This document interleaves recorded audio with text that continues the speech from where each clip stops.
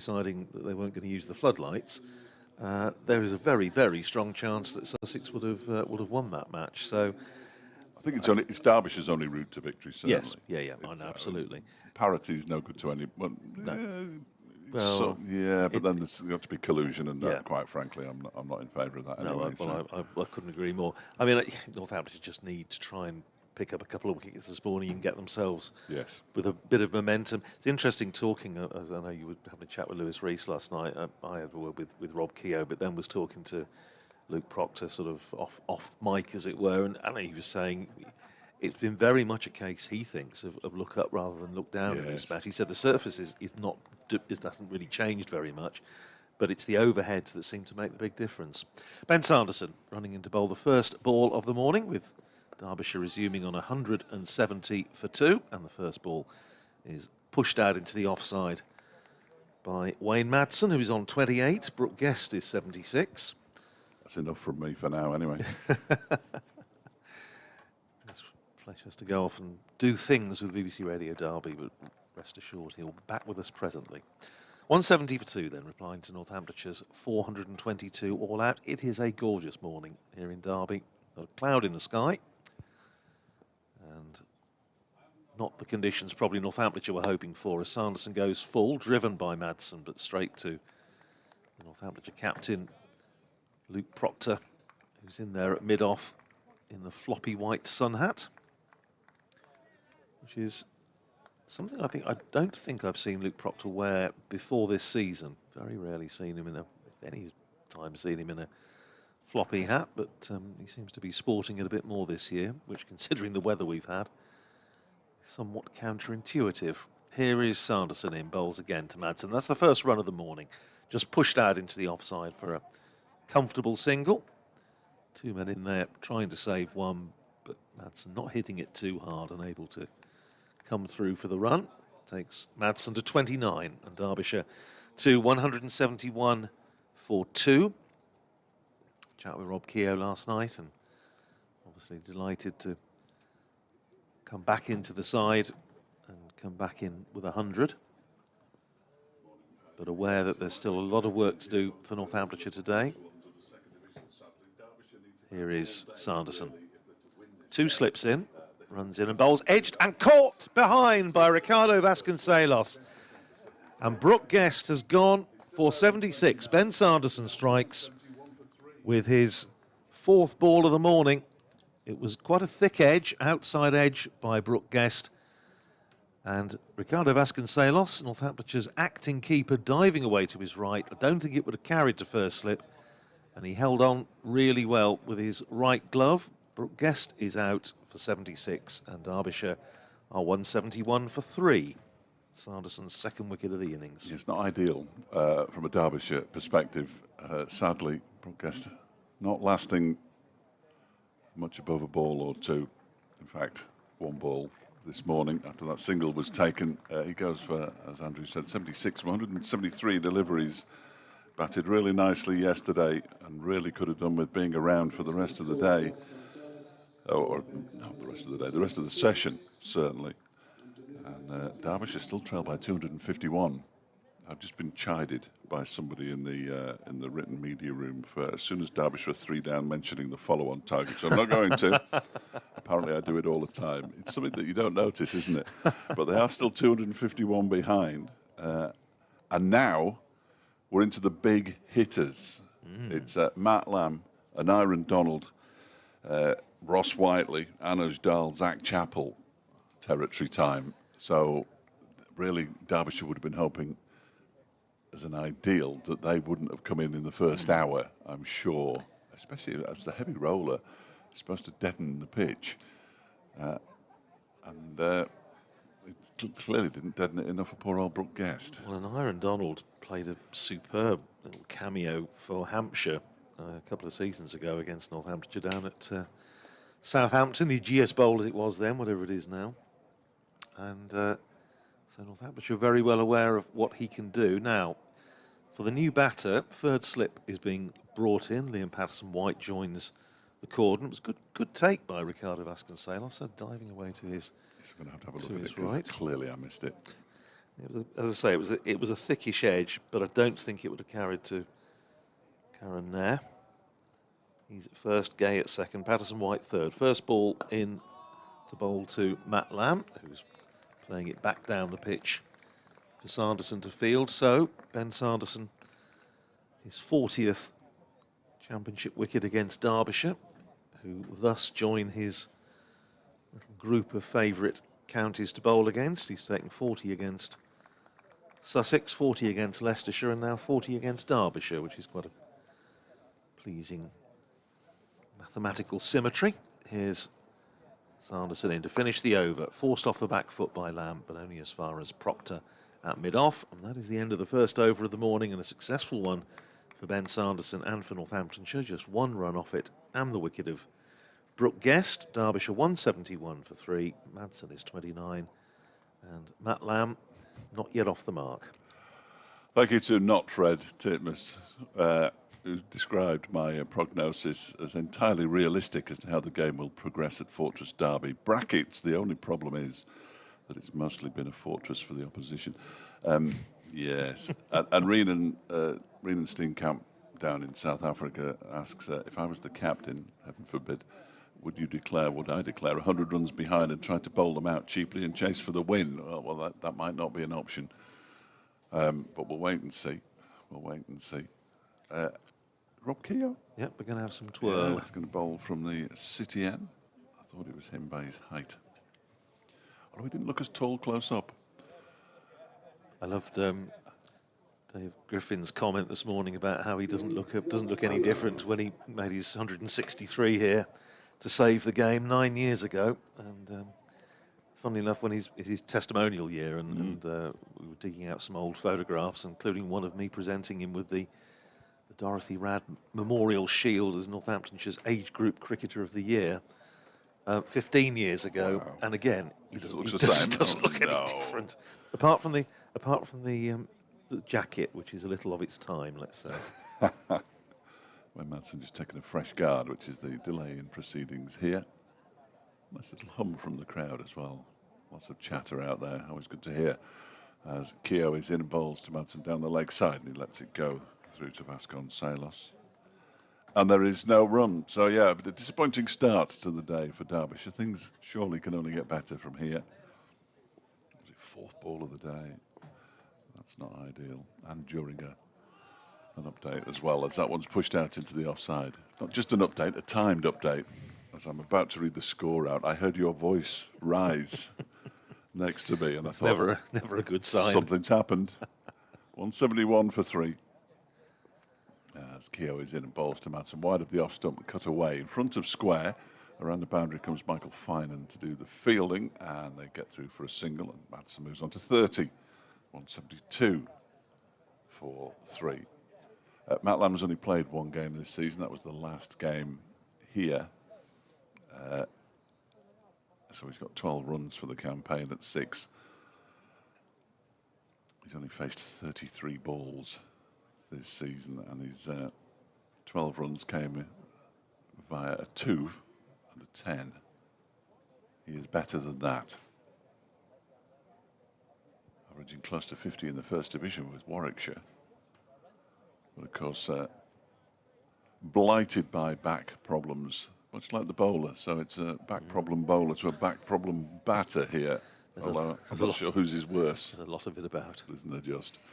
Keogh bowls and he gets a long way forward there. Lamb pushes it into the onside. There is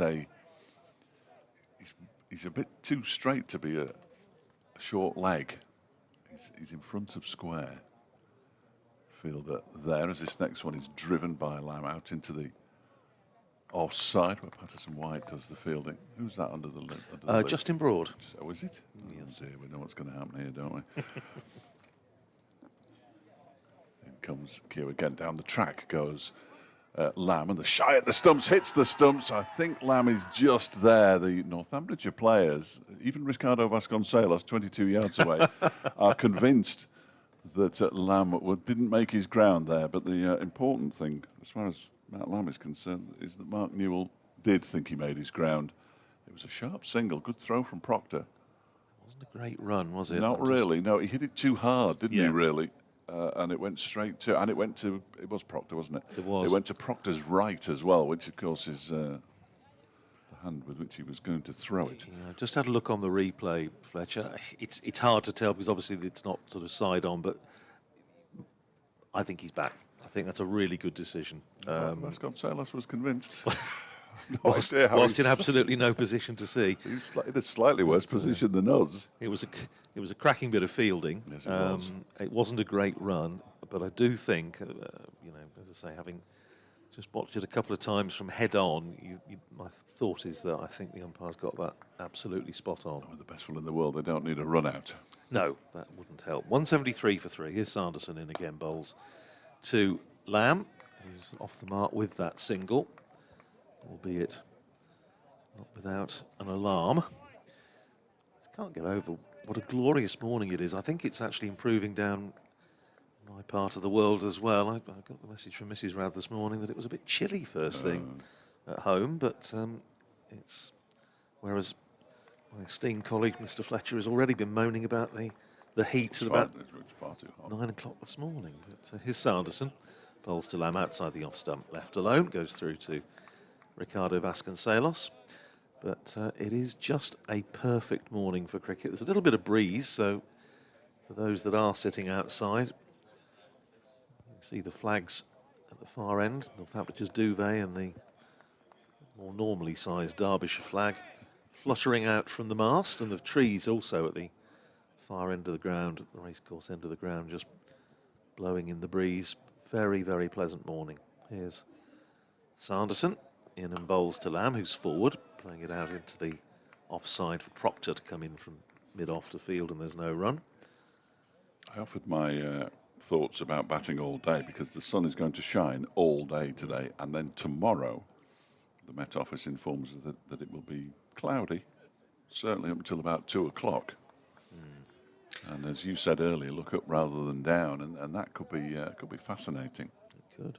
There's lots of possibilities with this game. Still 3 slips in. Big appeal for LBW, but from behind rather than in front. I think he got a little nick on that, which is why Justin Broad was trying to get in, possibly to put the dive in to take the catch, because I think there was a little inside edge, but it dropped safely. So Lamb survives with 1 to his name, 173 for 3. If Broad hadn't bowled, he'd be having the perfect game, wouldn't he? Yes. Just one slight problem. Yes, the radar was a little awry. To be fair, it was swinging a lot, but control there was none.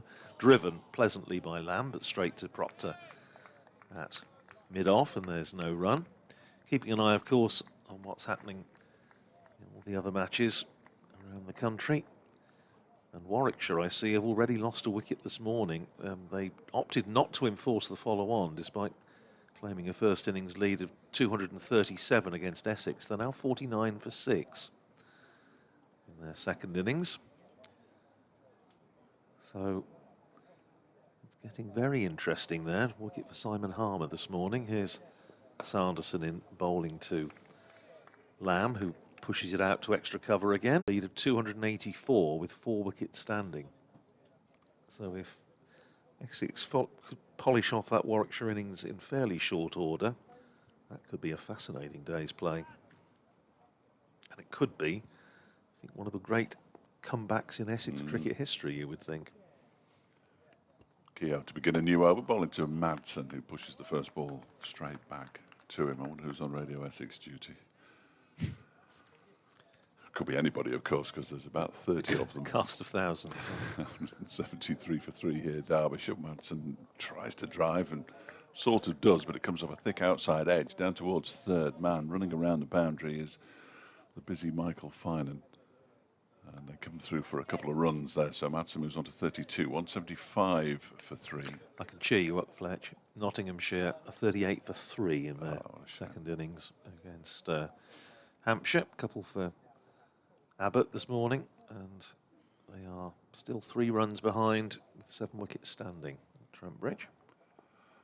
Keogh bowls what looks like a filthy full toss down the leg side. It's missed by everybody. And when I say everybody, I mean Wayne Madsen and Ricardo Vasconcelos. It's a brilliant piece of fielding, though.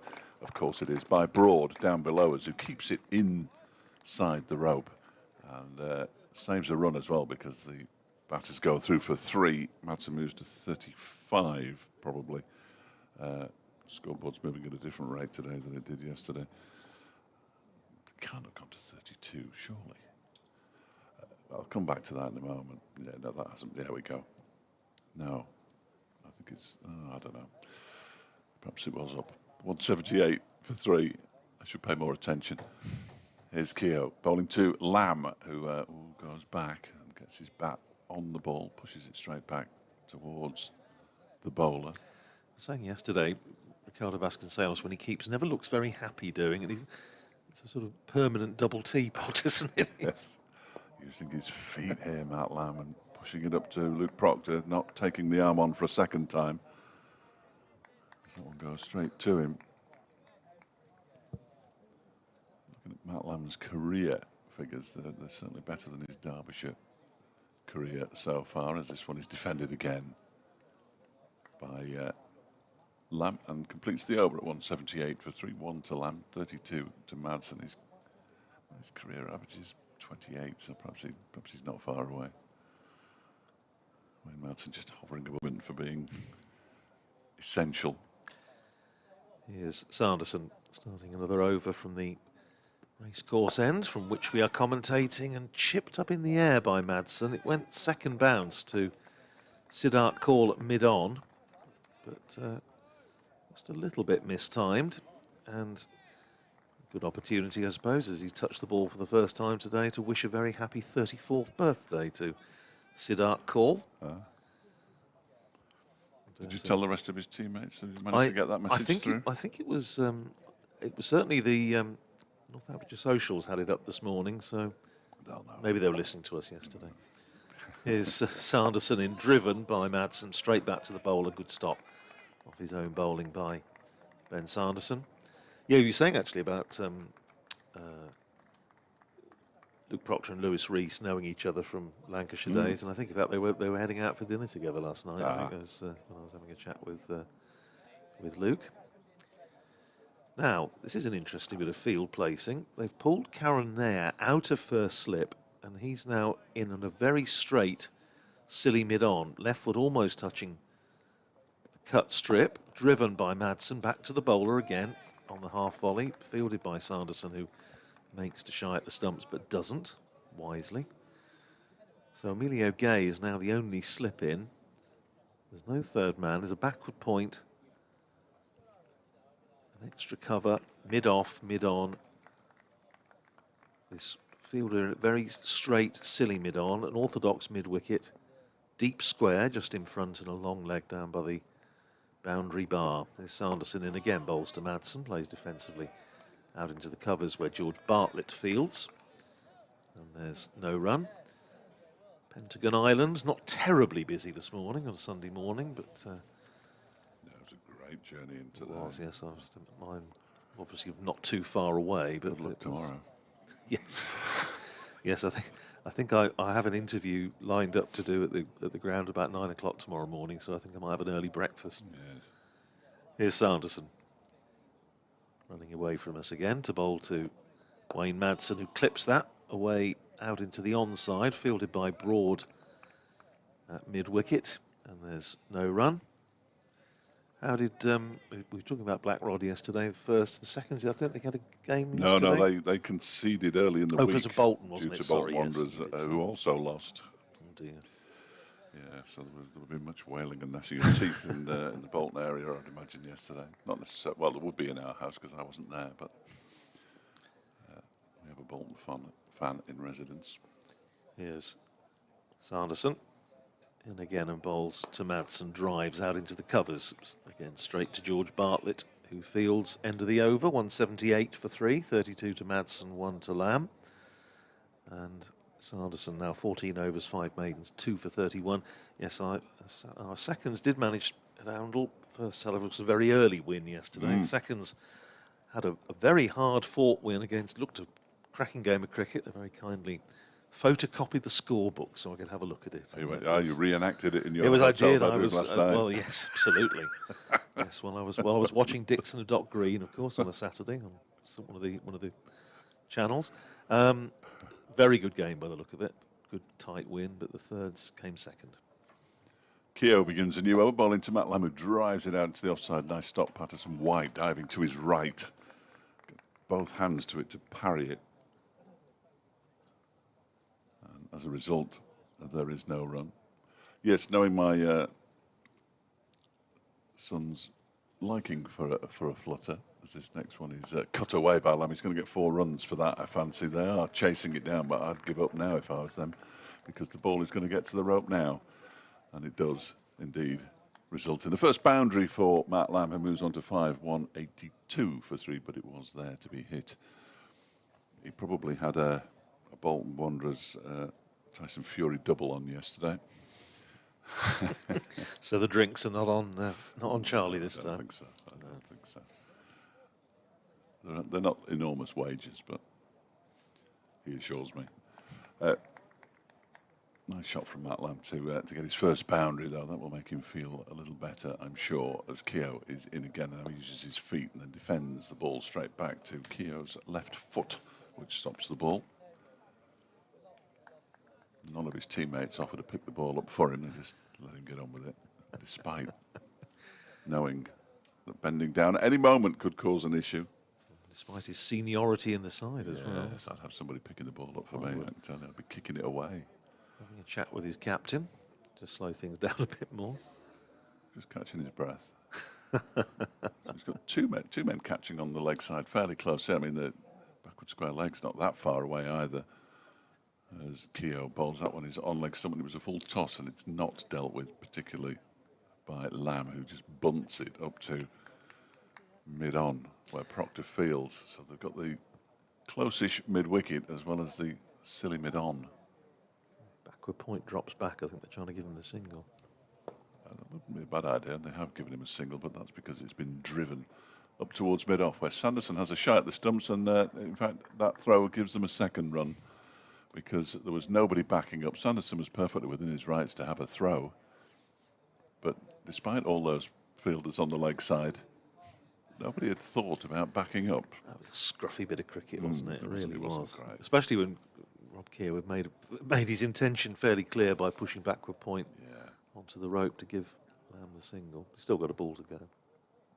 6 from the over so far, all to Lamb, who's on 7. 184 for 3 as Keogh is in and bowls on the leg stump before midday to do my leg stump day. Okay. Kyle Abbott has struck again for Hampshire. Nottinghamshire now 44 for 4 at Trent Bridge. Tom Moores is out, so they're 3 runs in front, 4 wickets down. So Hampshire well on top there. Kent, meanwhile, have also lost a wicket this morning. 130. No, they haven't actually. There were 5 overnight, weren't they? 137 for 5 now. Kent against Somerset at Taunton.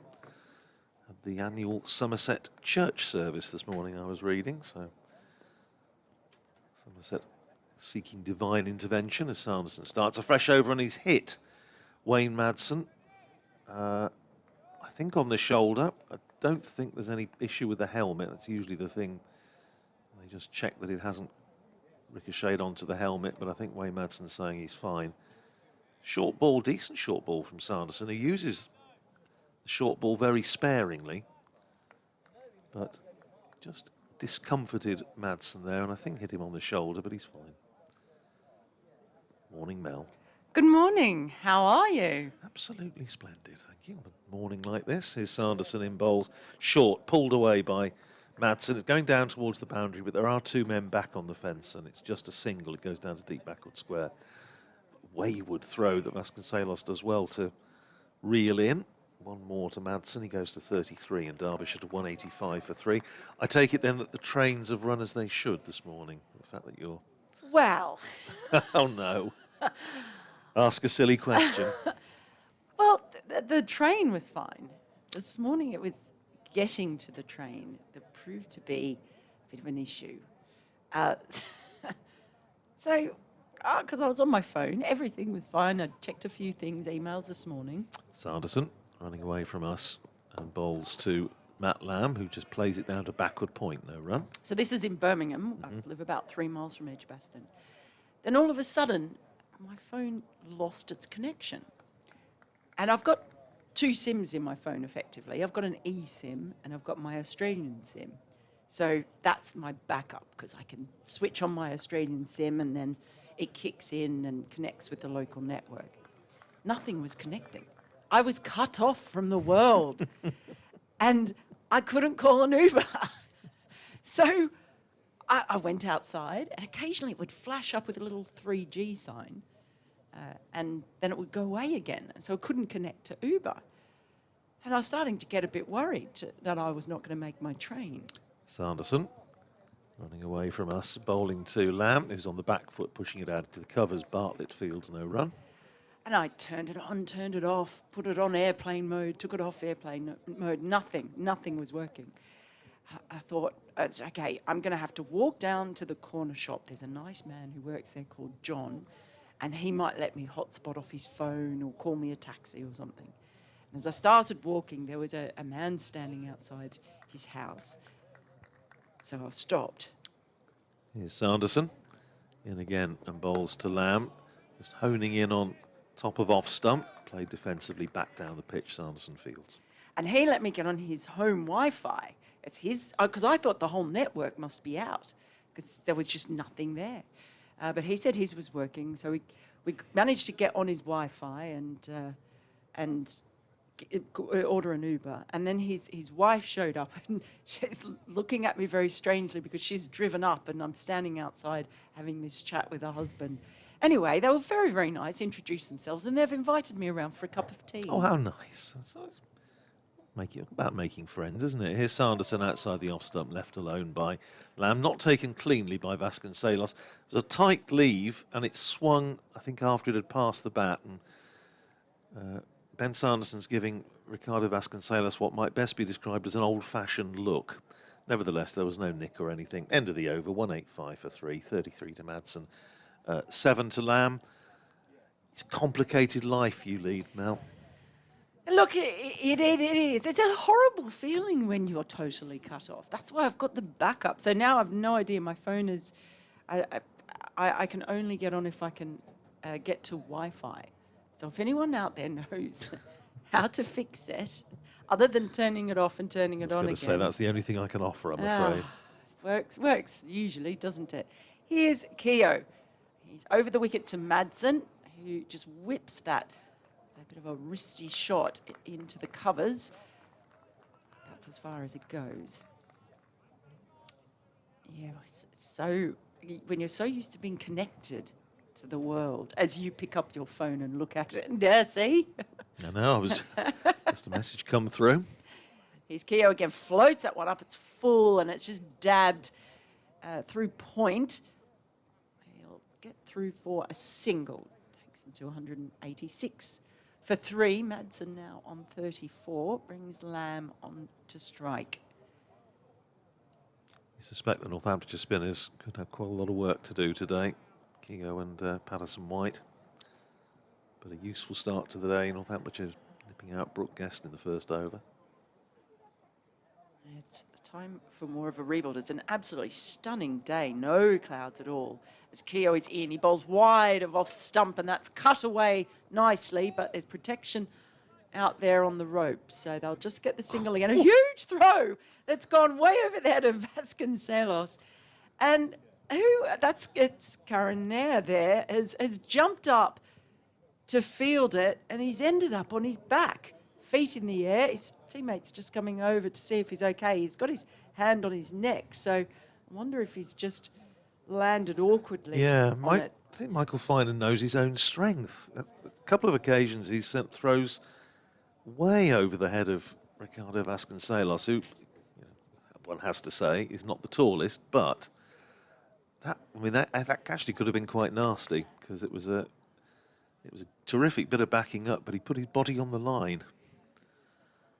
Keogh in again to Madsen again. It's full and floated, and he tries to just push it out into the offside. They thought about a run, but there was never going to be one there. I think you're right. Karen Nair's just sort of bring his head from side to side. So I think you're right. He may just have landed a bit awkwardly. Keogh in, it's full, and he's had a big hoik at that one. That has gone a long way. In fact, it's gone for 6. So Madsen has had enough of playing cat and mouse with Keogh. Said, take that. It's a big hit because it's the longest boundary with the pitch where it is, and it's cleared the ropes just in front of the members' pavilion over deep mid-wicket. That's a big hit from Wayne Madsen. It certainly is.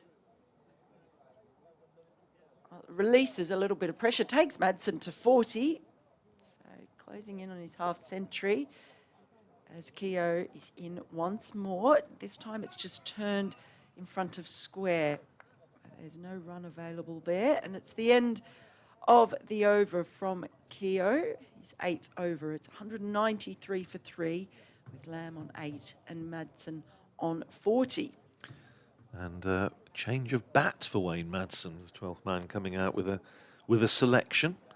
So maybe the big hit had a bit of an effect on the blade that Wayne Madsen was using. He's also just having a drink as well. Liam Patterson-White is now warming up as well, so it may not be long before we see him. I think we have a change of bowling as well from this racecourse ground end. Ben Sanderson having started proceedings and nipped out Brooke Guest with his 4th ball of the morning. We're now going to see Luke Proctor come into the attack, who was telling us last night, Mel, when you and I were having a chat with him down in front of the pavilion, that he's still cutting hair. Well, I was angling for a free or a cheap haircut, to be quite frank. Well, it wasn't subtle, Mel, if I may say. When you said, is it just men's hair you're cutting? Well, and he didn't fill me. He said yes, but he didn't fill me with a lot of faith when he said, I'm a good barber. Barber, yeah. Here's Proctor then. First ball of the morning, 2 slips in place, and that's outside the off stump, left alone by Matt Lamb. Because, of course, he used to cut the hair of his teammates at Lancashire, and he says he still does cut hair, but he doesn't really do many of the teammates. Rob Keogh says he has cut his, but I loved his comment when he said they're all a bit vain. Yeah. And they just want it just so. I mean, it would be absolutely fine for me. I mean, I tend to cut my own anyway because it's just a question of a quick number 2 all over with the clippers, which would, I suspect, Luke would be highly adept at. His Proctor in again, bowls driven straight back down the pitch, and smartly fielded off his own bowling by Proctor. So, yes, but I loved it. It was great. So, is it just men's hair you're cutting? What? He said he had done it, but he was sort of, he suggested it wasn't his stock in trade exactly. Yeah, it's not his forte. No. I mean, I desperately need a haircut, and I don't, maybe you might want to practice or something. But he just didn't fill me with a lot of confidence. Here's Proctor, bustling in again to bowl to Lamb, who works that nicely away through mid-wicket. Runs for him here. It's eluded Justin Broad. It's a long chase around the boundary for Michael Finan. Let's see what this throw's like. They've come back for 2. That's okay. It was on the bounce to Vasconcelos this time, so no problems on this occasion for him. 2 more runs to Matt Lamb. He goes into double figures. 10 to him, 195 for 3 Derbyshire. Replying to Northamptonshire's 422 all out. But, Luke Proctor, I think, as I say, he's bowled, I think, this season, certainly with a lot more confidence than he did the first half of last year. And his figures don't reflect it. But he's bowled, I think, better than the 5th seamer that some would claim he is. Driven crisply by Lamb, but straight to mid-off, where it's fielded by Ben Sanderson, who immediately has a look at the ball with a rather quizzical look, as though he's sort of on Antiques Roadshow or something, and it's something he's not quite sure of its provenance. But anyway, he's handed it on to his captain. Might need to go in the repair shop soon. Oh yes. It's not exactly sentimental value, though, I wouldn't have thought. His Proctor in bowls. Forward comes Lamb, plays defensively out into the offside. George Bartlett comes across from extra cover to field, and there's no run. Warwickshire 66 for 6 against Essex at Chelmsford. So they're 301 runs ahead, 4-wicket standing, having opted, as we said earlier, not to enforce the follow-on. Lancashire 98 for 3 in their second innings against Durham at Blackpool. So Lancashire 219 runs ahead. Here's Proctor in bowl short and pulled away by Lamb, but straight out to deep square where Finan fields and sends in a more measured return this time, and it's a single off the last ball of the over. So Lamb keeps the bowling. He's 11, Madson's 40, 196 for 3. Couple of wickets for Ben Rain in that Lancashire second innings. Notts are 50 for 4 against Hampshire at Trent Bridge, so they're 9 runs ahead, but not having a great time of it there.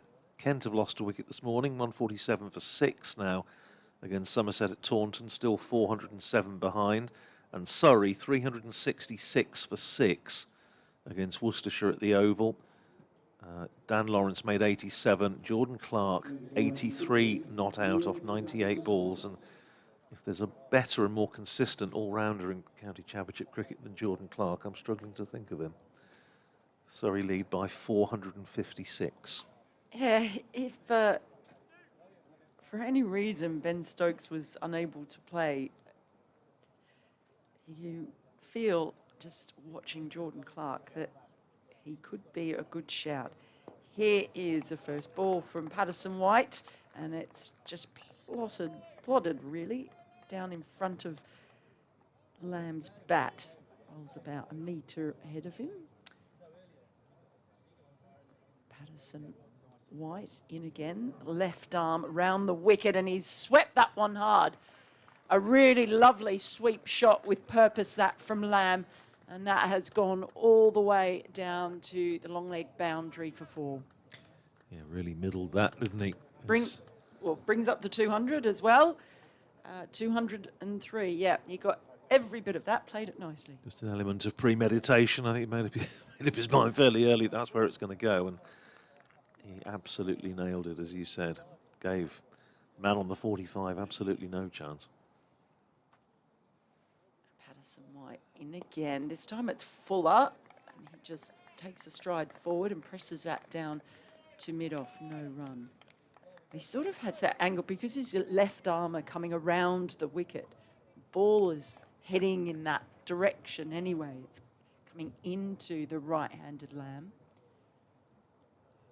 Again, he angles that one in, but he's much more circumspect in this with another long stride and just defends it just on the leg side. He's got to slip in. Here he is once more. Just pulls his length back a little bit this time, but just flicked out into the covers, no run.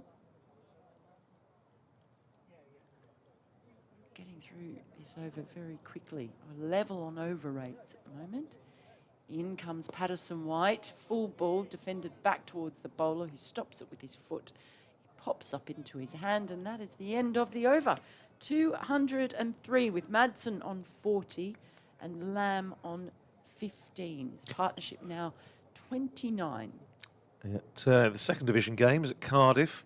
Glamorgan 183 all out. Middlesex building their lead now, 324 for 8. Ryan Higgins is 65 not out. So Middlesex with the first innings lead so far of 141. At Grace Road, in replying to Gloucestershire's mammoth 706 for 6, Leicestershire now 171 for 5, with Rishi Patel 82 not out, opened and still there.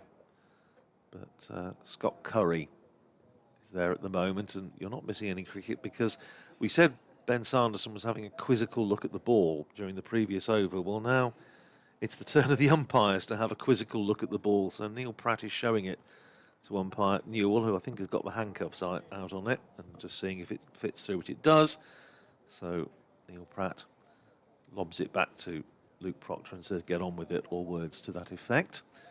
So Leicestershire with a huge amount of work to do there. And in the other match, fascinating one down at Hove, Sussex 226 for 8 against Yorkshire. Tom Alsop made 86 there. Jack Carson just out for 25.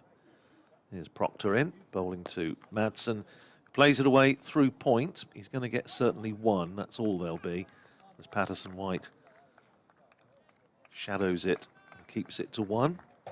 Takes Madsen to 41, 201 for 3. But that means Sussex are 181 runs ahead, 2 wickets standing. You would think that game will be over today. But, well, that really is a fascinating one. Sussex, a lot of people's choice to finish at the top of Division 2. Short, pulled away by Matt Lamb, but straight to Michael Finan on the deep square leg boundary in front of the main scoreboard. So it's just a single again. Lamb to 16, Derbyshire to 202 for 3. But Sussex, of course, beaten last time out by Glamorgan. Yorkshire, again, a team that a lot of people expected to go back up to Division 1. Northamptonshire play them next, starting at Wantage Road on Friday. Here's Proctor in, bowling to Madsen, who's on the back foot, plays it back down the pitch. Proctor fields off his own bowling. Also, Charlotte Edwards Cup matches, 3 of them this afternoon. Lancashire Thunder against Northern Diamonds, Central Sparks against the Sunrisers. Sunrisers, side that contains several players of Northamptonshire connections, and then Western Storm against South East Stars. So obviously we'll keep you up to date with those as well. They start this afternoon. Here's Proctor in outside the off stump, left alone by Wayne Madsen. And I can't promise that I won't also mention the game of the day, which of course is Oundle Town Sunday 11 against Nassington in the Rutland League at Milton Road. Well, Milton Road will be a picture today with my son playing, so be keeping an eye on that, of course.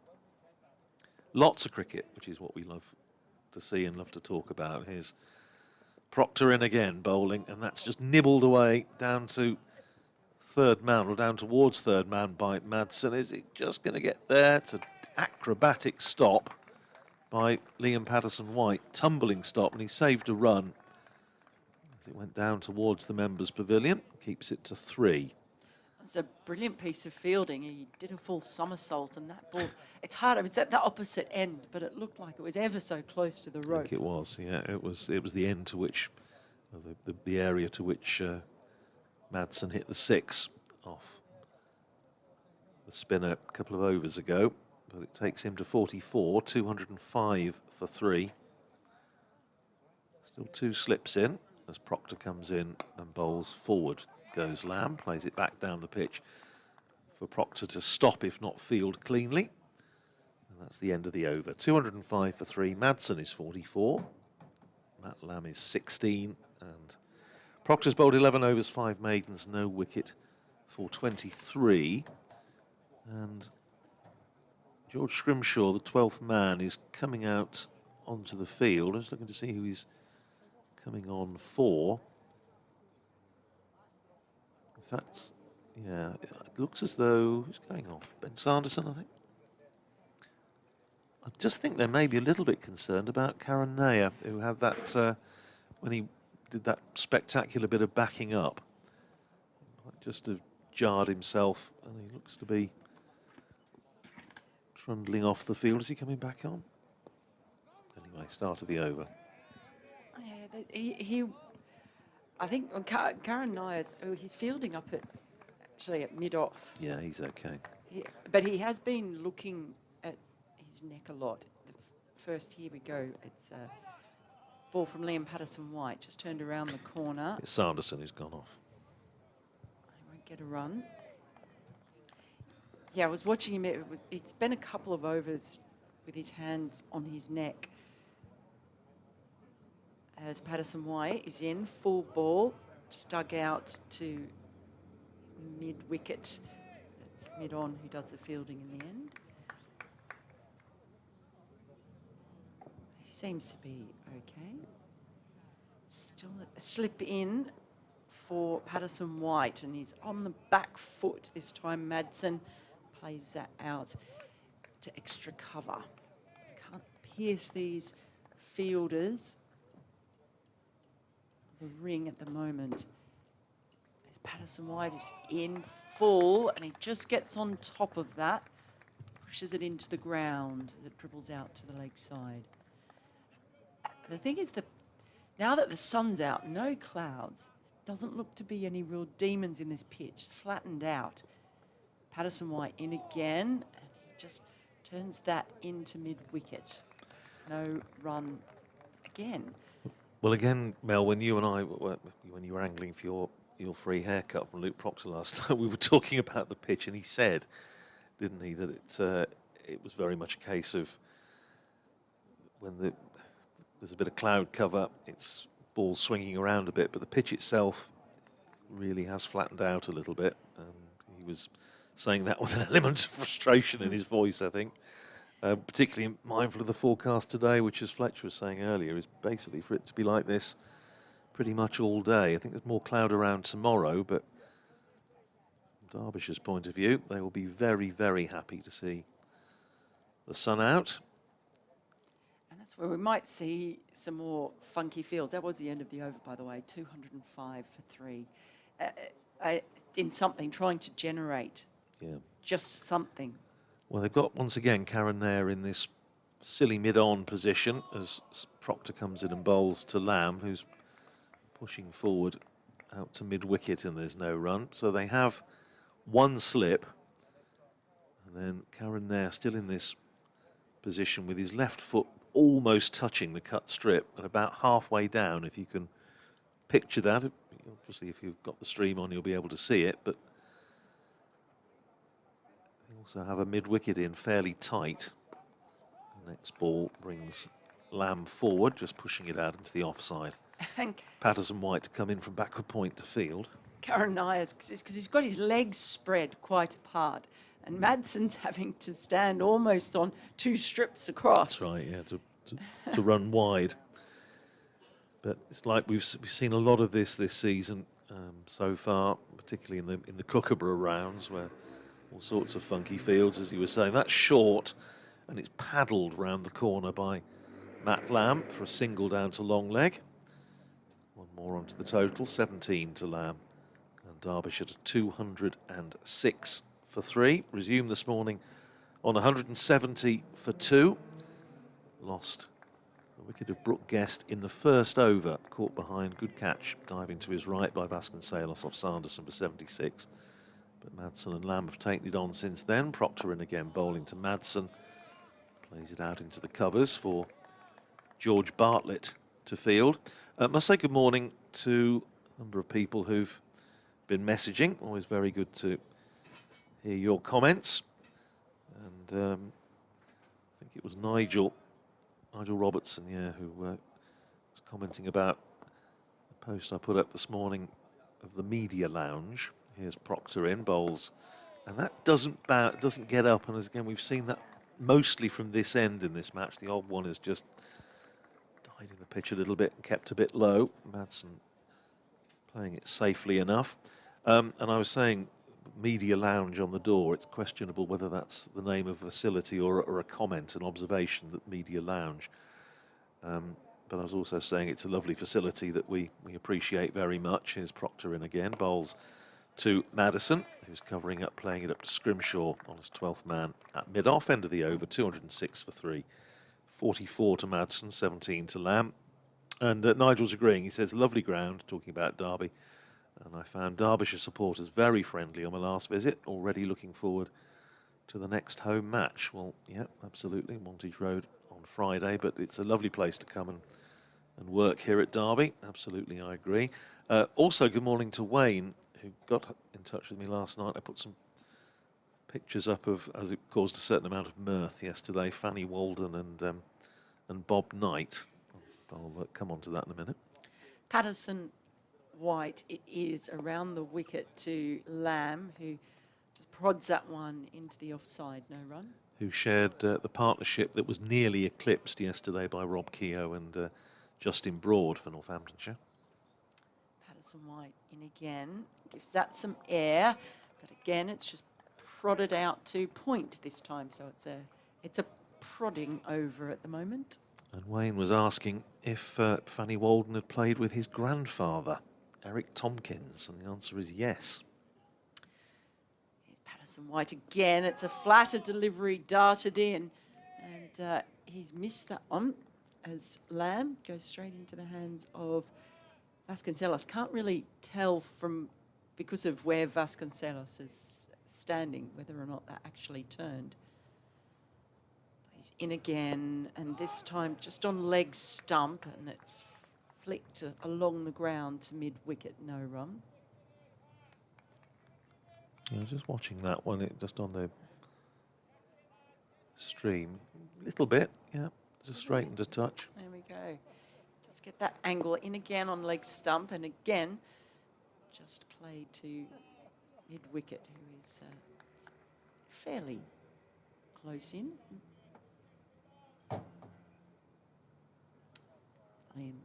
Patterson White in once more, a big step forward, and to finish off a prodding over, we have another prod, this time to short cover. And that's the end of the over. It's 206 for 3, with Lamb on 17 and Madsen on 44. Eric Tompkins was a remarkable all-round sportsman from Rushden in Northamptonshire. Played football originally for Rushden Foss and then for Northampton Town for the Cobblers, and guested for Spurs during the First World War. After the war, played 13 first-class matches for Northamptonshire, 1920 and 1921. Also played county hockey, and was later the FA head coach in Northamptonshire, and died in 1980. And I found an interview in which he said that he thought that football had become too defensive, and the money element had got, quotes, out of hand. What he would make of it now, 40 odd years on, I shudder to think.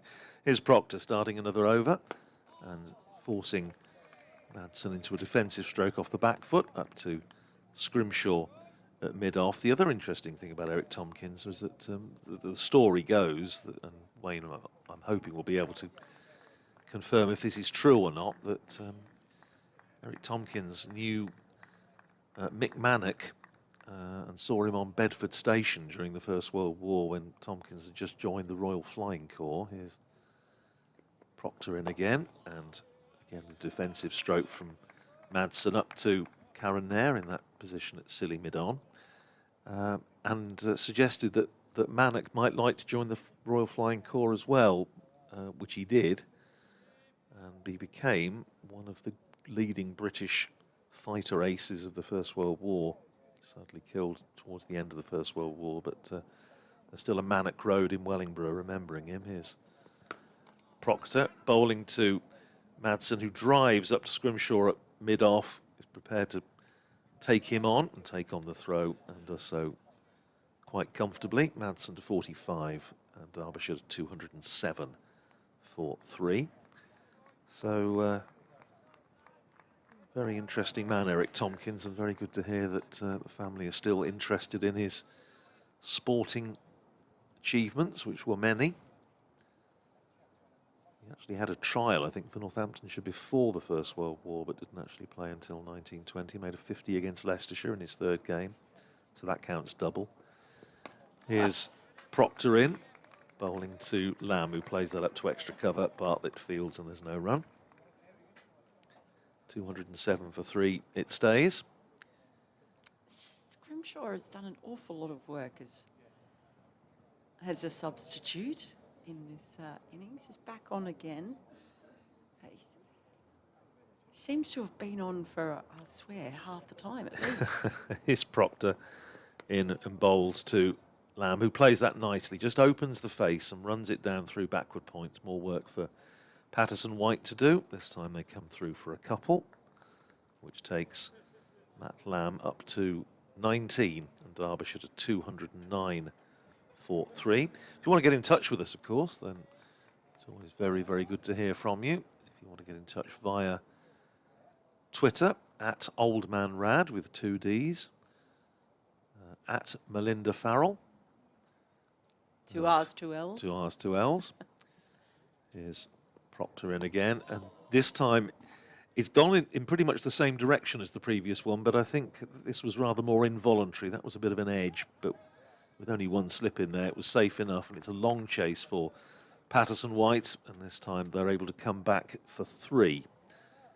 So, 22 to Lamb, 45 to Madsen. It's 212 for 3 at the end of the over, and of course, for Dave Fletcher, who is coming in to take over from me in just a second, it's at Fletch Sport, and I think he also has an email which he will share with you. But anyway, 212 for 3 it is.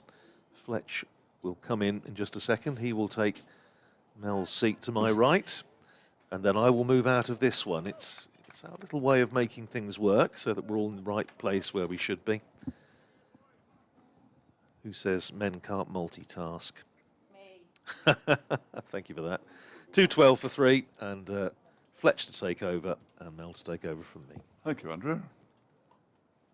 Patterson White from the City end bowls to Lamb, who just turns it gently into the leg side. No more than that. And there is no run. Important partnership this for Derbyshire. Still trailing by 210. That one is pushed out into the offside, where it's fielded by Broad. Well, how are you? Oh, all the better for seeing you. That seems highly unlikely. Have you told your story yet? I have. Well, I'm going to have to tell it again because I didn't hear it. That one is pushed square by Lamb. We've got a 7 and a 77 out there together at the moment.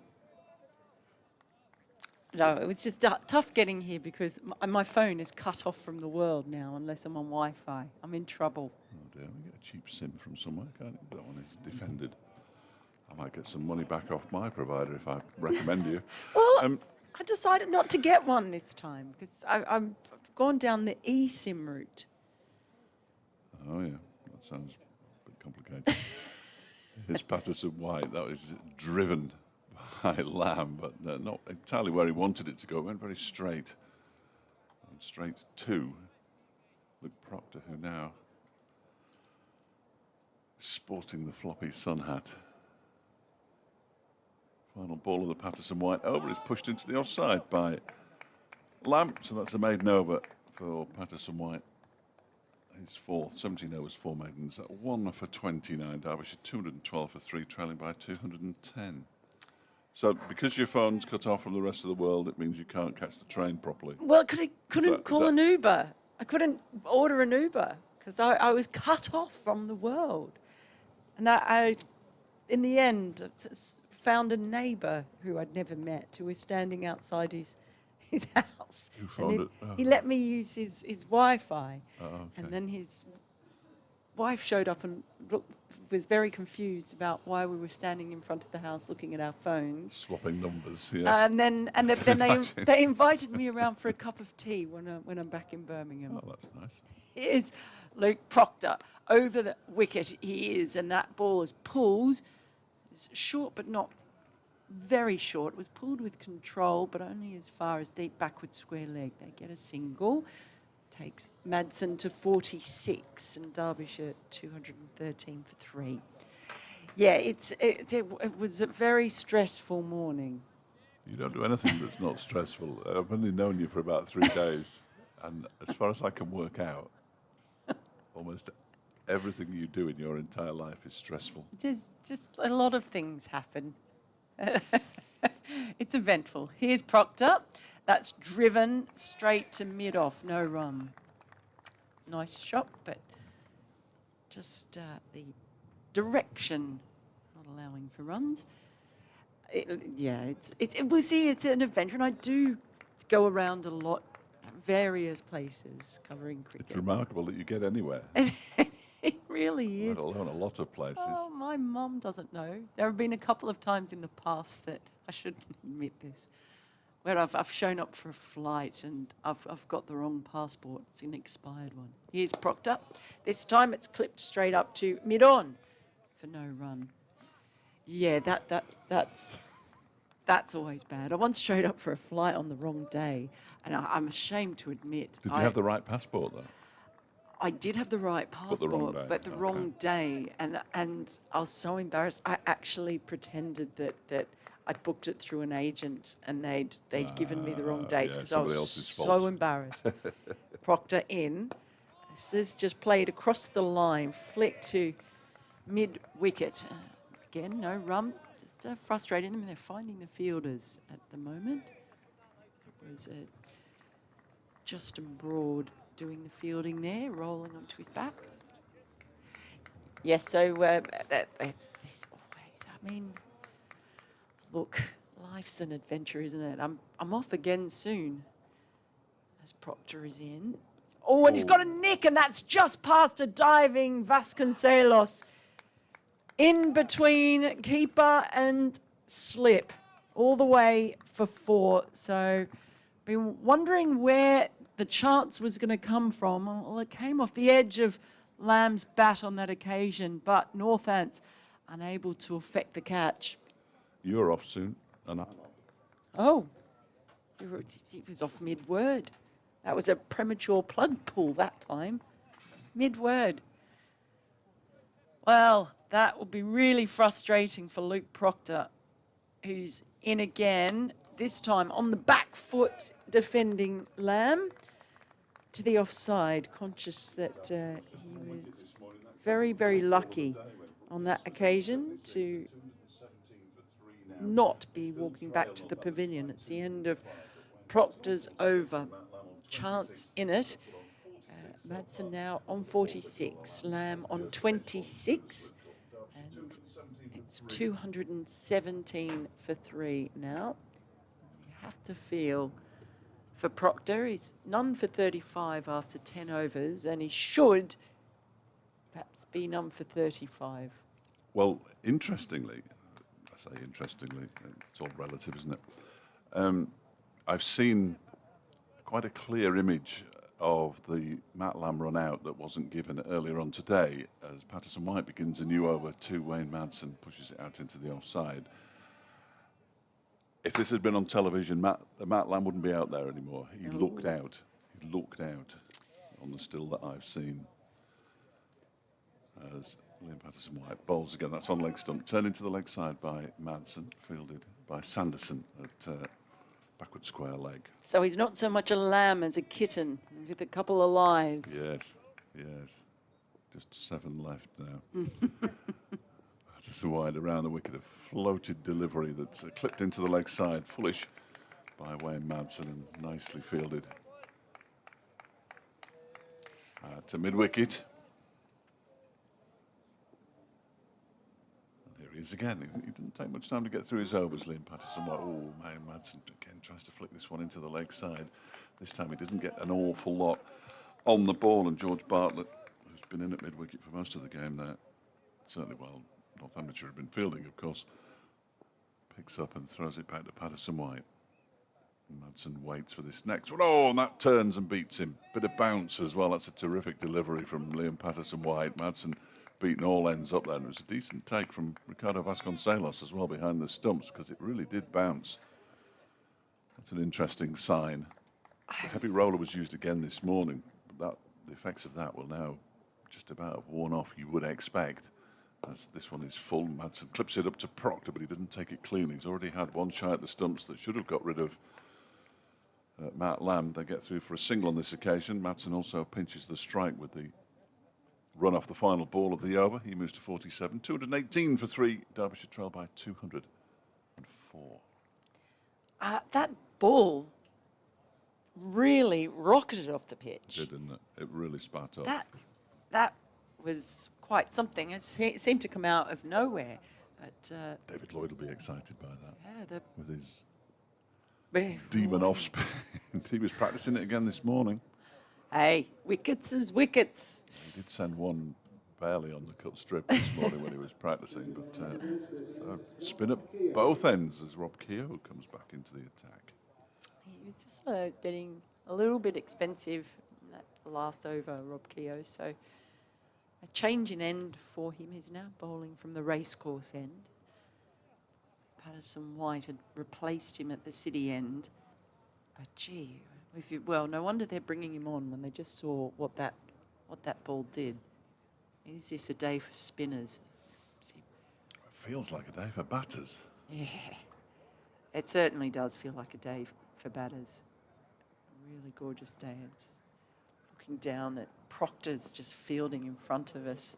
I feel for him. He should have had a wicket, you think. A couple of them. Here's Keogh, and that is just stroked to short mid-wicket by Madsen. I'm going to say something now and you'll not be able to unsee it. Neil Pratt, the umpire, look, he's got one of those back straighteners. Keogh's in. It's a reverse sweep, but straight into the ground and then into the hands of Emilio Gay at Sure, slip. that's what it is.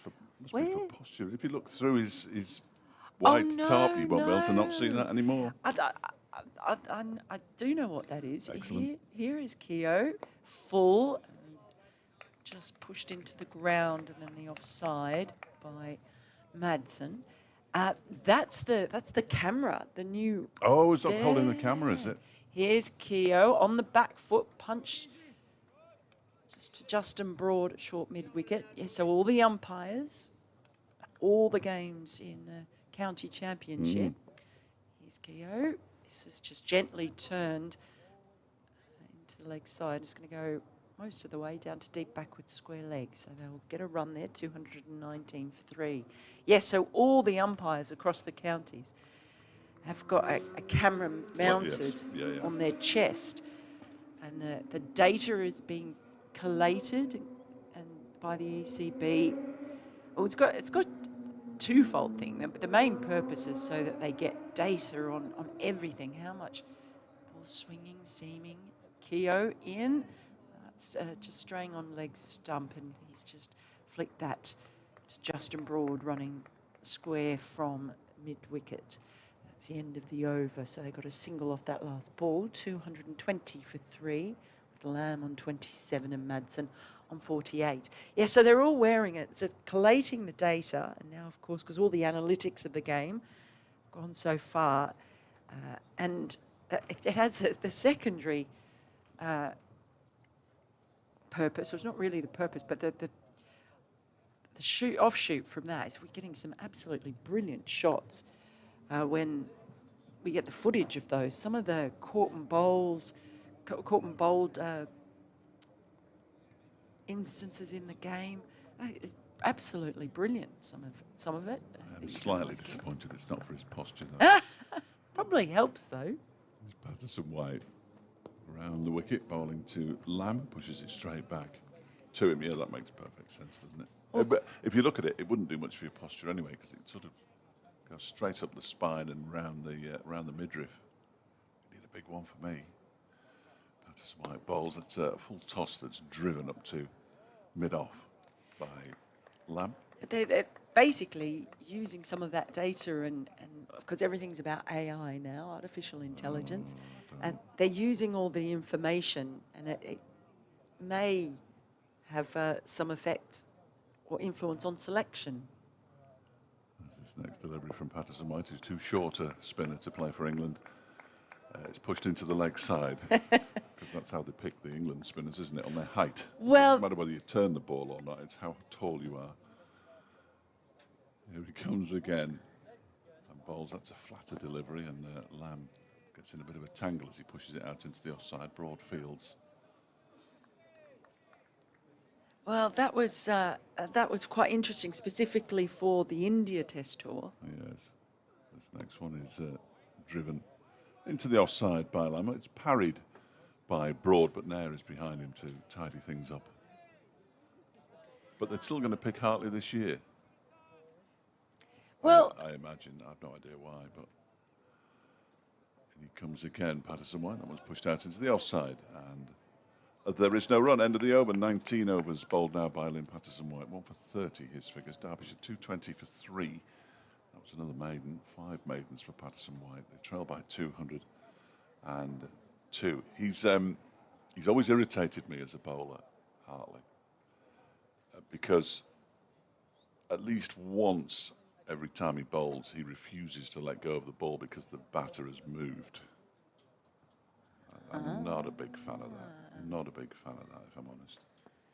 well, spin continues with Keogh outside the off stump. Just a little bit of turn into Madsen, who punches this one out just behind point. I chuckle because, and I hope he doesn't mind me reading this out, I'm sure he won't. Stephen Martin, one of the media team here, who is reasonably less tall than most people, has just said finally an explanation as to why I never played for England. Lamb on strike, Keogh. Over the wicket, he really flights that one. It's full and just driven down to Proctor at long on, who underarms it back in to Keogh. 222 for 3. Beautifully said.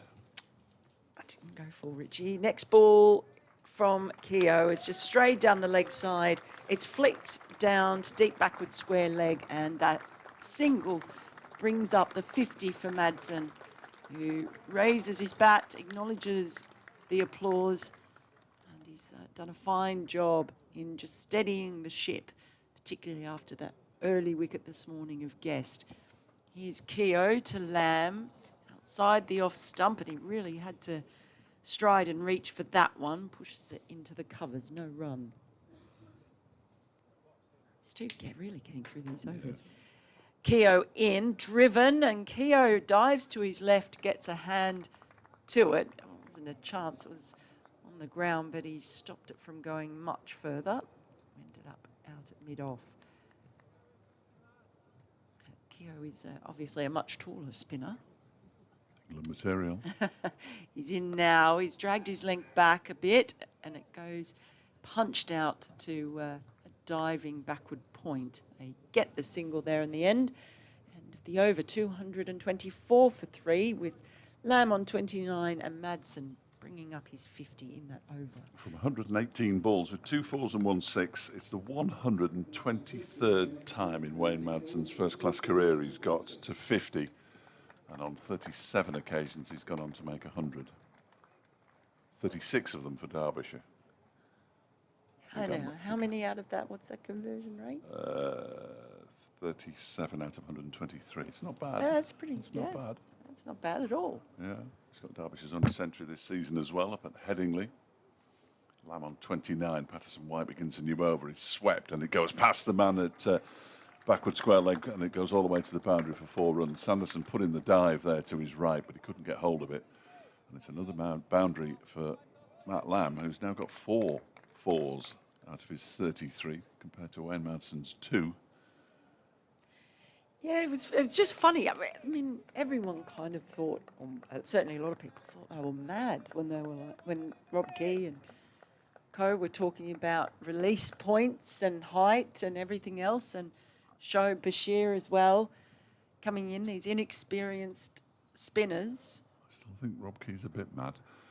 He comes, that's a full toss on leg stump, and it's swept away for 4 more by Matt Lamb. It was a poor delivery from Patterson White. He knows it. He just puts his hand up to his face. 4 more, 232 for 3, and Lamb moves on to 37. Yes, they ended up acquitting themselves quite well. Yes, well, You'd it have was, to a say. very good series win, wasn't it? Oh, no. No, we didn't. I don't think you can blame. I'm not blaming the spinners. spinners. I'm blaming the people who are in charge of English cricket.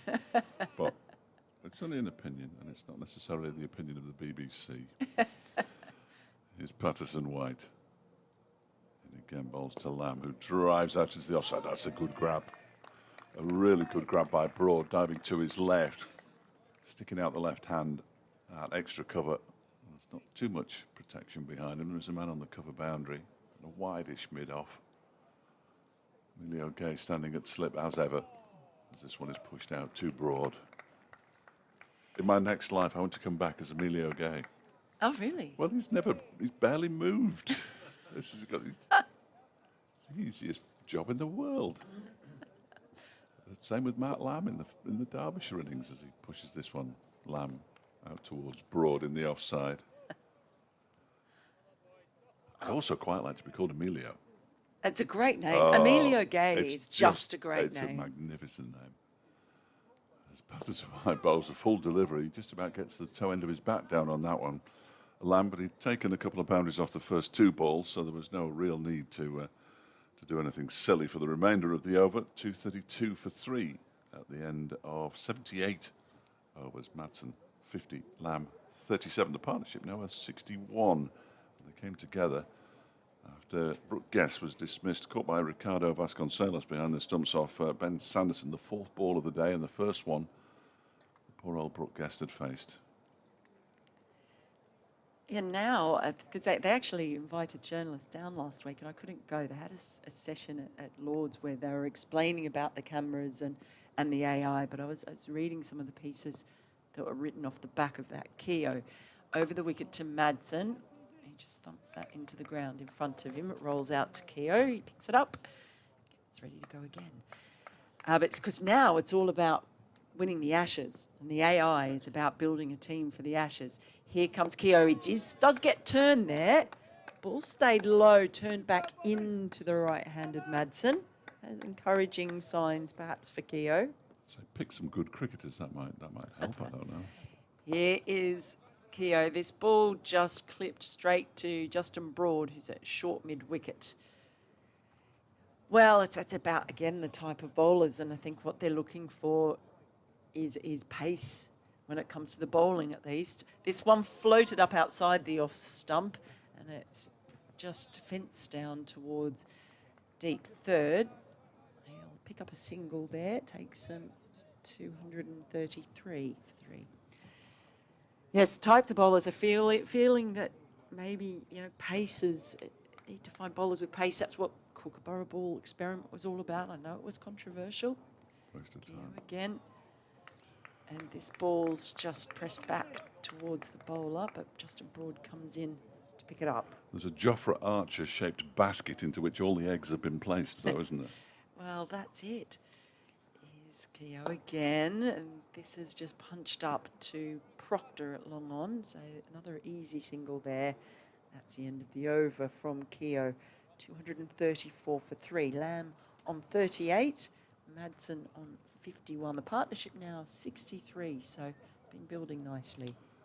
They got very excited earlier this week, I noticed, last week, when Archer took some wickets in the second team. Very exciting. I would just point out that Ross Whiteley got a 5 for a week last Monday in the second team as well. So if anybody from the ECB is listening, Ross Whiteley is available and qualified. Well, it is this. It's interesting for me that it's this different. I know, I keep slapping you down, and I do apologise. No. I can't be doing with it. Oh, that's a horrible full toss. Might even be a no ball. It's been pulled away, or swept away down to a deep backward square leg. It must have been close. I know he was sweeping it, but that must have been close to being above waist height. Patterson-White's just losing it a little bit here. A couple of boundaries off his previous over at the start of it. And now a horrible delivery to start this latest over, his 21st. That's better. And Lamb defends it straight into the offside. And there's no run. He's bowled a couple of cracking deliveries. And He's been so economical. That's the straight. I mean, he's still only going at 2 and over now, despite having 10 runs hit off the first couple of balls of each of the last overs. Now he's been driven into the offside by Matt Lamb. It does take a while to get going when he's running. And gets back for a second. Matt Lamb against Northamptonshire last year in the, I assume it was the 50 over competition. He had a match-winning innings on one leg and no back, and received the Eddie Barlow Award, which is given out by David Griffin. This next one is driven into the offside again by Lamb. He's going to settle for a single this time. It's for the sort of individual moment that stands out in a season. Quite frankly, there wasn't an awful lot of competition last year. But it was an absolutely magnificent innings for somebody who was clearly just about on his last leg. As this one is turned into the leg side by Madsen. They're going to go through for a single as Proctor picks up at a wide mid-on. 240 for 3. The score moves on to Madsen up to 52 now. 43 to Lamb. Final ball of the Patterson-White over, about to be bowled, and he's going to come over the wicket for the final ball of the over. And here he is. Lamb comes down the track and launches him back over his head for 6. Magnificent stroke. Beautiful, beautiful shot from Matt Lamb, who moves to 49 with that boundary. Glorious shot. 246 for 3 at the end of the over. The partnership up to 75 now. Madsen has 52. I don't think he'll be coming over the wicket No, to him anymore. I mean, I'm not sure he'll be bowling. I've got nothing against Liam Patterson-White. I'm just turning around for affirmation that I have nothing against Liam Patterson-White, even though he is a Nottinghamshire player. He's bowled really, really nicely in this match up until the last couple of overs when he's bowled 3, 4 loose deliveries, and perhaps he's just feeling a bit. He won't have played an awful lot of cricket prior to last week when he came in to the Northamptonshire side anyway, which has to be a factor. it's a new ball out there. Yes.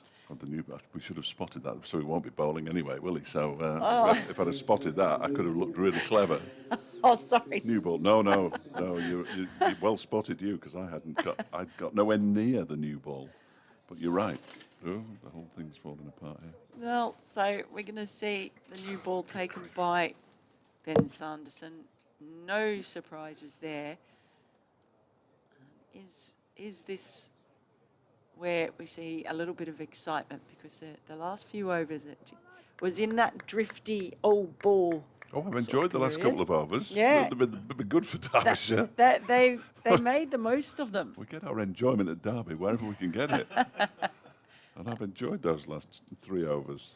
Well, the runs were coming, so all of a sudden, field changes galore. We've got 3 slips in and a backward point, and catching positions ready as Sanderson runs into Madsen. First ball, angled that one in nicely, and it's just punched up to Luke Proctor at mid-on.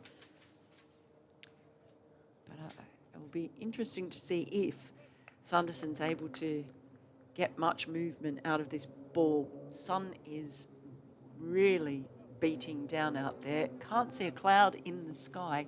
All I can see is the trails from a plane very high above. So really clear conditions here in Derby. Next ball just on leg stump, and he plays a one-handed shot in the end. Lost his shape a little bit. Ball goes down to deep square leg.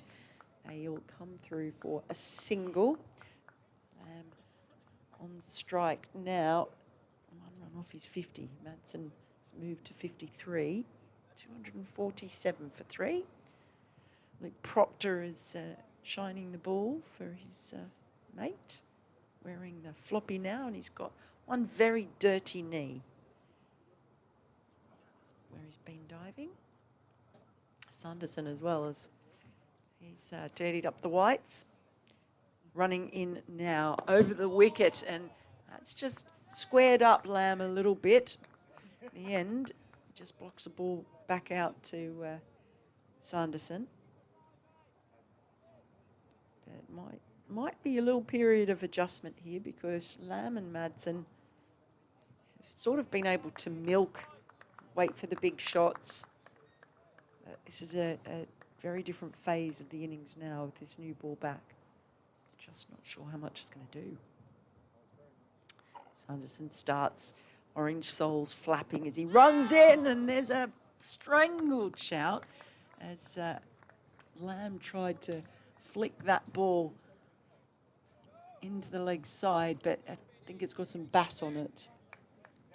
Yeah, it looked like it to me, or sounded like it to me, that he got a bit of bat on that. That probably saved him. That 6 that he scored was his 9th in first class cricket. Wow. For anybody who's keeping count. Interesting, I thought, oh, that's interesting. I'll go and see how many Wayne Madsen's got, but there are no records of 6s for Wayne Madsen, because presumably he started playing before records began. Here's Sanderson. This time it's more solidly defended by Lamb. Back to the bowler. Looked for a second. He just gave Lamb a bit of a look. There. I heard Radders refer to an old-fashioned look earlier today. And what's a new-fashioned look then? Usually accompanied with obscenities. The old-fashioned look, you don't have to say anything. Yeah. Just your face says it all. Sanderson turns, starts his run up past the umpire, bowls. Solidly defended right back past Sanderson in the follow-through. Justin Broad will run around and do the fielding, and the applause you can hear is because that single has brought up the 50 for Lamb. He's done it in 90 balls. So both Madsen and Lamb into the 50s now. 248 for 3. His partnership is worth 77.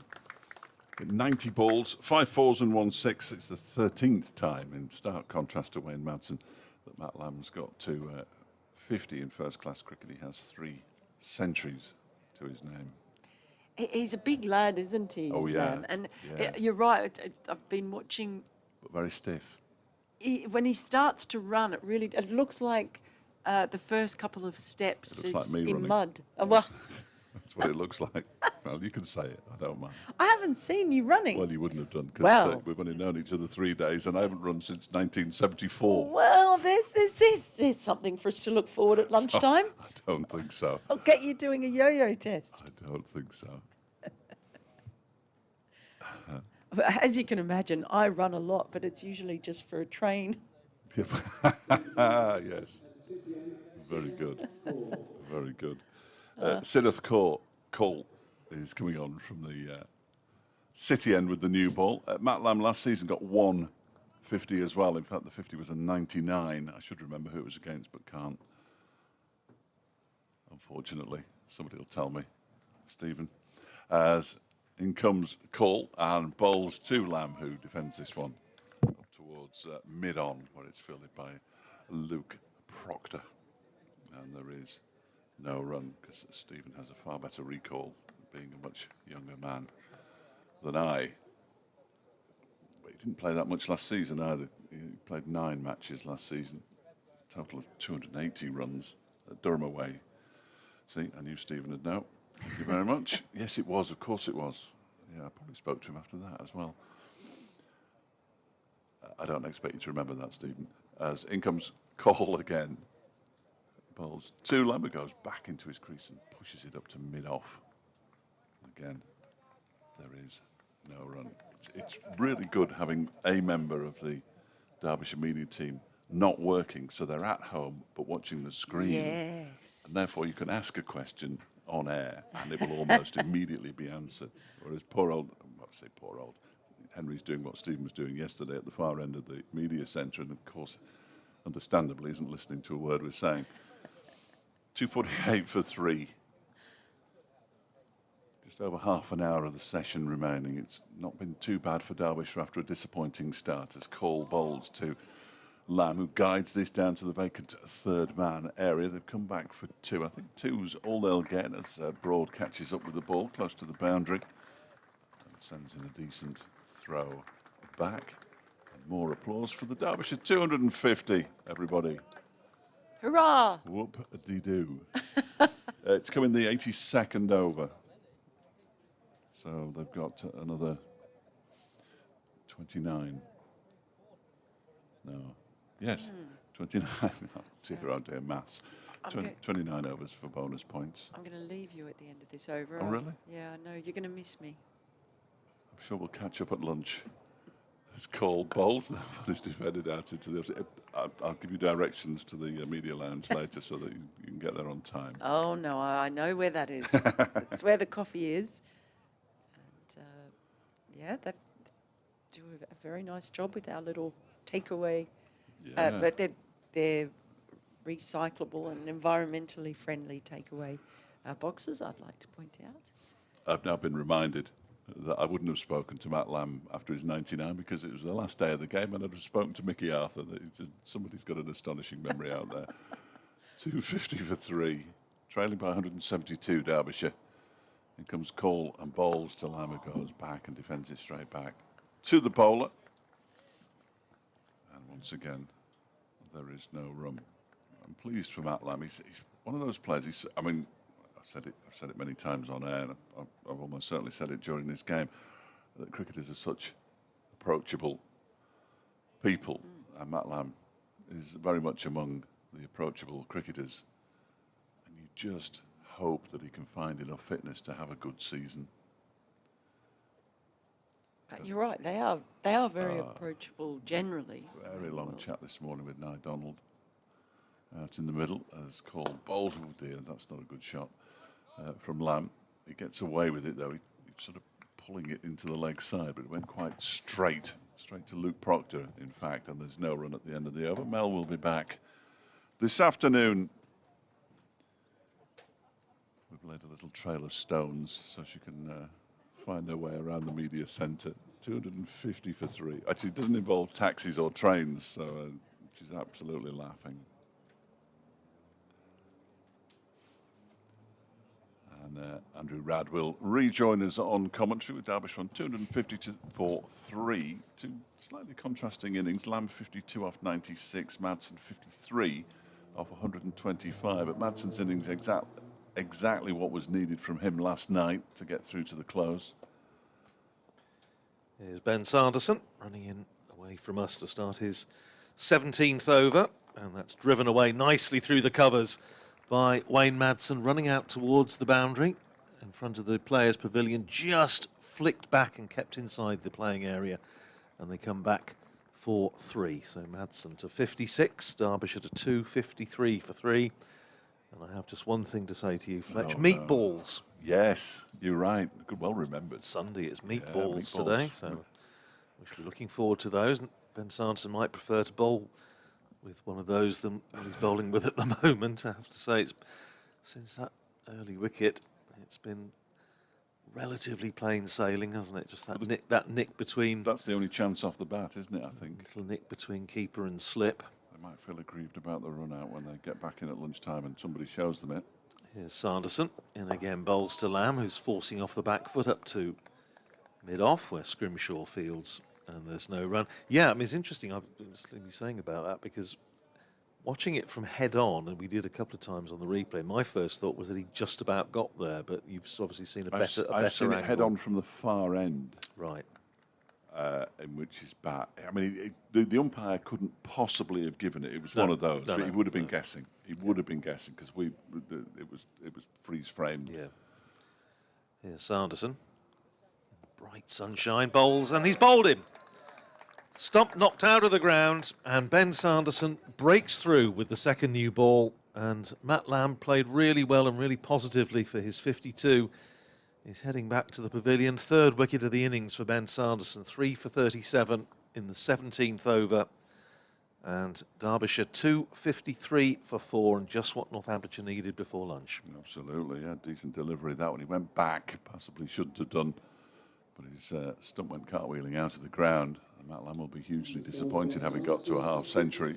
5 fours and 1 6 for that 52.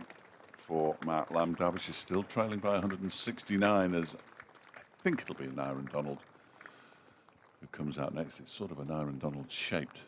It's more his shape than Ross Whiteley's shape, certainly. Yes, I think it's Nye Donald. We'll confirm in a second. It looks like Nye. Gives us a moment to say there are some absolutely fascinating games boiling up elsewhere. It is indeed Nye Donald coming out to bat. Some fascinating games boiling up. Warwickshire have been bowled out for 94 in their second innings by Essex. So Essex need 330 to win. This is after Warwickshire did not enforce the follow-on, but they've already lost a wicket. Essex, they are 0 for 1, with Feroz Kushi dismissed by Michael Ray. At Blackpool, Lancashire 161 for 4 against Durham in their second innings, so 282 ahead. Nottinghamshire 97 for 4 in their second innings against Hampshire. Bit of a recovery because they were 44 for 4. Joe Clark 36 not out. Jack Haynes on 20. Kent have been bowled out for 178 by Somerset at Taunton on the day of the Somerset church service. I mentioned earlier that they've been seeking divine intervention. It's obviously worked because Kent are following on. 8 for no wicket, but they're still 368 behind. And at the Oval, Surrey have been bowled out for 427 by Worcestershire, who thus need 513 to win. Yeah, good luck with that. And they're 2 for no wicket. Good start. Well, absolutely. Solid. Yeah. In Division 2, Middlesex all out for 343 down at Cardiff, so Middlesex taking a first innings lead of 160. Leicestershire 201 for 5 against Gloucestershire, still over 500 runs behind, but Rishi Patel is 101 not out, having opened. And then the fascinating game down at Hove, which I'll tell you about in a second, is an Iron Donald to face his first ball from Ben Sanderson. And it's a good one from Sanderson, top of off stump, which he's been doing pretty much for the last decade. Played down to backward point and there's no run. At Hove, Sussex all out for 227 in their second innings. So Yorkshire need 183 to win, and they're 33 for 2. Adam Lyth is 21 not out. Joe Root has just gone in. So plenty of cricket left in that one, you feel. Here's Sanderson. In and bowls to Donald. Plays it out into the covers, fielded by George Bartlett, and there's no run. 2:53 for 4 here, with around about 20 minutes to go till lunch. And we've already seen Siddharth Kaul on his 34th birthday share the second new ball with Ben Sanderson, who is running in again from this racecourse end. Bowls to Donald, who's off the mark, just runs that away wide of the slip cordon, down through backward point for 4, down to the members' pavilion. So an Iron Donald is up and running with a boundary off his third ball. But a successful over for Sanderson, 17 overs, 5 maidens, 3 for 41. And Derbyshire 257 for 4. Madsen is 56 and Donald just off the mark with that boundary. And now Donald has been has promised much this season, and will be slightly disappointed, I think. Although he's averaging 35 and a half, he got 97 up at Headingley in a bizarre 5 minutes, when at one point he was on 96 and got a boundary, and then his total went down to 92 and back up to 96 again, and it was an absolute mess. He was told out in the middle that he wasn't on 96 by the umpire, but then was eventually out for 97. He's just had his bat size checked, which you don't see as often as you used to. No. So that was his only half century so far this season. Here is Call from the City end, bowling to Wayne Madsen, who forces off the back foot up to mid-off. So we're now picking the England team with reference to artificial intelligence. I was hearing. There's precious little actual intelligence. That's the problem. I imagine. I don't know. You might say that. I couldn't possibly comment, to quote the great Francis Urquhart. Yes. They used to talk to people that knew about cricket, didn't they, years ago? Well, like umpires and coaches. And well, the one thing I was going to say is possibly use your eyes. I don't know. Get around the county grounds. That might be an idea. Call bowls to Madsen, who leaves alone outside the off stump. Ball goes through to Vascon Sailors. That used to happen as well, didn't it? Might have to go out of London, though. I think there's only one selector now, isn't there? Is it not Luke Wright? Yes, I think that's right. The solitary selector. I'm not sure he's based in the north. I'm only guessing now. He could be. I'm going to stop now because I'm almost certain to get a letter or an email off somebody. 257 for 4. 56 to Madsen, 4 to Donald. Derbyshire trailing by 165. Cole races in with that very straight run-up of his. Oh, Madsen almost chops on. He actually went for the cut shot, got a bottom edge, and it probably wasn't as close to the stumps as I initially imagined, but it was certainly a bottom edge and towards him.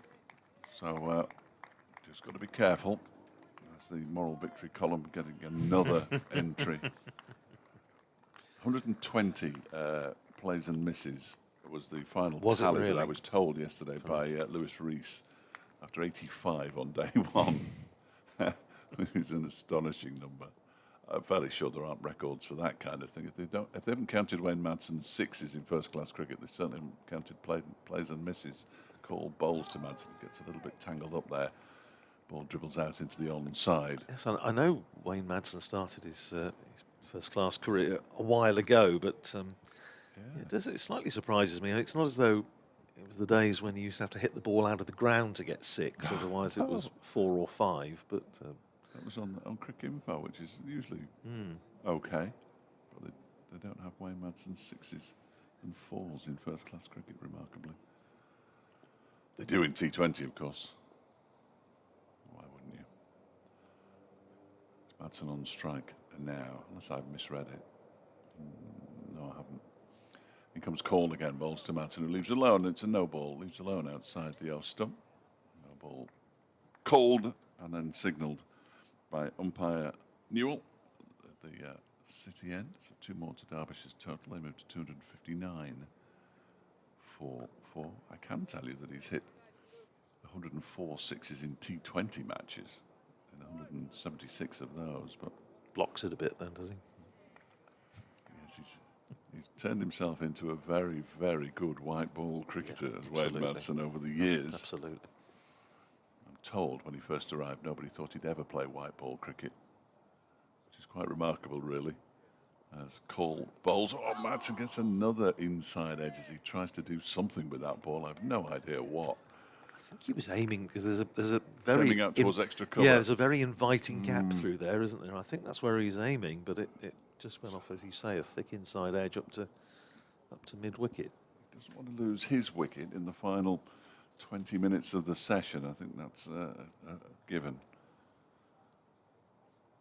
Oh dear, Nick Hartson sent me another photograph of his scar.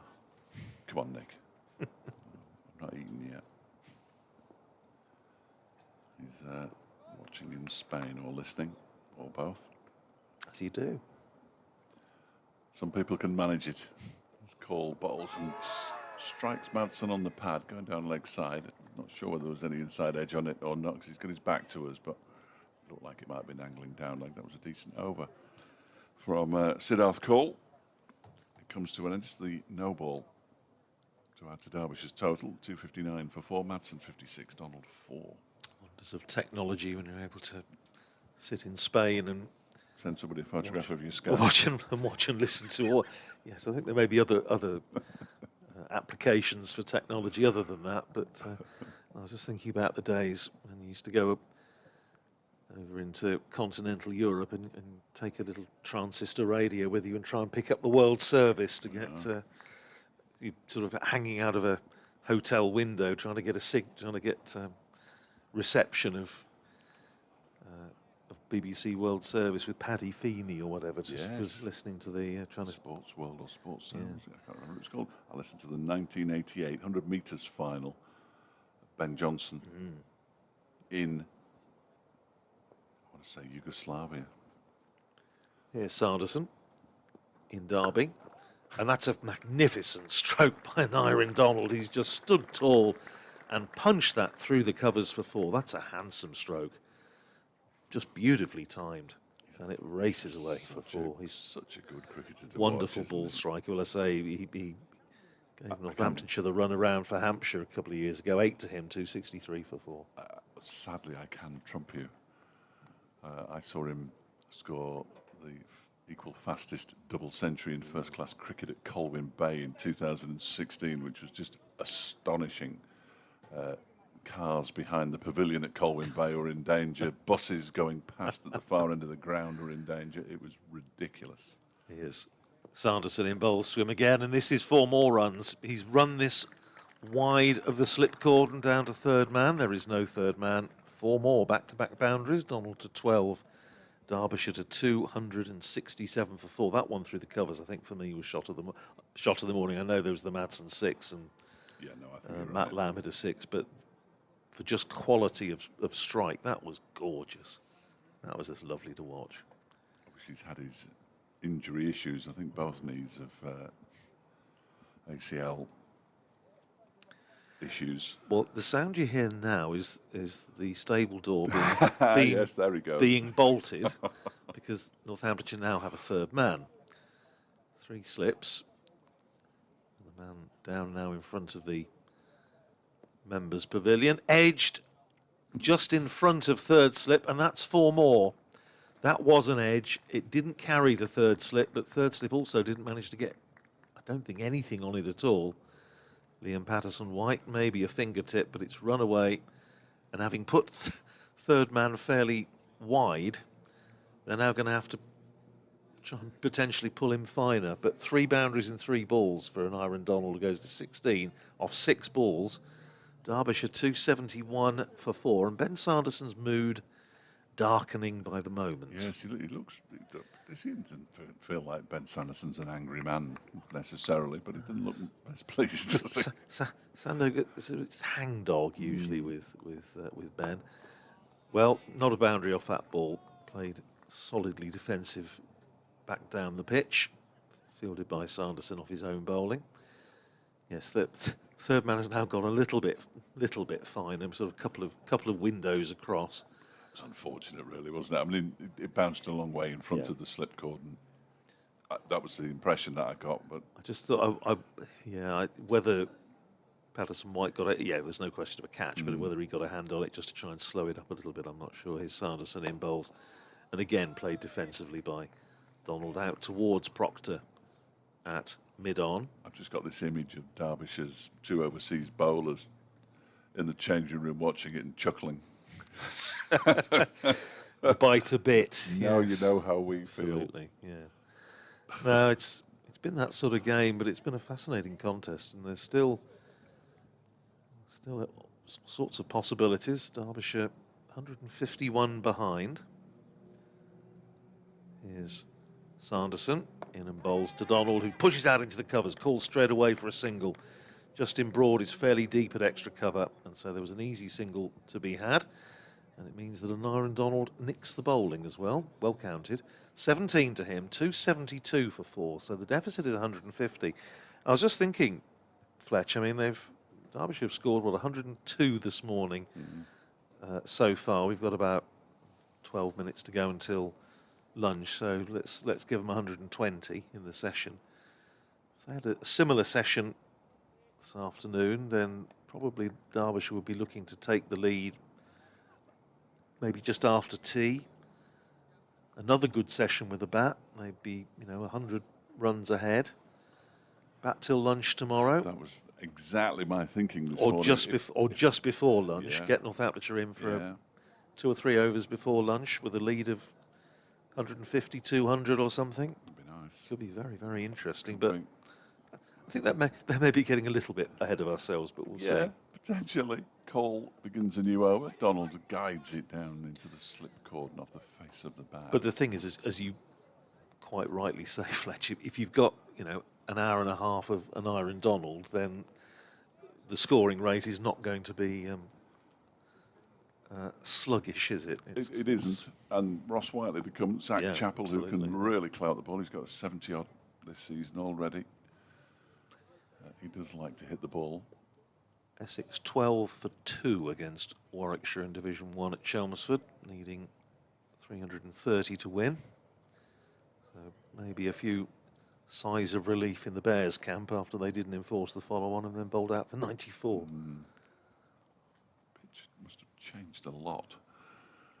Cole in and bowls to Donald, who just has to think about playing at that one. I think he might have left it. I'm not entirely certain, though, and it goes through to Vasconcelos.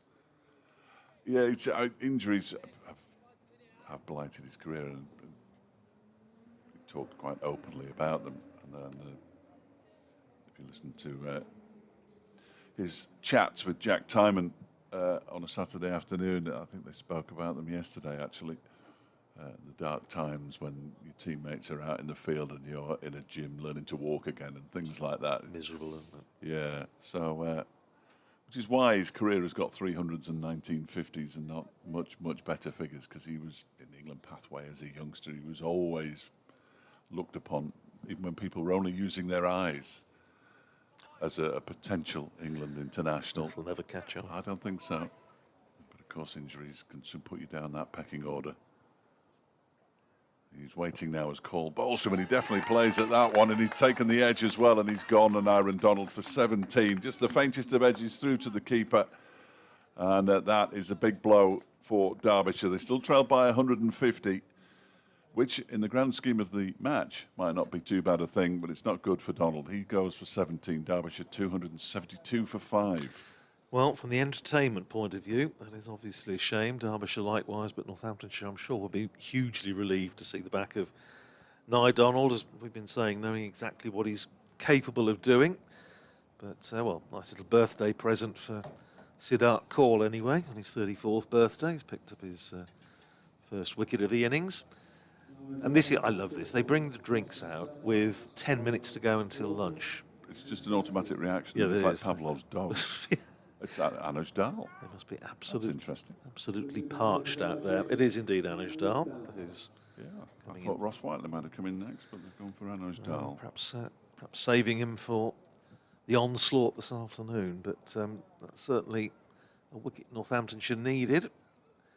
Still got, as you were saying, plenty of time to go in terms of the bonus points and the 25 overs. So scope for both sides to press on. It's interesting, Fletcher, I think we were on together yesterday morning when Northamptonshire just missed out on that third batting point by 3 runs. And talked to Rob Keogh about it last night, and he said, you know, I've taken ownership of that in the dressing room. He said it was down to me because out in the middle, I figured, and this is what we discussed on commentary, and I think, you know, we heaven knows we don't always get it right, but I think on this occasion we did, that the feeling was, in his mind, it was more important that Northamptonshire had the wickets intact and the batters out there to go on and take the score past 400 than to possibly risk going for that point and losing a couple of wickets and, you know, finishing 370 all out or something. So I think that was clearly what Rob Keogh decided as the man in the middle. But he said, I've taken ownership of that in the dressing room and said it was down to me. So No fair play.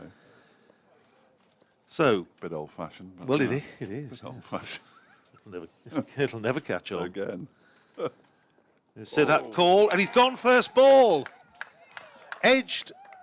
Anish Dal has edged straight into the slip cordon, and it's 2-2 for Siddharth Kaul. Dal goes first ball. It's 272 for 6. And Siddharth Kaul, on his birthday, is on a hat-trick. Karen Nair taking the catch, so an all-Indian dismissal.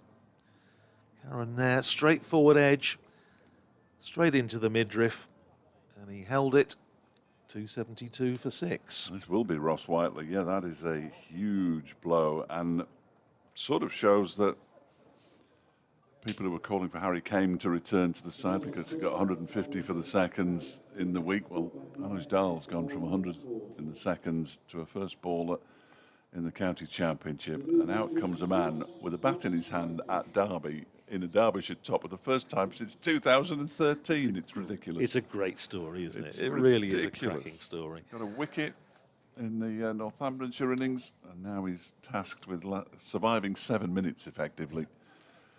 Ross Whiteley with a very strong beard Well, as well. the player's so parched by that one delivery that the drinks are out again. Yes, that is ludicrous. I think The umpire might be having a actually little saying, word. This Really, is- boys? Yeah. Really? It is. The thing is, though, that they're +1 on the over. Yeah, he's just sent them off with a flea in their ears. It's George Scrimshaw and Jack White. I said, George, you've been out here most of the day. You don't need to come out with a red tabard on. Well, Jack White, who Northamptonshire hope to see back on the field in the not too distant future, having not played at all this season, didn't miss a championship match last year, hasn't played this year. So, hat-trick ball for Siddharth Kaul. Saw a hat-trick. Very delighted to be on air at Edgbaston where Ben Sanderson took a hat-trick last year, which was the first one for Northamptonshire since Andrew Hall back in 2010, and before that I think it was Richard Williams in 1980. But I've not seen a Derbyshire hat-trick, I don't think. well, Sure, Steve will correct me. here we go. Let's have a look at the field. Karen Nair is just having a look at his right hand where he took that catch. There's all sorts of waving of arms. Where do you want me? Liam Patterson-White doesn't know quite where to go. Luke Proctor's setting his field with some care, as you might imagine. We have at the moment 4 slips. And now they've got a man on the drive. And is he going into gully or backward point, I wonder? Backward point. So, Siddharth Kaul on a hat-trick from the far end, the city end. Bowling to the left-handed Ross Whiteley. And Kaul is in. Bowls on leg stump. And it's played very calmly by Ross Whiteley up to short mid-wicket. So, no hat-trick for Siddharth Kaul, but well, he picked up a 5 on debut for Northamptonshire last week and was head and shoulders, really, the pick of the bowlers. Certainly overshadowed Ben Sanderson on that occasion. But really brought this game back into Northamptonshire's grasp. Here's call in again, bowls to Whiteley outside the off stump. Taken by Vasconcelos down by his bootstraps, so, well, Siddharth Kaul's figures of 30 overs, 2 maidens, 2 for 39 have improved more than a little. 272 for 6 it is. Wayne Madsen still there on 56. Ross Whiteley, not out after a couple of balls, and this extraordinary story, his first innings for Derbyshire for 11 years. It was just 10, 12 minutes ago we were talking about Derbyshire batting till lunch Yes, tomorrow, that's wasn't it? Yeah. I just wanted to check that. I hadn't imagined that. Yes, I'll. Anybody's listening back in Northamptonshire, I'll take credit for Yeah, that one, because they always have a go at me when I think you should. Yes, when I put the mouth on the other way. 253 for 3 to 272 for 6. Thanks to Ben Sanderson and Siddharth Kaul. Here is Sanderson from the racecourse end, bowls way down the leg side. That's a terrific stop by Vasconcelos. Diving full stretch away, and it's not a huge full stretch, away to his left. And getting a paw on it to prevent it going away for what would have been 4 byes. Really good effort by him. 272 for 6 it remains. The deficit 150. We should be celebrating, really, because 272 for 6 is Derbyshire's second highest first innings score of the season. It's not much cause to celebrate at the moment. As Sanderson bowls to Madsen again, it's down the leg side. He tried to get something on that. Another good take, this time with both hands by Vasconcelos. I thought you were going to say we ought to be celebrating because, as Dave Griffin pointed out this morning, it's National Baking Day. Yes. No, but unfortunately our resident baker didn't know, I don't think.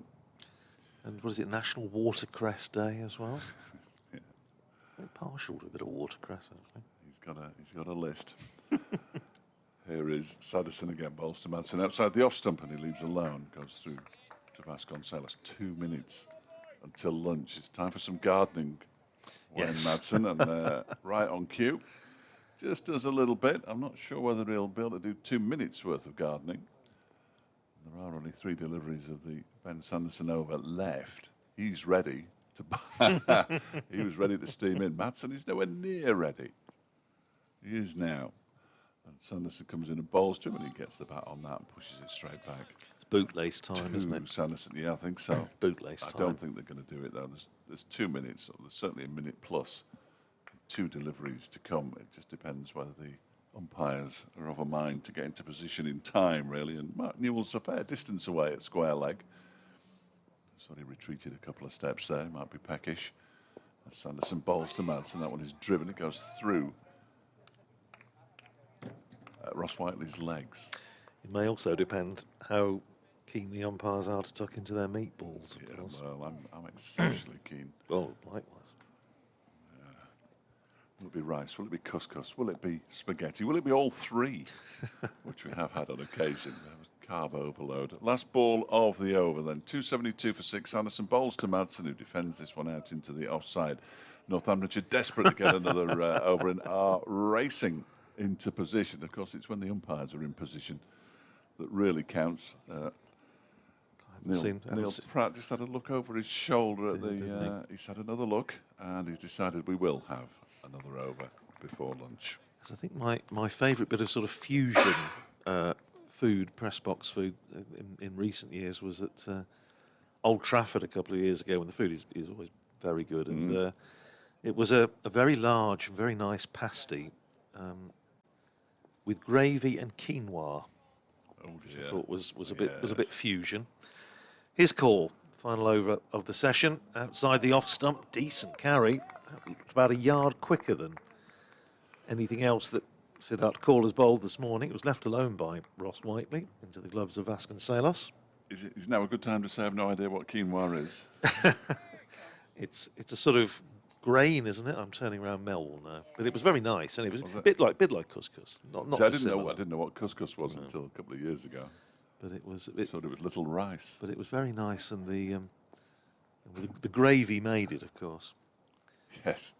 Here's call in. And bowls to Whiteley, who plays a very watchful defensive stroke out into the offside.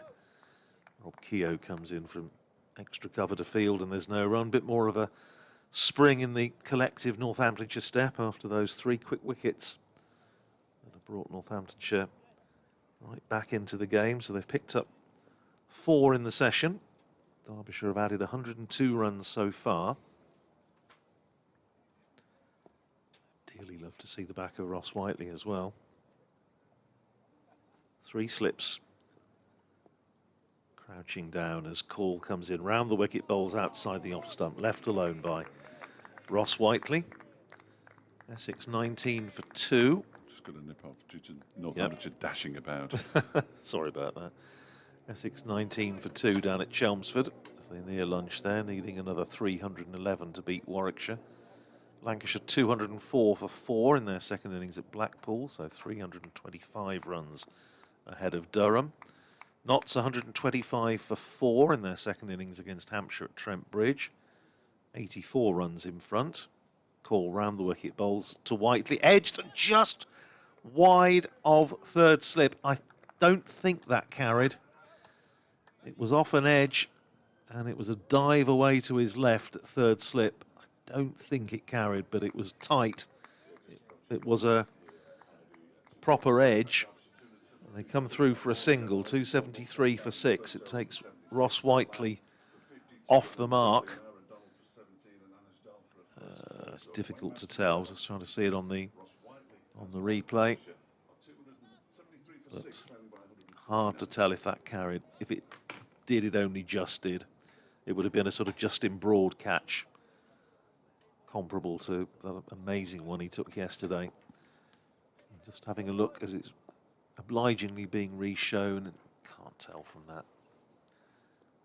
But it was an edge. Here's Call-in, bowls to Madsen rather, who drives pleasantly out past extra cover for a single. Michael Finan slightly diving over the top of that one on an old wicket end. So one more run to Madsen. He goes to 57, 274 for 6. And we arrive at the last ball of the session.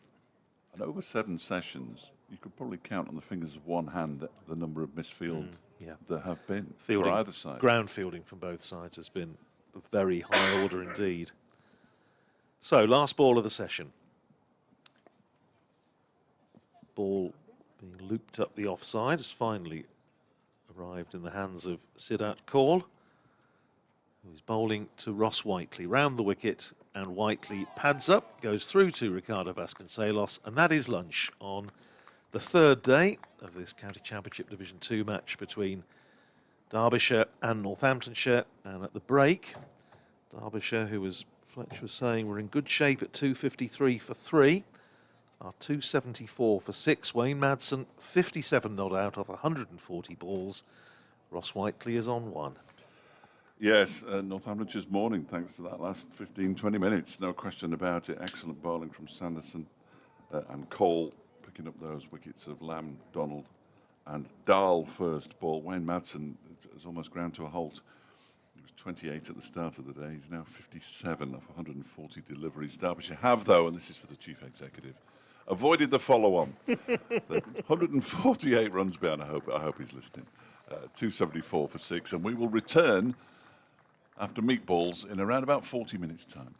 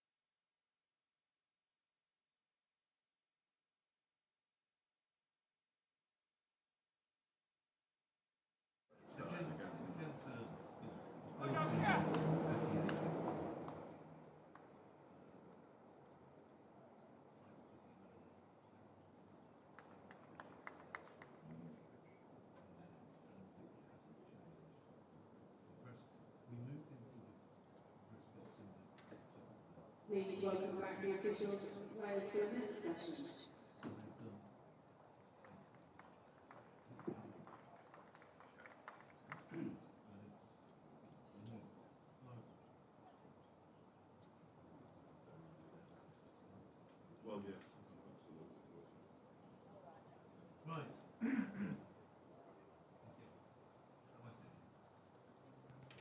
Well, good afternoon. Welcome back to Derby, where we're about to get underway on the post-lunch session on day 3 of this County Championship Division 2 match between Derbyshire and Northamptonshire. Umpires, fielders and batters all making their way out to the middle on this glorious sunny Sunday afternoon. And Northamptonshire reasonably happy with this morning's session, I would imagine, having picked up 4 wickets, with Derbyshire adding another 104 runs. It went from 170 for 2 overnight to 274 for 6, but that doesn't really tell the whole story, because Derbyshire were 253 for 3 and looking in very good shape, and then 3 quick wickets falling just before lunch to bring Northamptonshire right back into it. Dave Fletcher with us a little later. Worry not. For now, it's myself, Andrew Radd, and Mel Farrell who'll be guiding you through the first half an hour or so. And Mel, those 3 quick wickets just slightly changed the complexion of this game. Well, it changed in 2 balls, those back-to-back wickets from Siddharth Kaul. When he took 2 in 2, it was just almost whiplash, really. And you suddenly thought, well, different game. Here is Ben Sanderson then to bowl to Wayne Madsen, who's been the rock of the Derbyshire innings. No ball to start the afternoon session, so 2 on to the total, 276 for 6. Madsen 57 not out off 141 balls, so he scored just 29 runs in that morning session, going from 28 to 57. With him, Ross Whiteley, as Fletcher was saying, playing his first match for Derbyshire's 11 years, 2013. Here's Sanderson in again, bowls to Madsen, who's trying to force that, just gets a thick inside edge down onto the onside, and there's no run. Northamptonshire starting off with 2 slips. They have a third man in, leaked a few runs down there this morning, as is often the case. So they have a third man down in front of the members' pavilion. Backward point, extra cover, mid-off, mid-on, mid-wicket. In fact, Michael Finan, yeah, he is in there at mid-wicket, and the long leg down in front of the boundary bar. And here is Sanderson in, bowls very full, driven by Madsen, well fielded off his own, well stopped off his own bowling by Sanderson. It just deflects out to mid-wicket, where Justin Broad fields. Some interesting games, as we were saying, bubbling up elsewhere, not least the one down at Hove in Division 2, where Sussex are playing Yorkshire. Keep you in suspense. Sanderson is in, bowls to Madsen outside the off-stump, left alone. Goes into the gloves of Ricardo Vasconcelos. Yorkshire set 183 to win after bowling Sussex out for 227 this morning, are 45 for 4. So they still need another 138 to win. Adam Lyth is still there, 25 not out, but they've lost the wicket of Joe Root, LBW, to Danny Lamb for 10. Here's Sanderson in again, bowls to Madsen, plays it out defensively into the covers, where Broad again fields and there's no run. So that one is very, very much in the balance, and Sussex looking to bounce back after that defeat against Glamorgan last time out. Yorkshire, who Northamptonshire play next at Wantage Road starting on Friday. But that one, well, clearly will finish today. But which way will it go? 276 for 6 here, as Sanderson is in, bowls. And that finds the edge of Wayne Madsen's bat, but there is a third man, as I mentioned, so it's just a single. First run off the bat this afternoon, 58 to Madsen, 277 for 6. Field changes over for the left-handed Ross Whiteley. And I have to say, Mel, we dined very well today. It was, we have every day. They well, it's been extremely good, but we built up the meatballs, and they didn't disappoint. They were very, very nice indeed. They certainly were. No, they've done a very good job.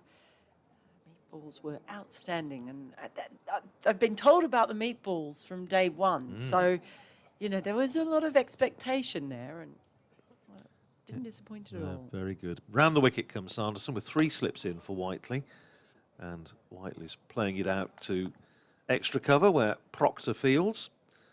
And that's the end of the first over of the afternoon session. 277 for 6. It's going to be Siddharth Kaul to continue from the far end, the City end, having picked up 2 in 2. Towards the back end of the morning session, Deniran Donald caught by Vasconcelos behind the stumps for 17, and the next ball, Anuj Dahl edging to Karan Nair at first slip, who made no mistake. Ross Whiteley preventing the hat-trick, but good way for Siddharth Kaul to celebrate his 34th birthday. It certainly is. I'm sure he would have loved a hat-trick as a special birthday present, but he'll take 2 in 2 as the next best thing. He's just been doing a couple of on-the-spot jumps, getting himself limbered up after lunch. They might have had meatballs as well. Feeling a bit sluggish. I'll run those off pretty quickly. It's going to be Madsen on strike. There's 3 slips in for Kaul. Just brought in an extra man. Again, no number on the wires. Some of them have no numbers on their back. No, he's just moved out to gully, 3rd slip. Because he's only on loan. Ah, in comes Kaul. First ball is just sliced into the cover region. No run. Yeah, doesn't have a number. Because That was a no ball. That was a no ball, yeah. So both of them, they have had the meatballs. Meatballs leads to no balls. Maybe the garlic bread is sitting a little heavily. It was very nice though, but we didn't have to go out there and bowl. But yeah, that's the reason, because Liam Patterson-White's just on a short-term loan, so doesn't have a player number, squad number. Here comes Kaul. He's over the wicket to Madsen, who just drives that straight back to the bowler. Takes it on the bounce. So no run again here. He has slowed down Madsen, and I guess the responsibility for Madsen has been growing. He's seen a few of his teammates walk out and then walk back in rather quickly. So he'll want Whiteley to hang around for a while. They're still trailing by 143 in this first innings. So there's a long way to go as Kaul starts his run up. He's in over the wicket again, and that one, he tries to flick that one away to the leg side, Madsen, but he didn't get it at all. Might have just come off his hip. It's turned his back to us, so a bit hard to see it, but there was no sound of bat on ball. Gully being pulled out to go into mid-wicket, and they're sending a man out at deep square. Short ball, do you think? Short ball, maybe, or is it the double Is bluff? it the double bluff? See, it's quite trendy to do the double bluff. Game show, isn't it? Let's see. Here comes Kaul, and no, it's not. It is the double bluff because it's not full. It's short outside off stump, and he's just got a thick top-ish edge on that, and it's gone all the way fine to 3rd for a boundary. Yeah, I think even if Gully had been in there, he slashed hard and it went well over the top of the slip cordon. So I don't think even the change of field made much of a difference. But yes, it's as you say, the double bluff seems to be the done thing now. It is, isn't it? And now guess what? Yes, it's that sound of the stable door being bolted again. Yes, Gully back in, and deep square leg coming back to mid-wicket. So now he's going to bowl short. Here comes a short ball. Kaul runs in, and it's outside the off stump, just on a good length, and punched into extra cover. So no run again. Some sharp fielding, doing the business. So some captains are just able to do that. You see sometimes when you feel like you're chasing the game. The field keeps being manipulated. Some batters are very good at doing that, but some captains, you often feel that, whereas others, Ball chasers, as they were yeah, to be others known when I was playing years ago. just have the knack of just putting it in the right spot. Here is Call in over the wicket, and he's bowled him. He's pegged back the off stump. Oh, and he gives it a bit of a celebration in the face of Madsen as well. What an extraordinary stroke. Wow. Down the pitch, trying to whack it over the top. Most un-Wayne Madsen-like. Well, it's done the job. It's been a wonderful birthday for Call. Picks up his third wicket. Madsen departs after doing so much hard work. 62 runs off 152 balls. And it's going horribly wrong for Derbyshire today. 283 for 7 now. That partnership had just begun, and it had been Madsen watching teammates come and go. But he has to depart himself now.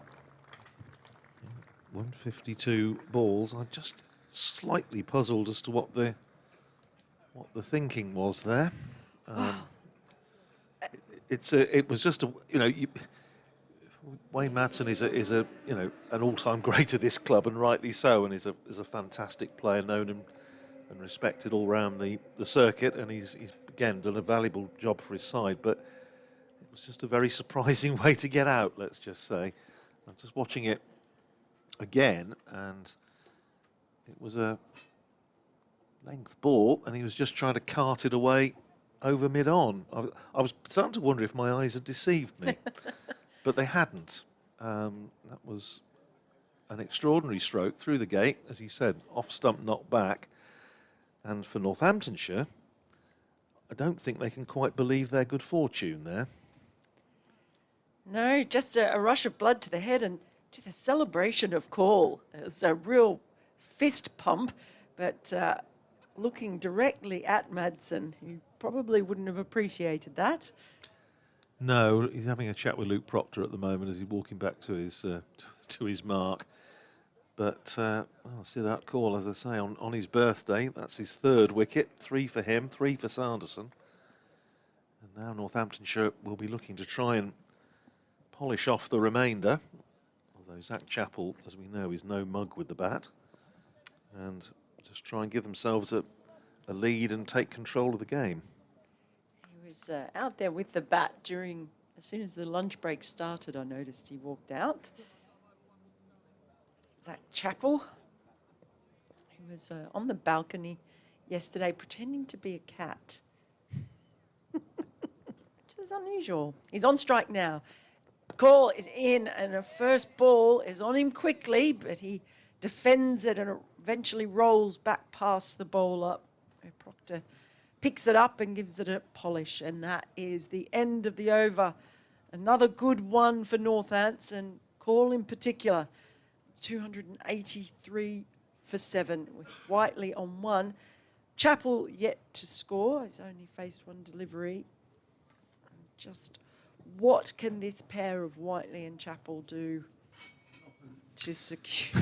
I can hear a dismayed nothing from Fletch behind us. I've just been watching this dismissal a few times of Wayne Madsen, and what was noticeable was Ricardo Vasconcelos behind the stumps did a sort of double fist pump and also a little pirouette of joy at that dismissal. Here's Sanderson then starting afresh over to the left-handed Whiteley. Plays it back down the pitch, and Sanderson tries to do the little keepy-uppy.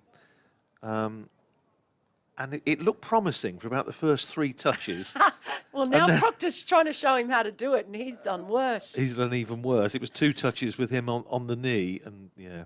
Oh, and he's just done the old pop the ball off his bicep as well. I think stick to the day job, chaps. The old days, Northamptonshire used to have a sort of cricket football team outside the off stump, left alone by Whiteley. Now, of course, they do have a kick around every morning before the start, and they have the famous sort of bib of shame, which is a brightly multicoloured sort of Hawaiian bib that is worn by the most inept player from the day before. Sort of Wally of the Week type thing. So Emilio Gay, I think, was wearing it yesterday. I wasn't watching them this morning. Here's Sanderson in and turned away down to long leg for a single by Ross Whiteley. He goes to 2. And Derbyshire to 284 for 7. Another 19 overs after this one to get more bonus points. Northamptonshire picked up 2 for bowling to go with their 2 for batting. Derbyshire just the 1 batting point so far and 1 for bowling. It was funny, I was in the press box before lunch when they were just a couple of runs off the follow-on. Here's Sanderson in and bowls to Chappell, who gets an inside edge, down for 4. Well, bit of good fortune there for Zach Chappell. It was an inside edge. Ricardo Vasconcelos taking off to his left, but couldn't get close to it, and it's run down to the boundary at the far end. The City end for 4, takes Chappell off the mark, and Derbyshire 288 for 7. Sorry, Mel. No, that's you don't have to apologise for something happening. It's not your fault. But you were there. They were just a couple of runs off, you know. And we were sort of saying at the time, like, joking. Well, I think they'll make the follow-on. You know, it looks like they're cruising there. Nothing much happening, and it just changed so quickly. Yeah, it was just those 3 quick wickets, wasn't it, before lunch? Changed the complexion. 3 slips in. Sanderson in bowling to Chappell, who stands tall, plays it up to Proctor at mid-on, and there's no run. This is, I think, weather-wise, unquestionably the best day of the championship season so far, certainly as far as Northamptonshire are concerned. We did have a couple of nice days against Gloucestershire, but there was always a little bit of cloud around, but we haven't seen a cloud today here in Derby. Well, yesterday and today, That's the first days I've worn a dress and a skirt. Here's Sanderson in again, edged and caught at second slip by Emilio Gay. Sanderson gets his 4th wicket, and not a prolonged stay for Zach Chappell. Straightforward edge, grabbed by Emilio Gay at second slip, and Chappell goes. Caught Gay, bowled Sanderson for 4, and Derbyshire, the slide continues, 288 for 8. Yes, just a thick edge. Well, we had already got the inside edge and was fortunate enough that didn't go on to the stumps. But on this occasion, the outside edge does the trick for Sanderson, not for Zach Chappell, though. The procession continues. It does mean also that, as we were talking about this with Fletch earlier, it means that Sanderson has now taken more wickets against Derbyshire than against anyone else. He was... you can imagine the comment coming from Mr. Fletcher behind me, but he'd gone into this match, I think he'd taken 38 wickets against Derbyshire, 40 against Leicestershire, 40 against Sussex. But he's now taken 4, so it's official. Derbyshire are the favourite opponents for Ben Sanderson with the ball. And, well, a bit of a delay as we wait for the new batter to emerge. The drinks have come out, of course, because they, again, will be absolutely parched, having been out on the field for 18 minutes after lunch. But, just wondering, has he got lost? No, he's there. He's there. Oh, he's there. Just by, I was trying to gaze around the pillar, and he has indeed emerged. So it's Blair Tickner coming out to the middle. So basically the 2 overseas quick bowlers in there at 10 and 11.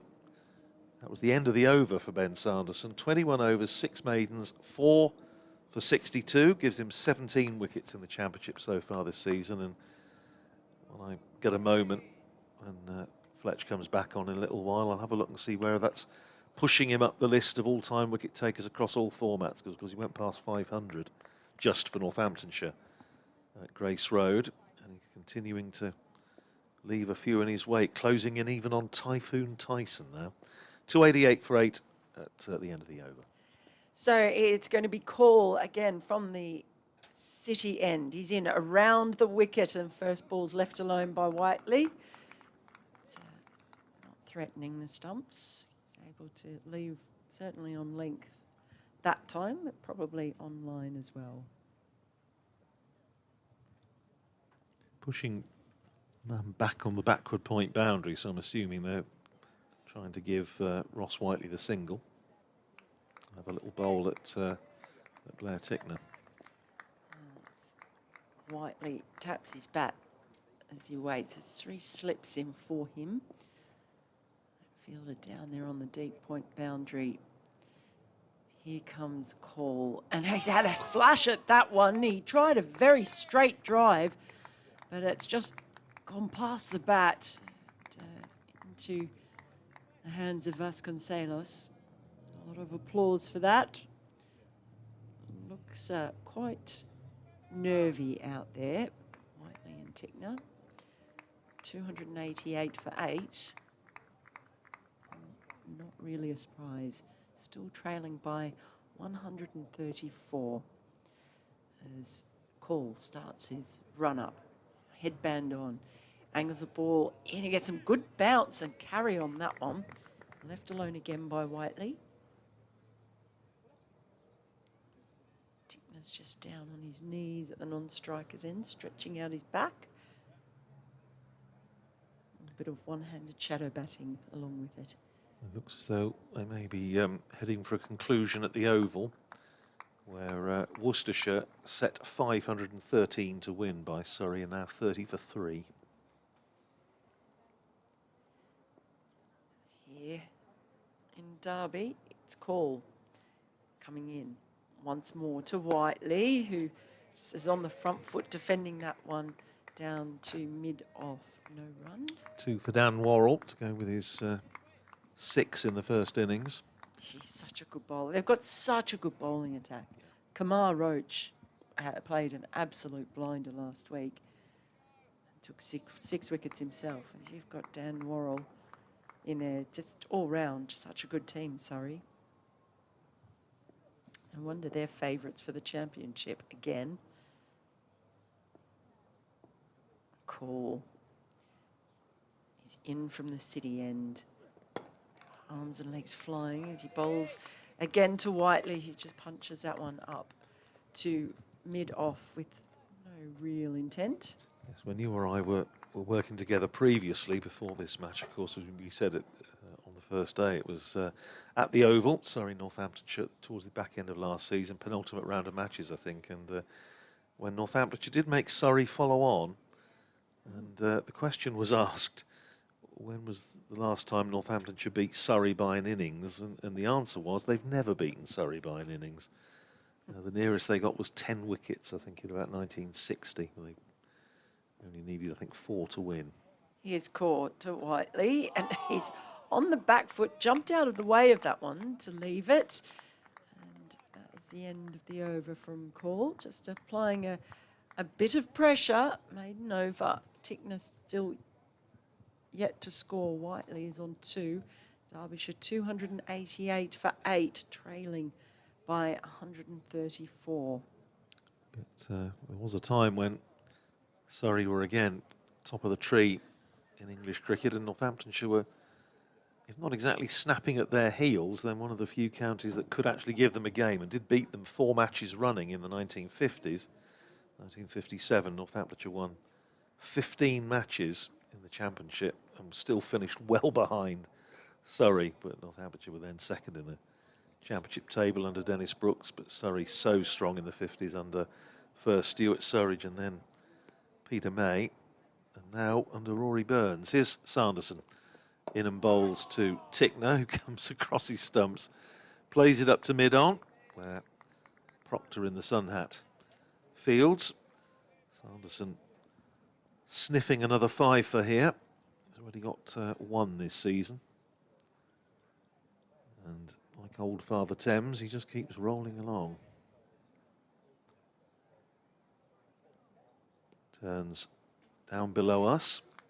This racecourse end of the ground. 3 slips waiting as he's in and bowls, and that's played very solidly by Blair Tickner out into the covers. Justin Broad comes across to cut it off, and there's no run. Blair Tickner is this one who he just bowled so well and just didn't get the rewards that you felt he should have got with the ball in hand. Now he's got to try and do something with bat in hand. I'll ask you to watched a bit of Northants last year. Here's Sanderson. In again, bowls to Tickner outside the off stump, leaves it alone, taken by Vasconcelos. Just some of the one-day stuff. And so he's quite used to seeing Sanderson bowl in tandem with Jack White. I know you mentioned him. He's been running drinks out there today. And what is the injury to Jack It's White? an ankle problem, and it's, I gather, a sort of just a wear and tear thing. It's not sort of went over on it or anything. It's a cumulative injury. But there's a sort of sad irony that he didn't miss a game last season, but hasn't played yet this season. Here's Sanderson in again, bowls to Tickner, who without a great deal of foot movement, but plays it solidly enough back down the pitch, Sanderson fields. I spoke to him after the Leicestershire game at Grace Road, and because they had been targeting the last game against Gloucestershire as maybe his comeback. He had a brief run out for the seconds, but didn't bowl many overs. He was named in the squad for this match, but having watched him having a little role on the outfield during the Gloucestershire match, I think it was quite clear he wasn't really ready. Here's Sanderson in again, appeal for LBW, but only from behind the stumps as Blair Tickner's trying to turn that away on the leg side. Sanderson didn't go up for it. So, as you see, he's been having a bowl on the outfield.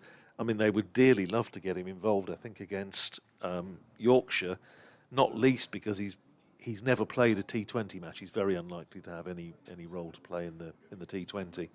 So that would mean basically another month out of action before the championship resumes. Here's Sanderson in again, bowls punched off the back foot by Tickner out into the covers. And that's the end of the over. 288 for 8.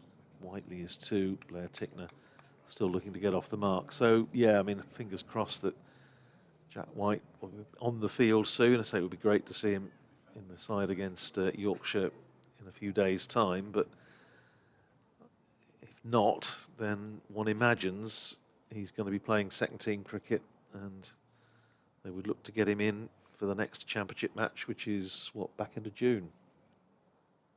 Yes, there's quite a gap, isn't there? Once the white ball time comes. He'll say he's never played a T20 match, and looking at the squad, I think he's very unlikely to have any role to play in that. Here's call. Continuing, first ball's angled in, and that's just whipped across through mid-wicket. There's a chase on. They're going to pick up a couple. Whiteley adds 2 to his tally, takes him to 4, 290 for 8. Can they at least get another batting point in the next few overs? That might be another small target for Derbyshire. Well, it's one of the reasons why I shall be ducking out at the end of this over to let Fletch back in, so he can be on air when the next batting point is secured. He's hovering. He's excited, I can tell. His beard's twitching.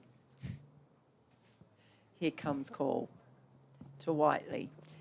He just plays that very solidly, but defensively up to mid-on, where Proctor in his floppy hat does the fielding. Chief ball polisher as well. Barber. Man of many talents, Proctor. Bats, bowls, cuts hair, polishes balls, all sorts. But apparently not so well versed in cutting women's hair. I mean, it's just hair at the end of the day. Here comes call. Bowls to the left-handed Whiteley, who just plays this one across the line again, out to through mid-wicket, and they'll stroll through for a single. Well, it may be that he's able to cut your hair if you want one particular style, but perhaps he only does sort of one women's style, and it just has to be what you want or lump it. Well, look, he didn't seem like he was overly keen. No, So no. I'm not gonna push that. I'll have to find myself That'd be a somewhere. whole social media sensation with you. Haircut by the Northamptonshire captain. Here comes call now to Tickner. Oh, and that's come off the inside edge, just behind square. Fielder running in from long leg, just to keep it to 1, but it was a little bit streaky, shall we say? I mean, he'll have a bit of time because again, I would doubt if Luke Proctor would be involved in the T20 very much, if at all. So, you know, he'll have a bit of time on his hands. Well, I won't be. I'll be away. I'm off for June. Oh yes, of course, in the T20 World Cup. Yep. Yeah, it's getting very close very quickly, and I am absolutely not ready for it. I hear a really from Fletch. He's surprised. Here comes call over the wicket, and that is just defended straight back past the bowler by Whiteley. Proctor again. Man of the moment. Gives the ball another shine. He's Whites. Yes, heading off, starting Barbados. And hopefully, if I'm able to get my US visa this week in London, then I'll be off to New York. Or else, then a few days in St. Lucia, Antigua, and finish off back in Barbados. Should be fun. Well, we're going to Durham. I love Durham, to be fair. Here's call now. Full ball, driven straight up to mid-off by Whiteley. But no run, so that's the end of calls over. 292 for 8, with Whiteley on 5 and Tickner on 1. We'll do our usual little handover. Oh. So Fletch will come in over to my right, and then I will get out of this seat. When you're in New York, Mel, you must give my love to Mamaroneck, just in upstate New York, where my family lived for 5 years. I've been back there a couple of times. Lovely little place. The lovely harbour. And as Sanderson prepares to bowl another over, Fletch is back with us, and I shall hand over to Mel. Thank you, Radders. Yes, yeah, we're going to Northampton. And we don't go to Durham, I'm delighted to say, on any number of fronts. First delivery of Sanderson's over, bowled to Blair Tickner, is pushed out into the offside. And there is no run. 292 for 8, Derbyshire trailing by 130. I've no idea what this particular session of play is all about. And what are these things called haircuts that you speak of? Yes, because you, like Zach Chappell, are follically challenged. Yes. Quick razor twice a week, that does for me. Here's Sanderson. 3 slips in place, bowls, and it's driven straight back past him by Tickner for 4. That's a bit more like it. He moves and joins Ross Whiteley on 5, and it's 296 for 8. Well, that was a shot.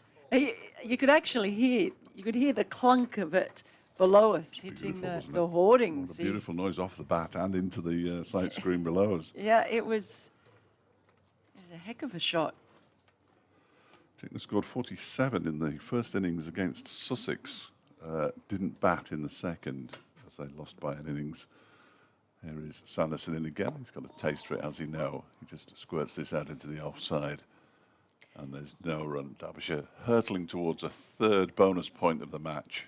And if they're not careful, that might be the only points they get out of the game. He's got a very busy bat as he waits for the ball He's to a busy come man in. as well, isn't he? If you watch it, he does a lot of walking. A lot of walking. He's quite an expressive cricketer, I think. He's expressive when he bowls as well, isn't he? You see the smiles and frustration and all the rest of it as he waits for Sanderson's next delivery, and he clips it into the leg side very airily. A shortish square leg might have been interested. There isn't one. Michael Finan comes in off the boundary, and it's a leg by, and then he can't. Dear, that's another poor throw. It's a leg by anyway, so we didn't flick it anywhere. 297 for 8. He also his bat is waving up and down, and he also bobs a lot. There's an awful lot going on before he hits the ball. Fortunately, he wasn't signed for his batting. Oh, well, that previous shot, though, that boundary, that was a Yeah. Terrific shot. He got his high score in first-class cricket in the last game that he played in New Zealand before he came here for Central Districts. I think it was about 39, and he's since bettered that in Derbyshire colours. 3 slips and a backward point now as Sanderson bowls down the leg side, so negating the need for 3 slips and a backward point. It's well taken by Ricardo Vasconcelos down the leg side. Yes, he's bowled really well. Sanderson managing to get, he's got a little bit of movement. We were wondering if it was going to move around much because of the lack of clouds. This next delivery is defended by Whiteley up towards Luke Proctor at mid-off, and it's the end of Ben Sanderson's 23rd over, 4 for 66. His figures 297 for 8. Only Darren Dupavillon still to come for Derbyshire, who trailed by 125. For me, they might as well. I know Ross Whiteley is a far better batter than the 2 who remain with him, but they might as well just get on with it because it's taking time out of the game now, and the game time is going to be crucial at some point. 57 overs left today, another 96 tomorrow. I'll let you do the maths because I can't. Here's Call bowling over the wicket to Tickner, who just pulls that ball, but with control along the ground and long leg. I'll come up and do the fielding. I've got to stand up and look out there. It was a no ball as well. There we go. It's just something in the meatballs. Meatballs leads to no balls. And what a way for Derby to reach their 300. There you go. 300 for 8. Now, so the extra batting point. Fletch, that was your big moment. Batting point? I'm not interested in bonus points. Bonus points mean very little. Take all the bonus points out of last season's table. Nobody moves. They're almost entirely pointless. Pointless points. Here comes Call. That ball has stayed low. It's just shot across the bow of Whiteley. It stayed very low. For me, bonus points get in the way of good games of cricket because teams become obsessed with getting to that next bonus. We've got to get to the bonus. Well, no, you haven't. You haven't. That's not going to... If you can win 5 matches in the second division this season, you will probably get promoted, regardless of how many bonus points you've got. Unless you do what Durham did last season and bat like crazy people and get to 450 60 overs. Here comes Paul, and that ball sat up a bit. He's pulled it, didn't get all of it. It just goes down towards deep square leg, and they'll run through for a single. 301 for 8. Whiteley and Tickner both on 6 now. Right, so not a fan of the bonus. No, okay. no, don't. Okay. No. A story that I may have heard several times that David Griffin tells is that He tells a lot of stories, oh, by the way. and he's got it. And some of them are very, very funny, and some of them. Anyway, he tells a story about back in the day when you got 1 point for winning a game, no points for a draw, and -1 for losing. Oh, really? And things wouldn't have changed much. They just keep, put it up to 250, put it up to 3. No, just do away with them.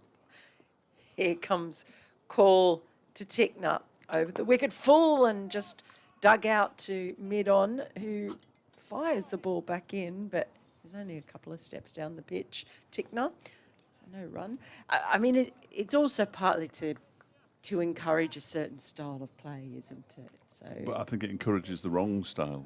That's the issue that I have with it. That it encourages teams to slow down a bit when you're getting towards another bonus. Like Derbyshire have got or 8 down. Well, we've got to get to 300. I've got to get to 300 for 1 point, or to get to 300 to make it a proper game of cricket. And if the answer's to get the point, then it's no good. Call into Tickner, I should say, and that ball's come off. Did that come off that inside edge, or Yes. he's managed to turn? Yeah, inside edged it down to fine leg. I can't see that bit of the ground very well unless I stand up, and I have got a coffee with me, so I'm conscious of not knocking it over. It's happened before in a commentary tent. Terrible results. Always spill coffee when I'm wearing white. Oh, no. Always when I'm wearing white. Whiteley, speaking of white, is on strike. His call is in, full ball, and he defends that up to mid-off. So, again, no run. Just shrugs his shoulders, Whiteley, has a look around. If it was 3 points for a win, 1 for a draw and none for a defeat. I was wondering why you were The quiet. only team who would suffer would be Leicestershire, who've drawn 5 matches. They'd drop down. Everybody else would pretty much remain where they are. Pointless. Absolutely pointless. I've been on Pointless, you know. Have you? Yeah, Did you win? yeah, Did you? yeah. Me and Aggers, Yeah. we were on first year I came over here. Here's call. It bowls this one outside the off stump. Whiteley not tempted. It's the end of the over. It's 302 for 8 with Whiteley on 6 and Tickner on 7. And gosh, this has brought Fletch to life. Too excited to miss this. Now then, What? give me some of the questions. So, When you won the top prize. so we didn't win the. Oh, the we didn't actual win thing, now. but we won. We got the trophy. So, Oh, but you didn't get a pointless answer. no, the last one, it was that one, I think it was Faulty Towers episodes. Oh, what names of them? Yeah. Oh, right. Yeah. It was very difficult. But yeah, it was me and Aggers. It was hilarious because it was pointless celebrities, and if there was ever a perfect moniker for me, it's a pointless celebrity because nobody would have and known with the who I greatest was. of respect. Well, no, I'll not finish that sentence. Well, especially it was my first year over here, so really nobody would have known who I was. But it was their test match special version, and I think so. I was a token Australian. It was during the Ashes. Sanderson in and bowls to Tickner, who drives very pleasantly. We'll pick up a single here. To a wide mid-off. He'll move on to 8. He's actually got 2 more runs than Ross Whiteley now. But it was all people involved with cricket broadcasting, and so I was paired up with Aggers. You get a word in edgeways with Blowers, I assume, was on it, was he? Blowers was on it. He was partnered with Ebony Rains for Brent, but they were eliminated quite early. Poor old Ebony. And it got down to Aggers and I versus Tuffers and Vaughan. Oh, well, that's basically Vaughan then, isn't it? Let's face it. Well, Well, Tuffers and I've never met either of them, but we got into a bit of argy-bargy. really. Sanderson bowls to Whiteley, who defends into the offside. Yeah, it was like, obviously we were squaring off, and I've punched Tuffers in the arm, in a friendly way. Gave him a bit of a shove or whatever. Just move a bit further this way. And the host, what's his name? Alexander Armstrong. Alexander Armstrong said he had never, ever seen a more competitive, pointless. That's what you do when you get Well, sports people, exactly. whether they're players or whether they're players or not. But no, so I've still got my trophy. It's not very big, but it's quite heavy. It's only small. It's not much bigger than my coffee They cup. always seem like they're huge, don't they? Yeah, no, it's very small, but The heavy. ball's been shown to the umpire, incidentally. You're not missing any action. No. Pointless, eh? Yeah, it was good fun. Yeah. It was very good fun. Wouldn't It's be not surprised. that good, though, is it? For charity, you don't get a fee. Well, Don't tell me. The taxman might be listening. Well, don't no, start. we all chose a charity. Yes, exactly. Will be no surprise because I was quite nervous beforehand. Once you had your cut. Well, we each had our own dressing room with a nameplate on it, and which mine is on my bedroom I was door. going to say, did you steal it? Yeah, of course I did. Absolutely. It's on my bedroom door. Why wouldn't you? And then we went into a green room and discovered that they had beers in there. So, of course, Tuffers and I were the only two. No. Right, let's have a beer to settle our nerves. And no one else did. They were all far too sensible. But, no, it was very good. Very good fun. Excellent. They haven't managed to get the ball changed. I'm not sure why they need to with 2 wickets to take. Sanderson, 4 for 67. He's into bowl to Ross Whiteley. Short delivery. He pulls it around the corner. He'll only get a single, though. There is a long leg in place in front of the members' pavilion. That man is Rob Keogh, who hurls the ball back in. So Whiteley moves on to 7, 304 for 8. It would be an enormous favour to me if Derbyshire could get 18 more runs. Why is that? Well, then they'd trail by exactly 100, and the maths is very, very easy. When it gets to that, it's very easy. It's all about us. Well, it's got to be about somebody, To be fair, it's great having the scoreboard up here. isn't it just? It's essential. Next delivery is edged and caught. And there's the 5 for Ben Sanderson. Terrific, terrific piece of bowling all round in the 2 and a bit sessions that Northamptonshire have been bowling. Sanderson 5 for 68, and Tickner goes for 8. Caught at slip. Derbyshire 304 for 9. Yeah, well deserved by Sanderson. Very, very much the leader of this attack, and he's bowled terrifically today. But with the assistance of Call chipping in as well, with those 2 wickets in 2 balls, that's really just taken apart this Derbyshire attack. And I don't know if they're going to do your maths a favour. I'd be surprised. They trailed by 118. Emilio Gay with the catch, incidentally. At slip, unsurprisingly. And Darren Dupavillon, the South African, walks out to bat for the 3rd time as a Derbyshire player. And if I tell you, where's his name in this book of mine? Well, it's nowhere. Oh, you've left him out? No, he's definitely played. I have left him out. Oh, no, I've not put him in. Oh. I've not. Darren, I apologise. He's been on the radio live twice and I haven't even got him in my book.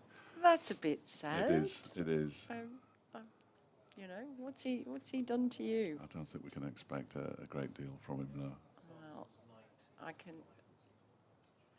I can tell you he has. Well, it's got him.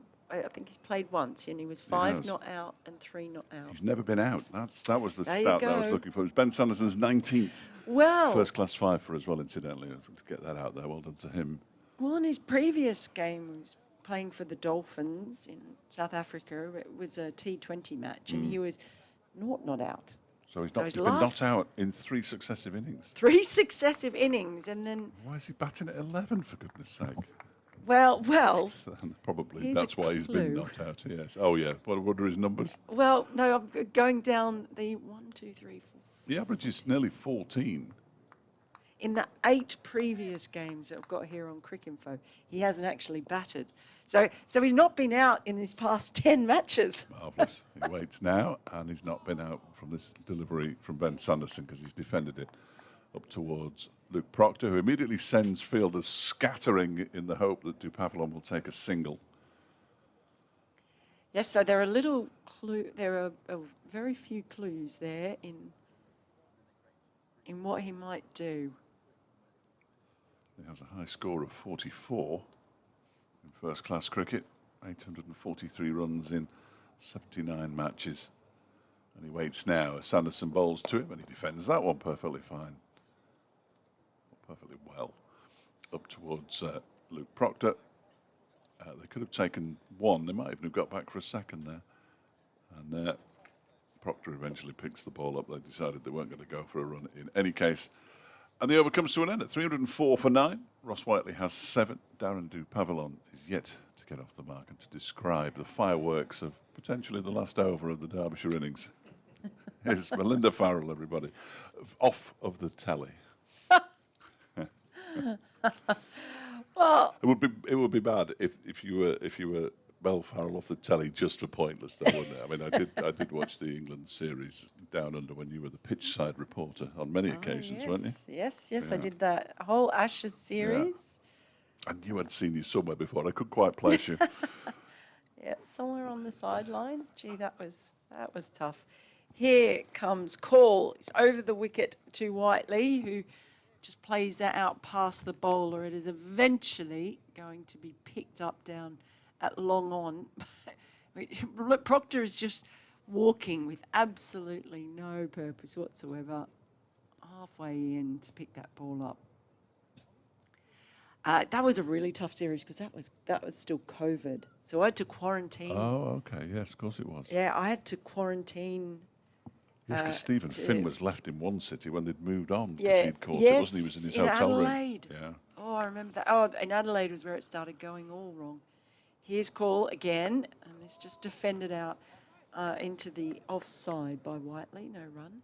Yeah, so I had to fly to Brisbane and quarantine for 2 weeks before that first test. But I was lucky, and that was just coming in from New South Wales. I was in the same country, but all the states closed their borders, and so. But I was lucky because most people had to. If you were coming in from overseas, you had to quarantine in a hotel room, a specific hotel, and so you couldn't go out for 2 weeks. They'd bring your meals outside your door, all that sort of stuff. As call in and left alone by Whiteley, just outside off stump, no run. But because they had a different provision if you were coming in from another state, so you could quarantine in a house, but it had to be a standalone house. So I was able to get an Airbnb that had a backyard. So that absolutely saved me because at least I could go and make myself a coffee and have breakfast outside or whatever it was. Without the worry of taxis and trains, of course. Happy days. Here's call in, and that's expansively driven by Whiteley. Won't get 4 runs. I'll come back for a second because Long Off has run around to cut that one off, but nice stroke. Rob Keogh clearly couldn't decide which end to throw the ball there, so threw it right in the middle of the pitch. We have seen quite what he was aiming at, but we've seen some very good fielding, as we've mentioned a few times. Not a lot of fielding errors, but we have seen some odd throws today. Yes. Well, we saw the overthrows earlier on today, which were not the thrower's fault. I think it was Ben Sanderson with the throw, but there was nobody backing up. And twice in this innings, they thought Ricardo Vasconcelos was 6'5". Yeah, Finan was over his head got by a a bit long. excited, didn't he? Yeah, he got a bit excited with the throw. We'd say he's had a bit too much Vegemite. Too much red cordial. Red frogs. Red frogs, Vegemite. Here is call, and this is absolutely mullered off the bat. Boy, did he get a hold of that. That is down over the deep mid-wicket boundary, and there's a spectator who has helpfully gone and picked the ball up. That went miles.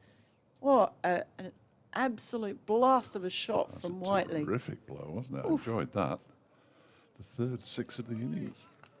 That was... How many 6s has Ross Whiteley hit in his first-class career, I wonder? Well, that one went an awfully long way. It was well past the fence as well as the rope. Here's call.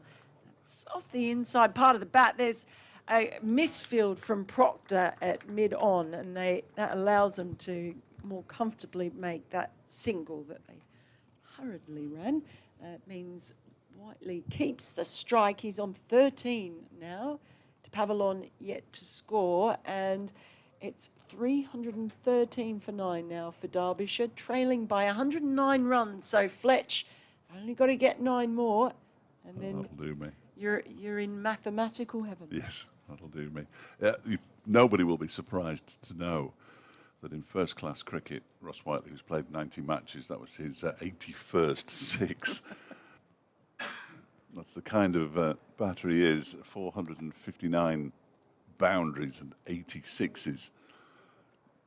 Yet he's still only scored 7,300 runs. Although I'd have to do some maths to try and work out what percentage it was, so that isn't going to happen. Here's Sanderson bowling to Whiteley, who leaves alone outside the off stump. Vasconcelos doesn't take it cleanly. Well, they've spread the field, apart from the couple of slips. Everyone else is out on the boundary. There's now 2. There was only one team playing cricket that I didn't quite understand, but there are now 2 teams playing cricket that I don't really understand. Because Ross Whiteley's not going to take the single. So why offer it him? I hate. Yeah.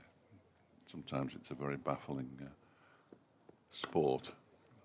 As this one is played off the back foot, there was clearly a single there, but they're not going to take it. 313 for 9. It remains. And then after 4 deliveries, they'll all come in. He'll hit a 6, try and get a quick single, and we'll move on. Yes. But it just seems. It's when it becomes predictable cricket like that. What field would you set them? Like maybe an in-outfield? Just a normal field. Just try and get him out. Again, time. Next delivery, left alone outside the off stump. Stephen Martin, who has been brilliant all morning in feeding me nuggets, has just fed me the nugget to end all nuggets. Stephen, you have peaked. He's wondering, and I think he has to be correct. I'm hoping he is.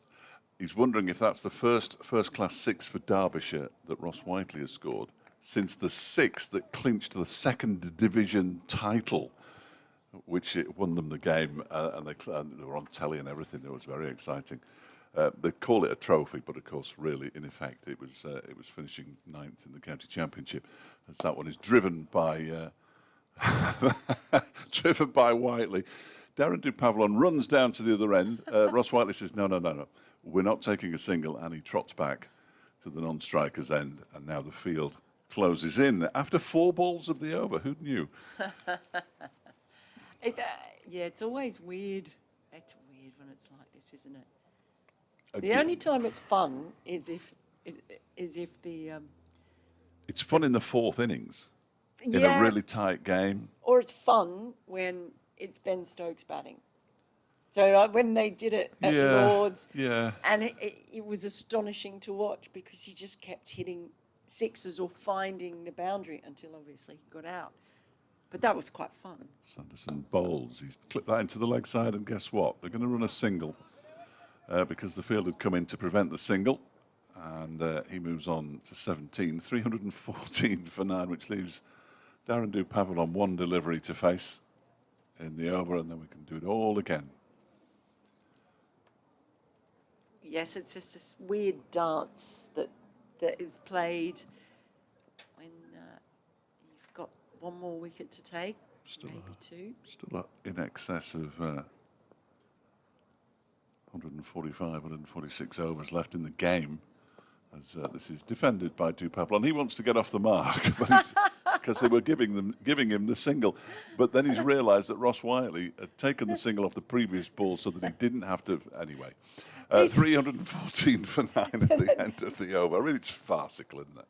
No one's told Dupavlon the plan. No, he's got no idea what's going on out there, Darren, bless him. They're having a little chat now. Yeah, perhaps he's explaining it to him. Look, you're going to face 2 balls maximum every over. That's it. You don't start thinking about your high score. Yeah. This is how it's going to work, right? I mean, I rather hope that he doesn't have to bat in any T20 matches this season. That would be ideal from a Derbyshire perspective, Darren Dupavlon. I'm rather hoping to see Ross Whiteley bat quite a lot, well, a fair bit in T20 matches. Although if they get down to him, it means that the top order might have struggled a touch. But it's a very powerful T20 side that Mickey Arthur has put together. Some very big hitters in there.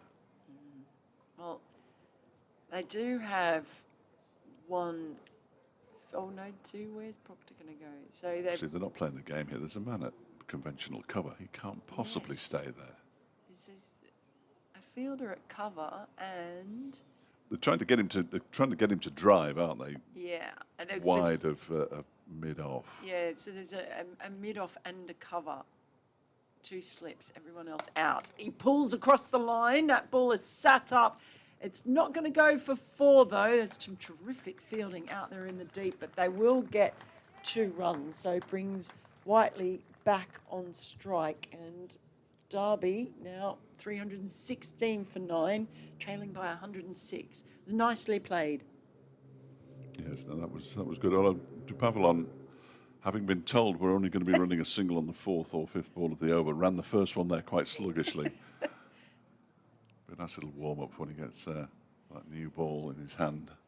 Well, they've now plugged that hole where it was scored. Fielder moving in. Oh, no. I thought he was going to field on the ring, and I got all excited. He's now going down essentially to cow corner areas. In comes Call. That ball just shooting across Whiteley, moving away from him, and no run. And rather splendidly, given that the fielders are scattered to all parts, Emilio Gay is still at slip. I'm all right here, Skip. No, yeah, honestly, I'll be fine here. He hasn't moved from slip the entire innings. That is magnificent. Well done to him.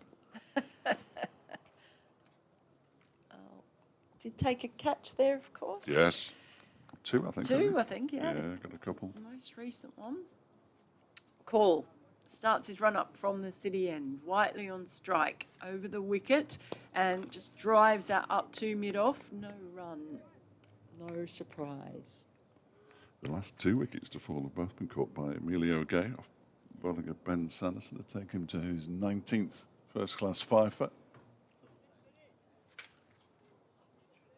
for Northamptonshire. Well, Thank you, Andrew. Yeah, but they don't count, do they? No, indeed not. You'd have to wait for his 20th, official 20th. Ian Morgan doing a lap of the ground away to our left.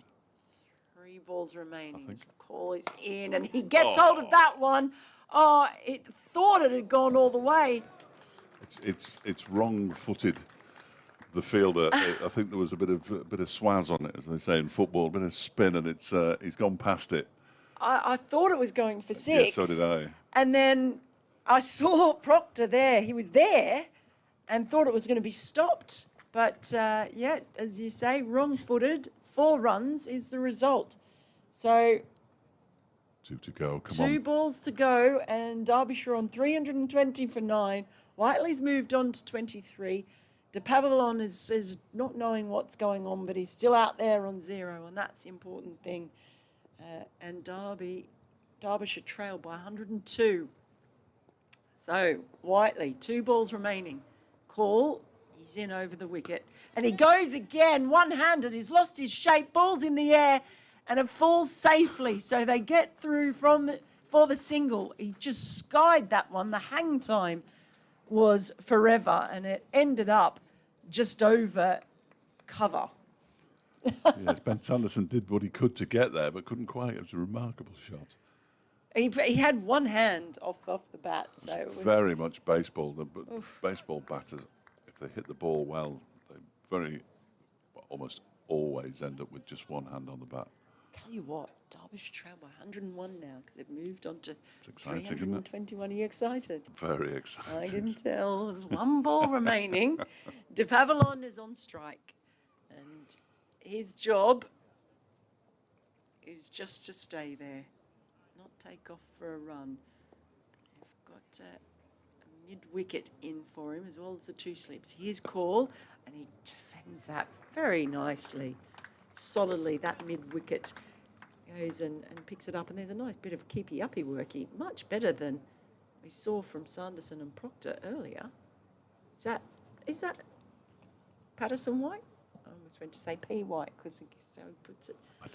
I have to, not for the first time in this match, I wasn't watching. Just walking out here in front of us. Yes, I think it is. There actually. it is. So he is definitely winning the Northants keepy-uppy with the cricket ball competition. I can see Radda's hovering. I bet there's a trophy for that. He's hovering because he wants to kick me out. Oh, I know when I'm not wanted. I'll talk to you in a bit. Thank you, Mel. That was Mel Farrell from the television. Should be back later. Lots of outlets on the television as well. One of those freelancers, and I have no idea how they manage, but who work for anybody. Anybody. Yes. Here's Ben Sanderson in and bowls to Whiteley, who clubs this down the ground, and there's going to be no run because he's hit it too well. It's gone straight down to George Bartlett down below us. I wasn't trying to get rid of Mel. I was watching my son on the live cam from Oundle Town. We're playing this afternoon against Nassington, but my duty is always to be on when I'm supposed to be on. So Well, we're going to get a 10-minute break shortly, aren't we, sir? He's picked up a couple of wickets, actually, excellent. the boy this afternoon. Very good. Sanderson in and bowls a full delivery. That's clipped away down towards long leg. No run, despite the fact there was one there, because it's only the second ball of the Sanderson over. Game going nowhere at the moment. Yeah. We've probably taken 10 overs out of the game. Yeah. With the last 2 wickets here. They haven't gone very far, and in the grand scheme of things, the 10 overs are probably more important than the 20, 30 runs tops that have been scored. What have they scored in the last 5 overs? They've scored 21 runs, so I suppose that's not too bad. Whiteley waits and goes for the pull shot and misses. Point is, at some stage, Northamptonshire are going to have to make a bowling change here, because these two have bowled for an hour. Yeah, six overs for call, and this is Sanderson's 70th, right? So they just might need to think about making a change. You sort of would say, well, get one of the spinners on, but I suppose they're a bit worried about what Ross Whiteley could take a spinner to the cleaners if he's in that kind of mood, which he looks to be. That's a good shot, out driven and to the onside. They might get back for 2 here. Dupavillon might have to get a move on. Actually, no, he's okay. Ball thrown in by Patterson White, and 2 more to Whiteley, moves to 26. 323 for 9. So the lead is now less than 100. It's 99 runs. No, that's no good to anybody. To Northamptonshire, 5 bonus points to them. They've got as many bonus points as they're going to get. Derbyshire on 3 with 10 overs of the 110, or 9.2 of the 110 left, and 27 runs, which seems a long way off even at this stage, to get that bonus point, which will count for precious little at the end of the. Well, now they're bringing them in with 2 balls to go. Yeah, that's right. So we'll hit 1 over the top and then get a single. Here we go. Whiteley waits. Sanderson bowls to him. It goes down the leg side. It might have the legs to get to the boundary, and it does. There's the boundary. 327 for 9. Whiteley moves on to 30 off 51 deliveries. I received a couple of emails that I need to tell you about before we go off for our 10-minute break. Nick Buxton sent me one entitled Brain Fog. Donald, 10 steps down the wicket. Madsen, 10 steps down the wicket. Rees Slog sweeping with the man on the square leg boundary. Completely muddled thinking and shot selections. Just bat time, for goodness sake. It's a thought. Again, it's one of those that probably will never catch on. I've got another one somewhere, but I can't remember where it went. But there we go. It's Alexander from America. I will definitely at the end of this delivery, this final delivery, address that. As he bowls, and that one is pushed out to the offside. They're going to go through for I was going to say a quick single. They've gone through for a single now. If the fielder's got, no, it's not going to get to the boundary. So I think the fielder was hoping it might have the legs to get to the boundary. They take a single off the final ball of the over. Whiteley moves to 31 and keeps the strike. Bless him, Darren Dupavillon has yet to get off the mark and never will, having faced 4 deliveries, 328 for 9. Derbyshire trailed by 94, and Alexander, who's in America and is learning cricket. Does a cricket club have a reserve squad on the bench to play if a player is injured or unable to play? The only way you can actually replace a player is through concussion. Yes. And no other way. So the answer to that is effectively no. In fact, the substitutes fielders, when they come on, if they take a catch, it doesn't even go on their record. Does a cricket club have a development team to call up players to a match day reserve squad? Well, there is no reserve squad, but they do have a sort of development squad. It's full of young players and old lags, basically. It's called a second team. Most of the counties do have an academy as well, yes, which has players who do play second team. But yeah. Northamptonshire, interesting one this year. I was chatting to Kevin Innes recently, and Kevin looks after the academy at Northamptonshire, and he was saying that there's going to be a big turnover this year because of just the way it's worked out. They've got almost all of the academy have reached 18, so they won't qualify for the academy anymore. So they'll basically either have to be taken on the staff, or continue their development in club cricket. But so there'll be obviously a big turnover this year. Now we are going to see some spin. It's going to be Patterson White bowling to Whiteley, who immediately does exactly what we thought he might, and he's hoisted that many a mile over long on for 6. It's just about stayed inside the ground. Only just. Welcome to the attack, Liam Patterson-White. It bounced. If you know this ground, it's gone over just next to the boundary bar. I think there might be public toilets down there. Yeah, brand new, probably beautiful Yeah. there. Well, a gentleman in a green T-shirt has scurried out towards the wall and has managed to retrieve it. But that was thrown huge. it into the back of somebody sitting in one of the deck chairs, unfortunately. And now, of course, they'll have to have a look at the ball because Yes. the ball will be damaged. So it Might be just square after that. That was a huge blow. 334 for 9, 37 to Whiteley, off 53 balls. Here's Patterson-White in again. This time, Whiteley, with almost exaggerated care, plays it back down the pitch. This field is extraordinary. You've got Emilio Gay at slip, Absolutely. and everyone else is on the boundary. Here's Patterson-White in bowls to Whiteley again, covers up, plays it back down the pitch. So you've got deep, a sort of long leg on the boundary, deep square on the boundary, deep mid-wicket on the boundary, long on the boundary, long off on the boundary, extra cover on the boundary, deep point on the boundary.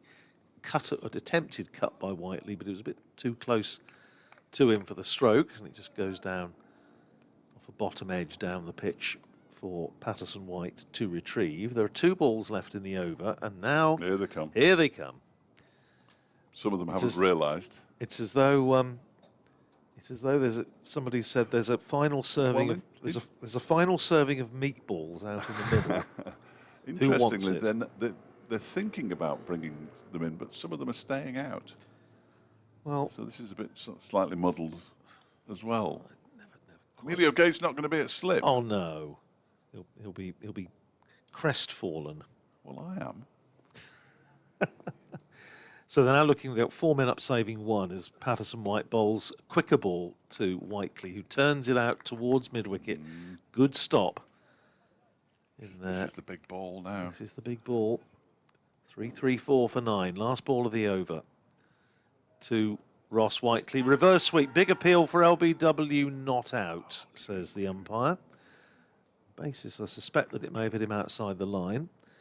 End of the over. 3-3-4 for 9. Whiteley is 37, and Dupavalon, who will now be facing the bowling, is yet to get off the mark. Ben Sanderson's trotting up very purposefully, so he's going to get an 8th over. It's Ben, isn't it, who's coming up? Well, he fancies it, but bowling at number 11, he's going to. Oh, absolutely. But I just wonder if they'd thought about the change and they thought, well, if we manage to keep Dupavalon on strike, you can have another one, and if we don't, then we won't put you through another one. But he's removed his cap because he is going to have a ball. I very strongly suspect that's exactly the case.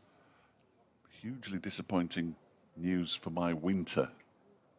In that Crawley are about to win the League 2 playoff final. Crawley's a long way away. It is, isn't it? And they're going to beat Crewe, which isn't a long way away, which is not great news for me. But, you know, as we've said many times over the course of this commentary, it's not all about me. Although it probably should be. 3-34 for 9. Sanderson to Dupavalon, who defends that perfectly capably. Up towards Bartlett, who's at mid-off. My son has done it again, on the basis that he never does. He always says that I'm a jinx whenever I'm there. Well, taken wickets while you've not been watching. 6 overs, 2 maidens, 4 for 14 at the moment. Very nice. Very nice. I don't think he's ever taken a 5 for in senior cricket. Ooh. That's when Dad puts his hand in his pocket, isn't it? I think isn't that the moment when that happens? It often seems to be the case. Sanderson bowls, yeah, absolutely. To Dupavalon, who pushes this out into the offside. So unfortunately, what we're probably going to see here is a maiden over, which is great for Ben Sanderson, don't get me wrong, but again, in the grand scheme of things. Well, it's like you say, the game has just now stalled, isn't Yeah, it? yeah. But I suppose the thinking is, Ross Whiteley hangs on in there for a while longer, hits another 30 or 40 runs, could make a difference. Sanderson bowls a short delivery that doesn't really get up, and Dupavalon ducked down. It probably went past him about head height when he bent down.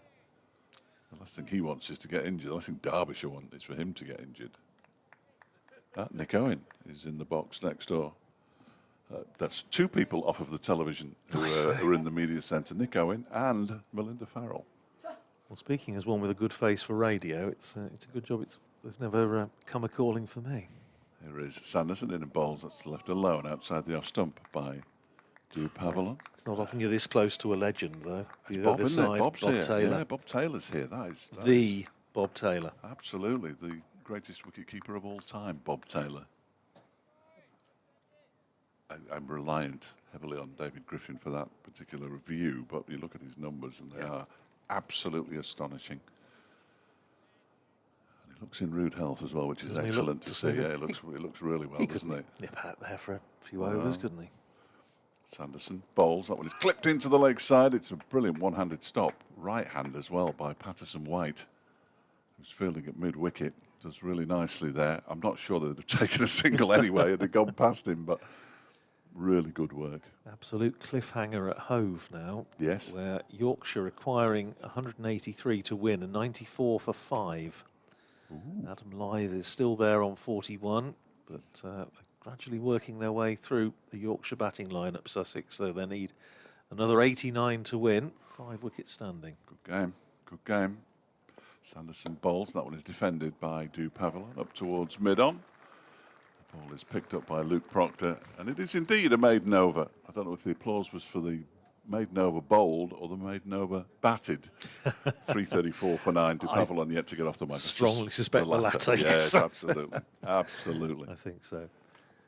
So, thank you to Michael Harris, who's messaged us and says, "Come on, old man Rad Jr., keep us posted." Yeah, absolutely. And he says, "Come on, Northamptonshire as well." Well, they just need another wicket to polish off the innings. And I think it's the same at Oundle as well. I think they're 9 down as well, but the opposition. But yeah, I missed his maiden 50 in senior cricket because I was working and missed that. But he's quite happy for me to stay away because he always does better when I'm not there. He says that's often the case, isn't it? Yeah, Charlie was the same. Here's Patterson White bowling to the left-handed Whiteley, who pulls out into the wide open spaces over to our right, down by the East Midlands demolition stand. And it's 1 bounce for 4. Whiteley to 41.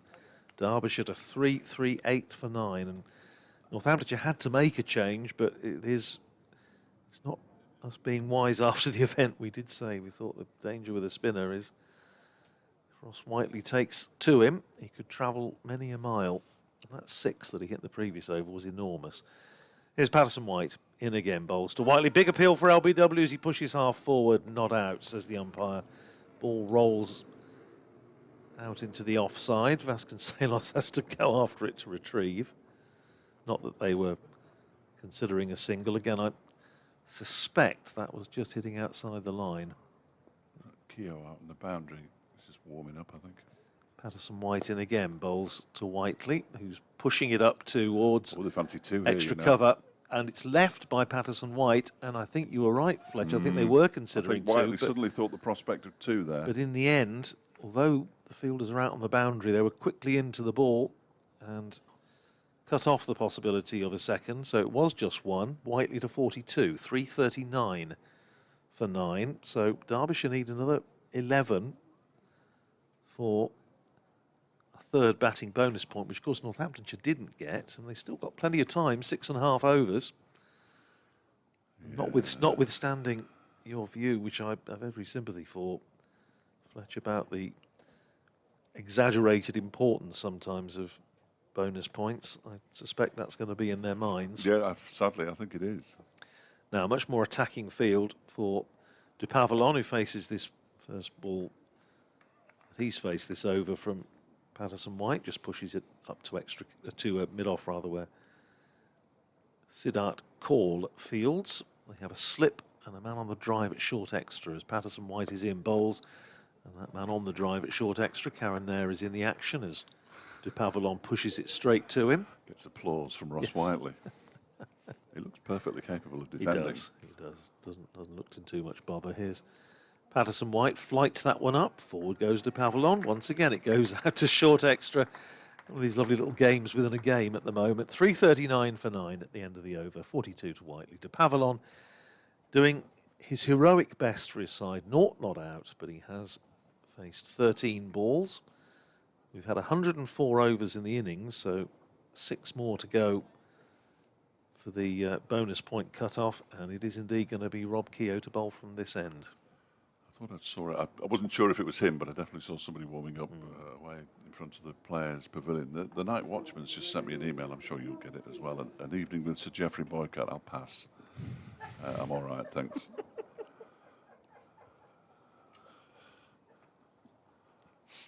To celebrate the 60th anniversary of his Test debut.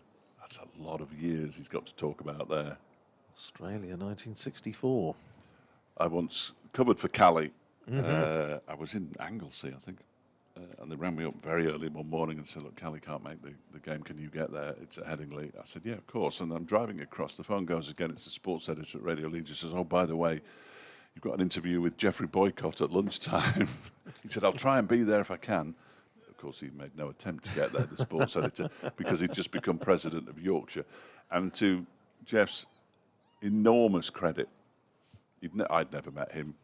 He didn't know me from Adam, and he gave me a very good interview, as you might expect. So I'm pulling everybody's leg, really. I'd sit and listen to Geoffrey Boycott talk, not for a long time, but Keogh bowls to Ross Whiteley, who defends the first ball of the I'll tell you overpack. a similar story when David Capel was having his benefit, and I was putting his brochure together for him. As Keogh is in and bowls, and there's a slog sweep attempted there, which he makes no contact with the ball, Whiteley. And I think Sir Geoffrey was, if not Capes' first-class wicket, then one of his first. And he'd asked Sir Geoffrey to do a piece for his brochure. Keogh is in again, bowls a full delivery, tempting delivery there, and Whiteley just pushes it out into the offside. And it obviously, I think he'd probably given him my number, and he rang me at home and said, could you just give me the facts and put a few words together if I tell you what I want to say? Nice. This one's pushed into the offside as well. Which I thought was classy. Yeah. He took the trouble didn't need to do that, took the trouble to do it. Well, I know for a fact, and I hope David Griffin doesn't mind me mentioning his book on Chesterfield and cricket at Chesterfield, but Jeff rang him from South Africa because he'd asked if he could have a few words about his times batting at Chesterfield, and he rang him and said, yeah, there we go, start writing. That's pretty much what he said to me, actually. There's no conversation involved. It's right, you've asked me for this, and I'm going to give it you. Right, lad, that's enough. I'll see you next time. But no, fair play to him. Yeah, fair play to him, absolutely. 2 balls to go in the Keogh over, in which nothing's happened so far. Bowls to Whiteley, and nothing happens here either as he pushes it out into the offside. Stand by for something to happen. What he doesn't want is the ball to reach the boundary. This is terrible. It is a game within a game, and there's a certain amount of excitement, but the excitement really is when Dupavilon has to bat out a couple of balls if Whiteley's not smashing the other balls that he's facing for 6 or 4. Field comes in. Emilio Gay's still not at slip though, which is hugely disappointing. The mid-on and mid-off have been asked to go and actually save one rather than being on the 1.5, which makes more sense. And here is Keogh around the wicket, bowls, and that is pushed out into the offside. And the world's most pointless maiden over comes to an end as Ross Whiteley pushes it straight to Luke Proctor, and it's 339 for 9 still. Still, it enabled us to tell all our Geoffrey Boycott stories. So it wasn't entirely pointless. Well, the boys missed out on his fifer. Oh, dear. It's 4 for 16 from 7 overs, but the wicket's gone at the other end, so 100 and... It's good for the seasonal averages. Absolutely, no, absolutely. Yeah, no, that's quite. very good. Excellent. Knock them off now. Nassington all out for 103 in the Rutland League. They'll all be magnificent deliveries as well, and I thought by the time you speak to him later on, you won't believe the ball that got the third one. He'll talk me through it, I'm sure. Here's Patterson White round the wicket, starting a fresh over to Dupavilon, who, as for the last 2 balls of the previous over, drives them straight to the man at short extra, Karen Nair. Ring of fielders now, 7 round the bat trying to save 1, plus the man on the drive and slip. Flighted right up, and Dupavilon not entirely where he'd intended. Plays it all along the ground into the covers. I think he was aiming sort of mid-on. Never mind. Here's Patterson White in again. Bowls to Dupavilon. Just sticks in the pitch He drops a bat on it, runs it down to Justin Broad at backward point. That's a proper non-batter's shot, that, though, because he had no need to go anywhere near that. Here's Patterson White in again, driven Hello. beautifully by Dupavalon for 4. Even elicits applause from my friend Mr. Fletcher on the right. Absolutely nothing wrong with that shot. Mid-on was fairly wide, and he picked the gap, and it ran away to the boundary in front of the stand at the far end. Dupavalon, 4 off 17 balls, 343 for 9, 7 more for the point. Just pleased he's got off the mark, really. He's done a grand job. Here's Patterson White in again, quicker ball. Just takes him on the pad, rolls down behind the keeper. Emilio Gay was back in his accustomed position at slip. Good. I like to know where he is at all times, and usually you can tell. 1 ball to go this over.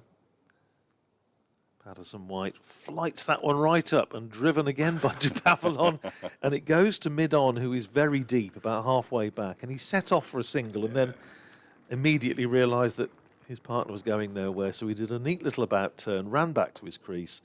End of the over, 343 for 9, 42 to Whiteley, 4 to Dupavalon.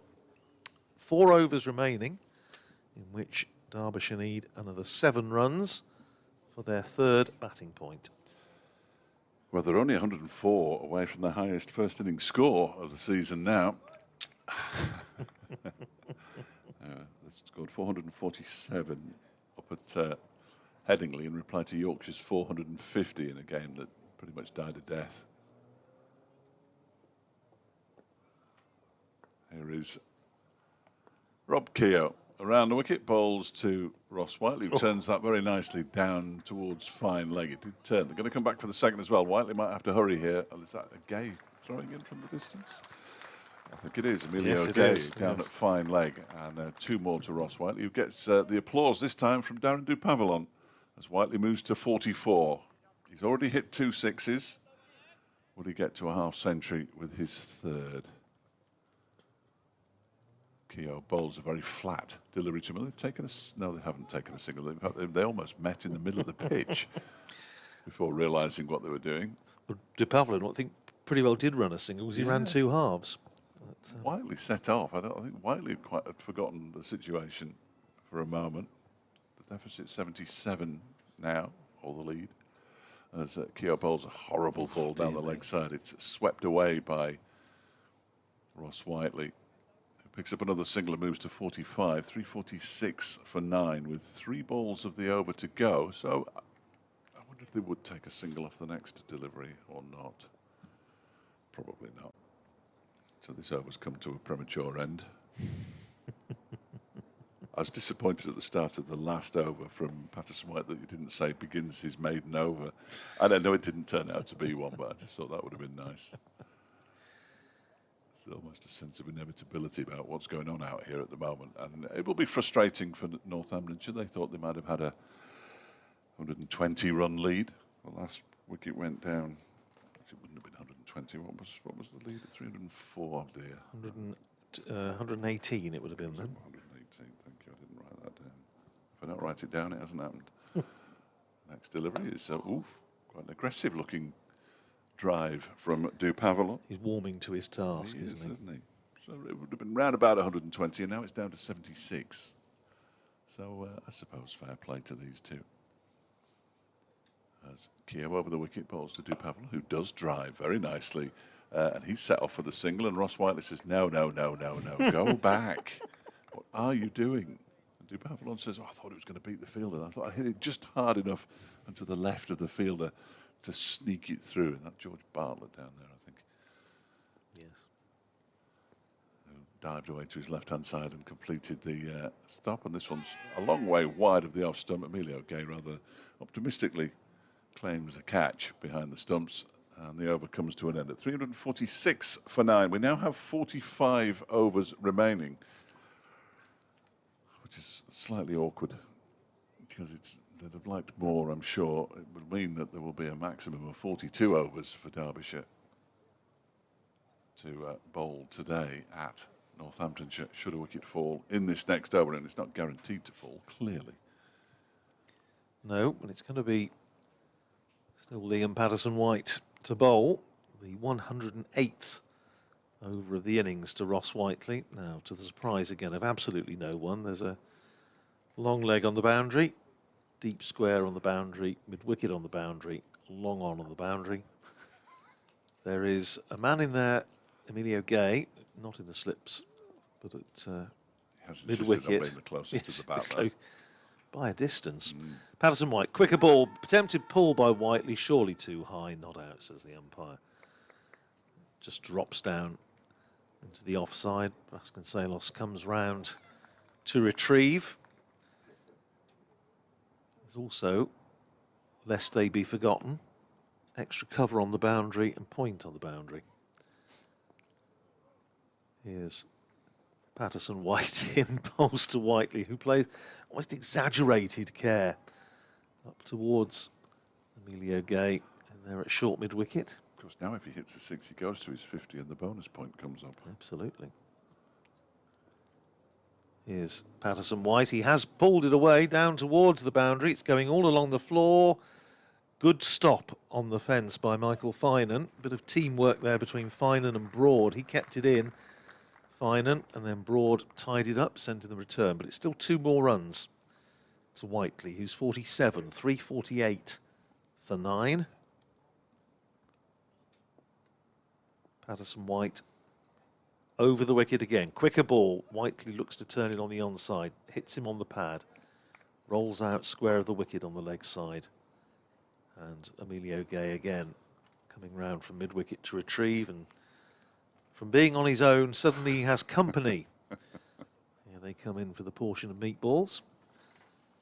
4 now looking to save 1, but they've still got men out as Whiteley just touches it out into the onside. Gay fields, sent in a good return to Vasconcelos, but de Pavillon knew what his job was, which was to come through for the single. 48 to Whiteley, 349 for 9. Well, Northamptonshire missed out on a 3rd point by 3 runs. But Derbyshire may well get theirs, as they have possible 13 balls remaining. De Pavillon on strike. Patterson-White bowls to him and he plays that back down the pitch. Patterson-White, with an air of frustration, hoofs the ball in the general direction of Justin Broad coming in from backward point, and that's the end of the over. 349 for 9. Whiteley is 48 of 75 balls. De Pavillon 4. And Patterson-White 25 overs, 5 maidens, 1 for 68. My worst fears have been realised at Wembley, and we are going to Crawley next season. I don't think I've ever been to. I've ever been to Crawley. It's a bit tight. I once went from West Yorkshire to Crawley on a Tuesday night and back to watch one player from Halifax Town play for the England C team. I called Mark Bradshaw, very good left back, who actually scored a goal and made it all worthwhile. Rob Keogh begins a new over from the racecourse set, and the first ball of the over is pushed into the offside for a single, and the 350 is up for Derbyshire, and that batting bonus point has been secured, to the delight of people inside the county ground who clearly don't agree with my view on bonus points. I'd rather see him get his 50.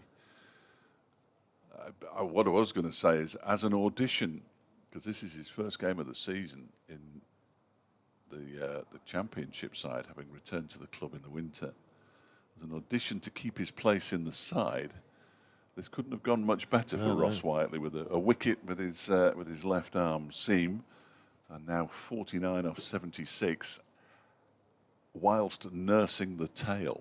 So I think this has been enough evidence in front of my eyes, certainly, for Ross Whiteley to play at Bristol next week. Hard to argue, isn't it, really? Of course, whether he wants to play at Bristol next week is another matter, but on that pitch. The delay is we've got all the protective equipment coming out, so we're going to have a short leg in, one assumes, so just Broad, the shin pads, the helmet, the full... If I was Darren du Pavillon, I would be sweeping this first delivery now. I'm not sure he'll connect, but give it a go. Just try it. Well, they're going to slip in, and it is going to be a forward short leg as well. Yes, good luck, Justin Brawl. Yeah, I wouldn't want to be fielding in there, if I'm honest. I'd certainly put that in. There it goes. The protector has gone in. Which seems to have taken slightly longer than necessary. We did discover this week that an Aaron Donald wears 2 boxes for protection. He told Jack Timon that. I didn't get the chance to slip it into the commentary, unfortunately. There are some questions that one would like to ask. Aren't there? His first delivery to Pavillon in this over from Rob Keogh is defended by the Derbyshire number 11, straight back to the bowler. Emilio Gay, I'm delighted to report, is back at slip. Keogh is in, bowls to do Pavillon. Turns this very nicely down towards fine leg. They're going to get one. They're thinking about coming back for a second. Do Pavillon was very, very keen, but they decided against it as Siddharth Kaul reached the ball and threw it in. And it allows Ross Whiteley the opportunity, 3 deliveries in which to get a single, which he'll want to do anyway, to reach his half century. I'm going to bang on about it, but he hasn't got one for Derbyshire since 2013. I'm not even sure if he got one that season, so I can't really give you the definitive answer at this stage without looking it up. Here is Keogh, bowls, and that one is defended by Whiteley out into the offside, and there is no run. I'll just look at an Aaron Donald's figures up in front of me, so it'll take me a moment, but I'll get there. Whiteley looks around. Of course, that won't really tell me either because he played a game in 2013 for Derbyshire before leaving for Worcestershire. Whiteley waits. This one's down the leg side, and there is his half century. It's a top-edged sweep for 4 runs down to fine leg, but he won't care. A half century for Ross Whiteley on his return to the Derbyshire side after all these years. He acknowledges the applause from the crowd. There are people standing in the permanent temporary stand at the far end of the ground. That might be a little excessive, but it's been a very fine knock from Whiteley. 53 from 78 balls, and it's the 24th time in his first-class career he's got to 50. He's gone on to make 300s. I think that number's probably going to stay the same. Well, I'll tell you what, Fletcher, we're on the threshold of history here. Oh, are we? Oh, Which yes. I will share at the end of the over. But this partnership, which has now gone past 50. Yeah. Oh, yes. 51. Looking at, I think we can guess what it might be, but we'll keep everybody on tenterhooks. That's the way to get the people to continue to listen. You've got to give them something to... Oh, I can't leave the radio now. He's going to tell us something. Keogh bowls. Oh, Whiteley goes for the bit of a slog sweep, and I'm not sure he got anything on it. He got a pad on it, and it's gone for 4 more. 359 for 9. The lead down to 63. And yes, this partnership, which is now worth 55, the record 10th wicket partnership for Derbyshire against Northamptonshire is 58. Ooh. By Martin Jean-Jacques and one Michael Holding here at Derby in 1986. Thank you very much. That is excellent. So they need another, 3 to equal it, 4 to beat it. Yeah, 55-run partnership, of which Darren de Pavillon has 5. Ross Whiteley has 53, and Derbyshire 359 for 9. That was the final ball of the over, and they trail now by 63. Parity was the one thing nobody wanted. I think parity is the worst thing that could happen.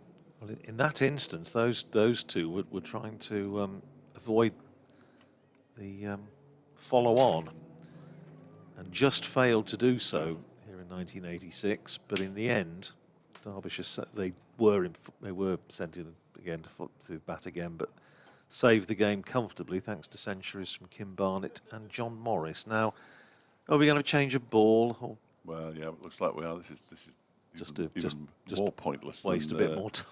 Than what we've been watching, really. So, just take the opportunity to bring you up to date with what's happening elsewhere. Down at Hove, that game we've been following closely. Yorkshire needing 183 to win, 121 for 5. They were 76 for 5, but partnership between Adam Lythe, who's 57 not out, having opened, and Johnny Tattersall, 18 not out, have put Yorkshire maybe just back in the favourites position there. Another 62 runs required. Elsewhere, Worcestershire set 513 to win by Surrey at the Oval in Division 1, a 74 for 6. So you would think that's going to finish fairly promptly. Down at Taunton, Somerset enforcing the follow-on against Kent, having bowled them out for 178. But Kent in their second innings, 158 for no wicket. Zach Crawley out first ball in the first innings, 93 not out. At Trent Bridge, Nottinghamshire 188 for 7 in their second innings against Hampshire. So they're 147 runs in front. Jack Haynes made 59, Joe Clark 57, but they are both out. At Blackpool, Lancashire against Durham, Lancashire 311 for 6 in their second innings, so they're over 432 in front. Keaton Jennings 155 before Ben Stokes got him out. Stokes has now taken 4 wickets, 4 for 79 in his 16th over. So that I'm sure will be making most of the headlines. And at Chelmsford, Essex set 330 to win after Warwickshire bowled out this morning for 94, are 103 for 3. So that one's, you would think, still Warwickshire favourites. In Division 2 at Cardiff, Glamorgan 85 for 3 in their second innings against Middlesex, still 75 behind. Leicestershire 302 for 6 against Gloucestershire, still need about 200 to avoid the follow-on. Scott Curry 54 not out, but, well, you would think the follow-on still very likely there. And Yorkshire have lost another wicket, 121 for 6 now. And it's Johnny Tattersall who's out to Jack Carson as Luke Proctor comes back into the attack. The ball was changed. I was waiting for that ball to take a wicket. First ball. Yeah, they were clearly looking for a ball that was 19 overs, 29 overs. What is it? No, yeah, 29 overs old, yeah. Driven out into the covers anyway, no run. 2 slips in. And Proctor turning at the end of his mark at the City end, runs in and bowls to Dupavillon, who's, again, rock-like in defence, pushes it out into the covers and there's no run. Was thinking about, we're saying about Geoffrey Boycott. David Ripley, obviously a great Northamptonshire stalwart, still around the club on doing coaching role, mostly on the development side, was central in the end of Geoffrey Boycott's first-class career. As Proctor is in, bowls to Dupavillon, pushes it up to mid-off and there's no run. His last first-class match, Sir Geoffrey Boycott, was at Scarborough against Northamptonshire for Yorkshire at the end of 1986. And he made, I think, 61 in the first innings, and Northamptonshire were batting out time, and there was always a hope that Northamptonshire would either be bowled out or declare and allow Geoffrey to go in for a second time to take all the, the applause for his final innings and so on, as Proctor is in, bowls to Dupavillon, who wafts at that, and it goes past the outside edge taken by Vasconcelos. But David Ripley dug in, made 134 not out. Northamptonshire didn't declare. Good for them. And Sir Geoffrey didn't get the chance to bat a second time. And it was a very important innings for David Ripley, because he was just fighting, well, I say fighting for his place, he was contesting the keeper's position with Stuart Waterton, who was with the club that year. But that 100 obviously had a big role in securing his place in the side. His Proctor in, and again, Dupavillon, rather firm-footed, wafts outside the off-stump, doesn't make contact, nor indeed comes close to. And it goes through to Vasconcelos. The first shot that he played was the first false shot I think that he'd played, and now he's played 2 in a row. I saw Boycott's 100th 100 in that test match at Headingley, yeah, standing just to the left of that old pavilion that, on which the hotel now stands, behind a little bush. I remember I was scoring the match off the television, because I used to score test matches off the telly. Can you just imagine how sad that is? But I didn't want to say. I'll say it. I don't think I've ever done that. Scrimshaw drops down to third man as Proctor is in, bowls very full and just dug out by Dupavillon. was just about to go up for an appeal, but I think he must have got a bit of bat on it. End of the over, 3:59 for 9, so that partnership still tantalisingly short of the Derbyshire record against Northamptonshire. 3:59 it is. 3:59 for 9, Whiteley's 53, de Pavillon is 5. And we have, what? Well, 10 overs. 10 till tea. Yeah, minus whatever. What if we obviously have an interval between innings, but at the moment, these two have just dug in for the long haul, I think. They're here forever. And Liam Patterson-White's going to swap ends now. He's going to bowl from the racecourse end to Ross Whiteley, so this window could be in danger. A ball has never struck this window. No. I've only seen one ball go over the media centre, which is a fair hit. That was Alex Hughes in a T20 match some years ago. Alex now on the coaching staff here. Got some way to go to beat the actual 10th wicket stand record, which is 132 with Bud Hill, who was in the ground today. Not sure what he was doing batting down there. Big appeal for leg before wicket, not out, says the umpire. Went down for the sweep shot, must have hit him outside the line as he went for the sweep shot. Bud Hill and the boy Jean-Jacques again. Fine cricketer, wasn't he? Back at Abbeydale in '86. As this next delivery from Patterson-White is pushed straight back to him with a little foot movement by Ross Whiteley. From Dominica, wasn't it? I think so, yes. I think so. Patterson-White bowls. This one has been cracked down the ground, but there is a fielder down at long on. They've run one and they're only going to get one as George Bartlett does the fielding down below us. I know he played minor counties for Buckinghamshire. Right. Next door. To us, anyway. Yes, not massively next door to us, I don't think. Was it 7 counties border Northamptonshire, I think so. Yeah, it's born in Dominica in 1960. You're right, Derbyshire. Buckinghamshire to start with, Derbyshire. Hampshire, then back to Buckinghamshire for a bit more. 61st class innings. His average was only 12. Bat with the bat. However, this next delivery from Patterson-White is driven, but not particularly convincingly, by de Pavillon out into the offside. Well, Keogh and Broad came up just shy of that record yesterday. Let's see if these two can... It would probably be fair if these two did as well, then, I think. Just came close to eclipsing Fanny Walden and Bob Knight. Pavillon waits. This next delivery's turned into the leg side. It's going down towards fine leg. He's going to get 2 here. He's looking around and admiring his shot as much as anything. And the fielder down there, is Karen there? Yes, and that equals the record. Yeah, equals the Derbyshire record for the 10th wicket against Northamptonshire. 2 more to do Pavillon. He moves on to 7. Never been out as a Derbyshire player, of course, as we established earlier. His 3rd innings, and waits, goes back and plays that very aerially into the offside. It's just to the right of Luke Proctor, I imagine, because he's got the floppy sun hat on. I can't actually see his face or anything really because he's flat on the floor. Yeah, Proctor gets back up to his feet. It was to his right, but not too far away from going to hand, and it was the final ball of the over as well. 362 for 9. Derbyshire trail by just 60 now.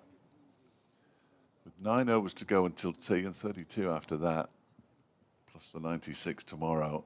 And, well, it's all very exciting that we've seen a record partnership. It may well have killed the game. That's one way of looking at it, certainly. Proctor is going to continue from the far end, from the city end. Yeah, and I know exactly what you mean. Say, it's the route to a result is becoming narrower, one fields, but well, we'll see. 129 for 6, Yorkshire.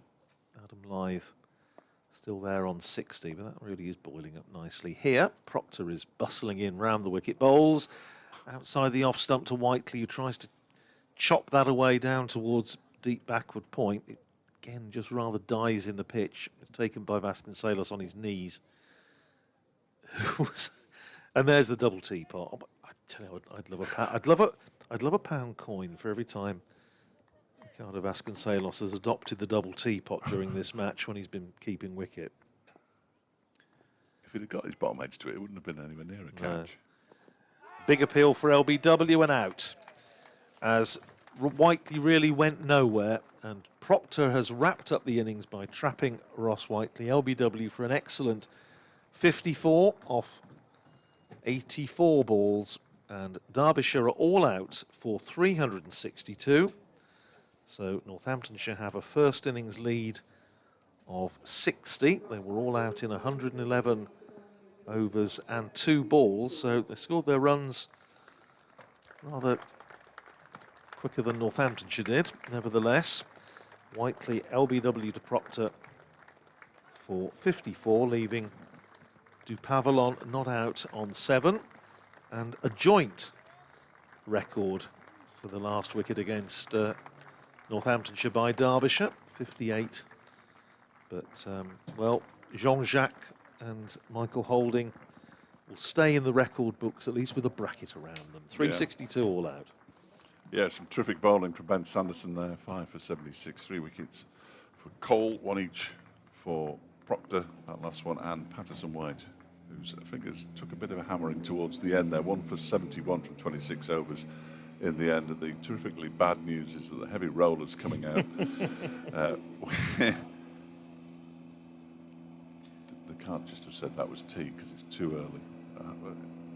Actually, it might have done. It is tea. It is tea. I thought that's what the announcement was. Yeah. So we're going to tea. I'm not sure they'll put the heavy rollers on now, will they? Will they not wait until... Well, they're putting it on. 7 minutes they have, don't they? So I suppose they could have it, just do 7 minutes now. But yes, that is tea. Yeah, that is tea. Well, we'll go and have a quick break. And the good thing is that we won't lose the 2 overs in between the... Nope. So that makes cricket insensible decision shock at Derby. We don't lose the 2 overs. And we will be back in 20 minutes to see where this game's going to go, really, because the 40 overs, I think it is, that remain are going to be fascinating. Absolutely fascinating, because if Northamptonshire gets the close of play 1, 2, 3 down, then they will certainly be in a position where they can't lose the game. If Derbyshire can get amongst them, then they will put themselves into a position where they might be able to win the game. And then I'll have to look up what you do when Derbyshire win a game at Derby and what things you say, because I've entirely forgotten. There must be a parchment scroll somewhere. Yes, absolutely. It's certainly not on a computer.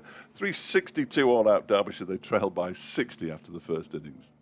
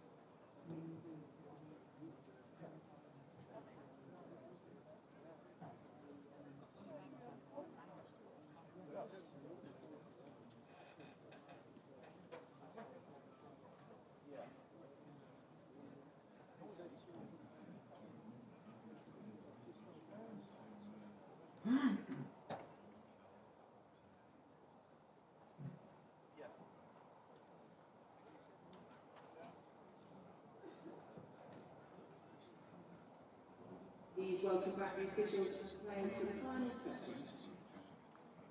And Derbyshire team led by captain David Lloyd.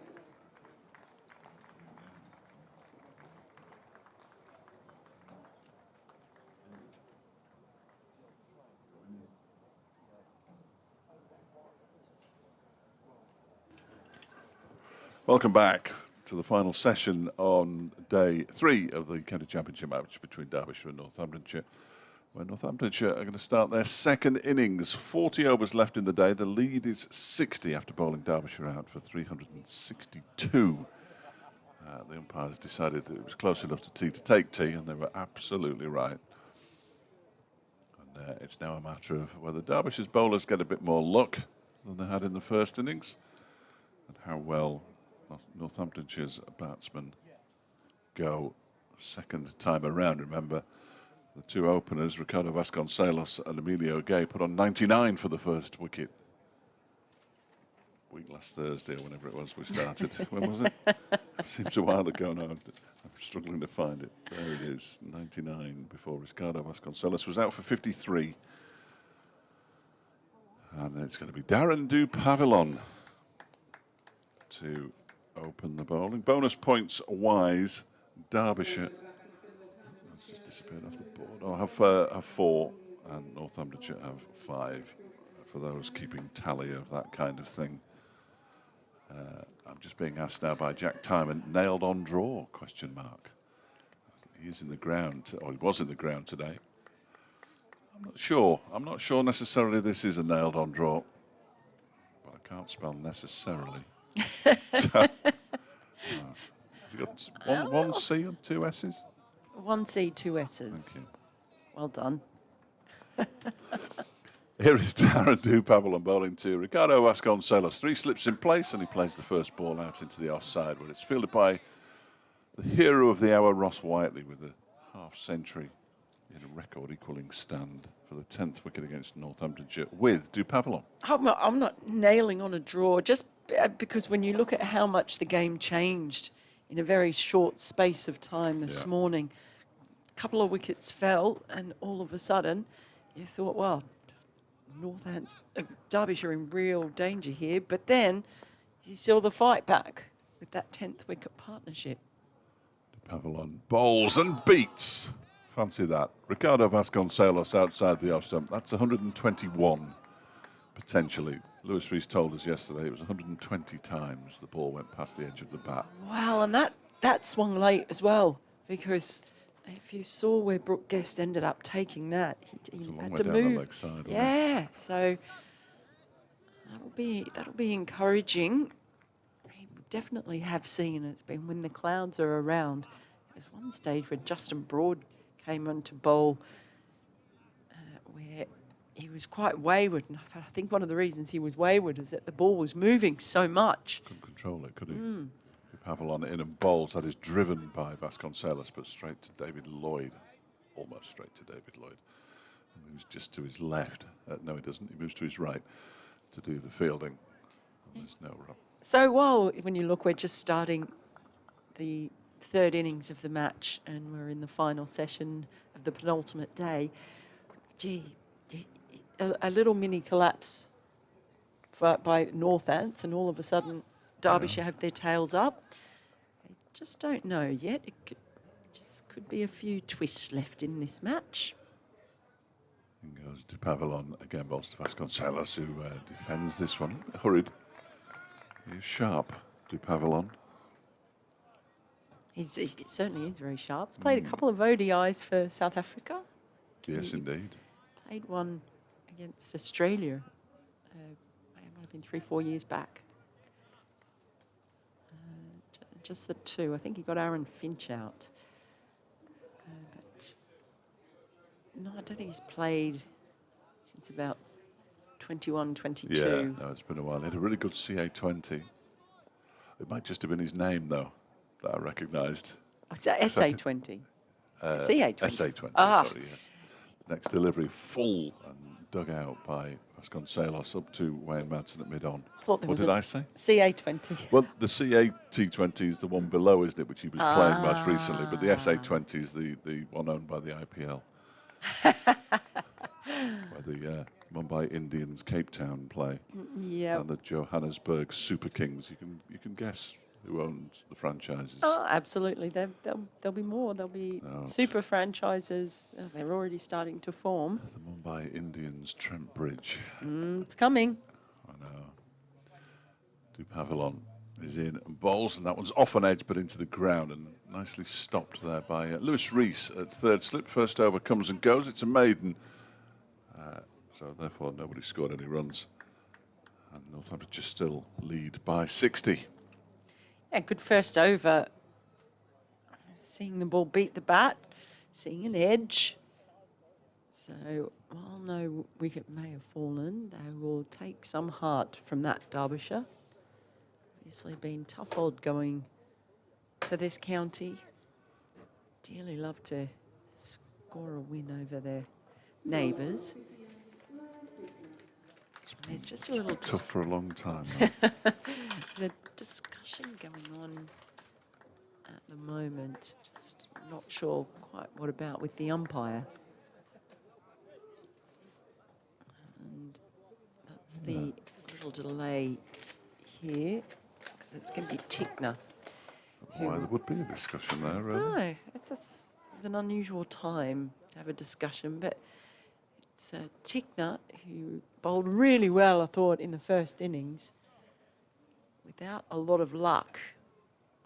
We'll be happy to see the movement that Pavilon got in the previous over. He's got 3 slips in for Gay, a man who has owned the slips position for Northants. Not surprised if he just left an armchair there. Here comes Tickner around the wicket to Gay. Nice extravagant leave. A little bit of movement back in as well for Tickner. Because if they get to the end of this game without getting the victory, it would be 1,707 days since they'd won here at Derby, and they're not back here until 23rd of August. Wow. Because they play a home game at Chesterfield, and then we've got all the T20 and the 50 over stuff. I think that's right. I'll double check. Here comes Tickner around the wicket to Gay. Angles that one in, and he's just used the momentum of that Gay to guide the ball down towards deep mid-wicket. They'll take a single, and that gets Northants Innings off and running with a single. Gay has scored it. Yeah, 23rd of August, when we rather alarmingly play a game of first-class cricket in August. Yeah, the change again this year. You've got some of August back. Well, the sooner we get all of August back, the better. Yeah, that ain't going to happen either. Here comes Tickner. Again, just using the angle, angling it in. Not really too much movement there. It's left alone. I'll tell you why it is going to happen. Is that? Because when they sell the other stuff in August to the Indians, which they're going to, they will bring over far more and far better quality overseas players, which will mean fewer places in the franchises for the English-based players, and we will carry on playing county cricket as though nothing else is happening in the country, which for a lot of people it won't be. Oh, that's interesting. Here comes Tickner, and that's a tighter leave there by Vasconcelos. And it was a safe leave, but just a little bit tighter than the previous one. So Tickner gradually zeroing in the radar. So I can't believe Vasconcelos is batting now, and there's something embarrassing. I don't know if I want to tell you this story. Oh, yes, you do. Here comes Tickner into Vasconcelos. It's edged it and it's dropped. Second and third slip both went for it. And in the end, it's just come off the top of the hands. It was a high chance. They were both leaping up. And the end result is a single, and that goes down as a missed opportunity. I think it was Donald in the end who put down that ball. It was a tough chance because it really streaked to him at a rapid rate.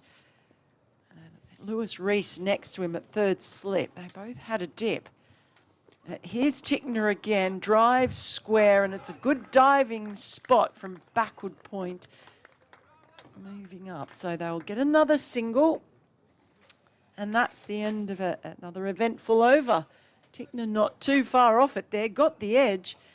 Unfortunately for Derbyshire, a chance goes down. Northants 3 for none with Vasconcelos on 1 and Gay on 2. I thought I'd lost my list of drops, but I found it again. That's good. That's another one. We've got to start taking some of these chances. Goodness sake. Donald, who took 3 catches in the first innings, now has dropped 4 this season. Sharp, but a chance nonetheless. It was a sharp chance for sure, but it also, yes, was Should a have chance. taken it. Yeah. Should have taken it.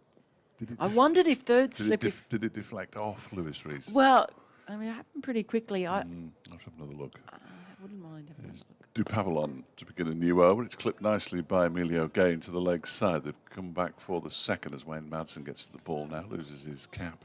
If he didn't touch it, though, he sort of might have got in his way. Yeah. Just in the eyeliners, they both went for it. So it was all a bit of a tangle, basically. So Fletcher's bringing up the replay. It's starting to drive me a bit mad, really, because you don't want to talk about dropped catches. Well, But they have been so pivotal in Derbyshire's season so far. It's absolutely ridiculous. I mean, talking about how good the fielding has been overall in this match. Here comes Dupavalon and bowls. That's on leg stump and clipped away nicely. There's a bit of a chase around the boundary for Zach Chappell, who gets there and throws the ball in, throws it to the striker's end. And as a result, they get through for another comfortable 2. Game moves on to 6-7 without loss. All right, I've got there. Here we go. So the first one, yeah, I think he might have got in his way. I think Lewis Rees has got in the way of, but that doesn't stop it being a drop. No, but that's what I thought. He sort of went in front of him, which is almost why we thought, did he get a touch? There is Dupavalon in again and bowls. That's left alone by Emilio Gay to go through to Brooke Guest. After a while, the bowlers must be wondering if there's any point.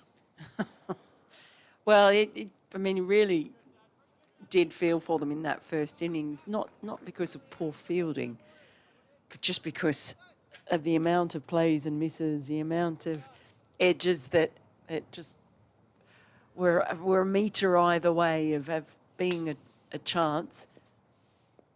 They worked very hard. Here comes Dupavalon again. There's 3 slips, the same 3 slips are waiting. He bowls to Emilio Gay, who lets that one go. It rather died on its way through. That's the dying end. Definitely the dying end. Yeah, that barely got up after it bounced. But Guest took it low down by his boots. Emilio Gay's having a very, very good look at where that ball pitched. Tomorrow's cloud cover starting to bubble up. Yeah, just a few out there, but gee, it's been a lovely day. But then after it's cloudy all morning up through to lunch, and just beyond it starts to be sunny again. So that might be crucial. Might not. Dupavalon bowls. That's a good short of a length delivery that Emilio Gay deals with very nicely by getting up on his toes and playing it straight to the ground in front of him. Nicely done. How are you feeling about the 60 lead at the start? Because I know that you were hoping for 100 because of the maths. How do you feel about 60 as a mathematical equation? Well, I'm all right because it's at the bottom of the site, it's the bottom of the scoreboard. What I would say is parity would have been the worst thing that could have happened to this game. 60 just leaves the door ajar, I think, for Northamptonshire if they keep wickets intact to build a sufficient lead to have a go at Derbyshire. As Dupavalon ball strikes the pad, big appeal for leg before wicket, not out. They don't give them out. But they don't.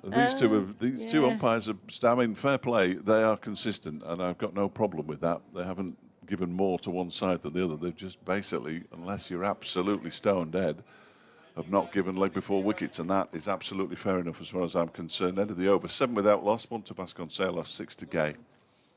So what has to happen in this evening session for this game to progress for me is that either Northampton should get to the close non-down, having scored, I don't know, 100 runs, so that they can have a go tomorrow morning, or they need to get 5 wickets, Derbyshire. Here is Tickner bowling to Vasconcelos. First ball, just defended straight back to the bowler, and he picks it up in his follow-through. Or, as we now know, 6 wickets because they've already missed 1. That has been the issue. That has been the issue throughout this season so far. The slip cordon has changed. Well, it's changed completely since the first game of the season. There's 3 of them in at the moment, just standing in perfect arrow formation as Tickner is in. Again, just that little bit of movement back in late. I guess takes cleanly. Left alone. Yes, now Vasconcelos batting at the moment. The embarrassing story. Yeah. Excellent. I am worried about saying this on It's not air. rude, is it? No. Oh, you're all right then. It's just, it might give you an insight into the weird way my mind can work. That I think we've already had several of those. here comes Tickner. That ball is just on leg stump, and it's turned into mid-wicket by Vasconcelos. And they'll get a single, 8 for none. Gay scored 6 and Vasconcelos 2. We won't like you any less, Mel. Okay, so it's a bit like, if I put this into context here, you know how you get a tune stuck in your head and you can't get it out? An earworm. A proper earworm. And you know that there's a way to get it out of your head, but you don't want to do it. Well, because I know the only way to get any earworm out of your brain is by humming The Girl from Ipanema, because that is guaranteed to drive out any earworm, but then it replaces it and you can't get that out of your head for the next 3 days. Right. Here's Tickner, driven or defended by Gay. It's just the bowler picks it up, no run. So that's the thing. So if I've got an earworm, I'll be thinking, don't hum Girl from Ipanema. Don't hum Girl from Ipanema. And of course, then I'll do it anyway. Yeah. And there was something last year, for some reason, when I was watching Northants, there was something that I got into my head about Vasconcelos. Here comes Tickner to Gay. He just chops that into the ground on the offside, no run. I started saying it in my head in the manner of Sean Connery. Like, Vasconcelos. And I don't know why. But I couldn't. So every time I was trying to say it normally, but inside I was thinking, Vasconcelos. And I'd forgotten about it, and then it popped into my head. Here comes Tickner. And that ball left alone outside the off stump by Gay, no run. So for some reason, that's the end of the over, by the way, 8 for none. It on the train on the way back, it popped into my head, and it's like Vasconcelos in a Sean Connery voice has now become my Girl from Ipanema. Yeah, no, I can see that. It sounds great. I don't even know why. No. Was he a big cricket fan, Sean Connery? I'm not sure that he was, really. I don't know, but now I'm sure you're going to walk around saying it yourself. I doubt that. Here's Dupavilon, bowling to Vasconcelos, who drives, but doesn't quite time it. It's a good stop with his right hand by Ross Whiteley in the covers. And he's going to get congratulations from both David Lloyd and Anuj Dal. That's how good a stop it was. The backward point and the mid-off both going below 5. He's a good fielder, Ross Whiteley, really good fielder. Hasn't lost any of that agility with time, which is something that can't be said about all of us, sadly. So anyway, did someone say that we were going to have surrealist commentary? Oh, yeah. Yeah, I'll say. It's like the mighty Boosh in it. Next, almost chops on. Plays it down into the ground, into his foot, I think, and it dribbles out backwards square on the offside. Ricardo Vasconcelos, or Miss Moneypenny, as he's now known to everybody. 8 without loss. Do you think anyone heard us while we were talking I then? don't think anybody's listening, Mel. You're all right. Okay. Get away with it. It'll be our little secret. Yeah, I won't tell anyone Definitely don't tell him. till tomorrow morning. Radders, don't tell him. Vasconcelos on strike still as Dupavilon races away from us, bowls, and that one is chopped into the ground. Square on the offside where it's fielded by Anuj Dal. And his floppy sun hat. There are 2 out there, I think. No, 3. I just spotted Zach Chappell with his on. Matt Lamb at first slip has his on, and Anuj Dal, who was playing football this morning with a floppy sun hat on, and did head the ball. Oh, Not to any great effect. I like the floppy hats. No, I like the floppies. I can't be doing with I do love the bucket hat. I'm all in on the bucket hat trend. I've never owned a bucket hat. Next delivery, play and a miss. Again, the ball grubs along the ground and not taken cleanly by Brooke Guest. And that will be a bye, I fancy. Yes, another one against Brooke Guest there as they go through for a bye. Over 8+2 carried over from the first innings.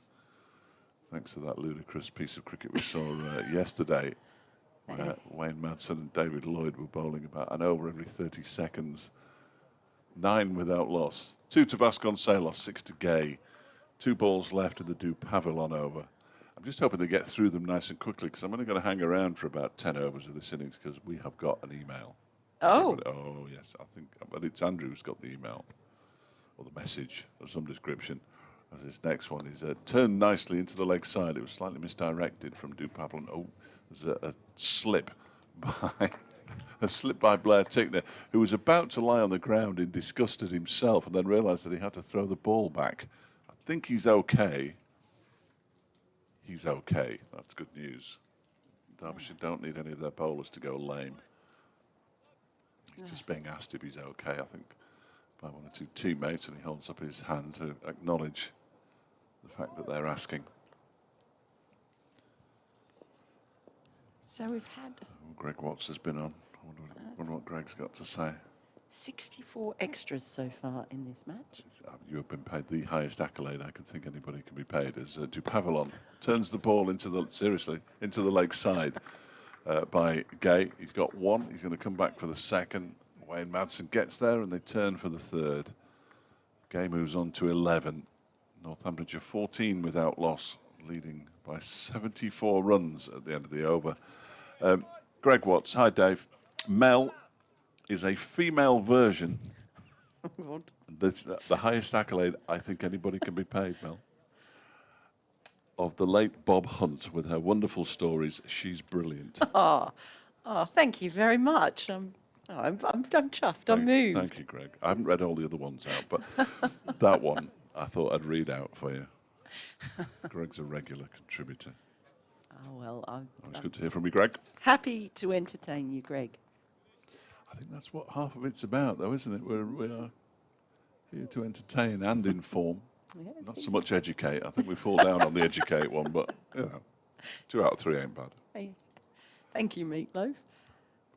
In comes Tickner. First ball just played down to mid-on. No run for Gay. Not classic Meatloaf, that, though, is it, really? What's your favourite Meatloaf song? Well, it would come off the Bat Out of Hell album, I think. I like Paradise by the Dashboard I'm Lights. so glad you said that because that's mine. yeah, That's absolutely mine. I think the whole construction of it is just wonderful. See, in Australia, music has never moved really beyond, if it seems like. Nor in my house. Well, you go to pubs and it's all Yeah. music from the 80s, maybe right, 90s, get a look in. Here's Tickner. Oh, and he's just played a late cut shot there, whipped his hands through it, and that's going to go all the way to the deep third, I should say, boundary for Gay. And he was rushed in playing that cut shot. It was sort of involuntary, wasn't it, to a degree? He was almost cramped. It was almost too close to his body, but he somehow whipped his hands through it.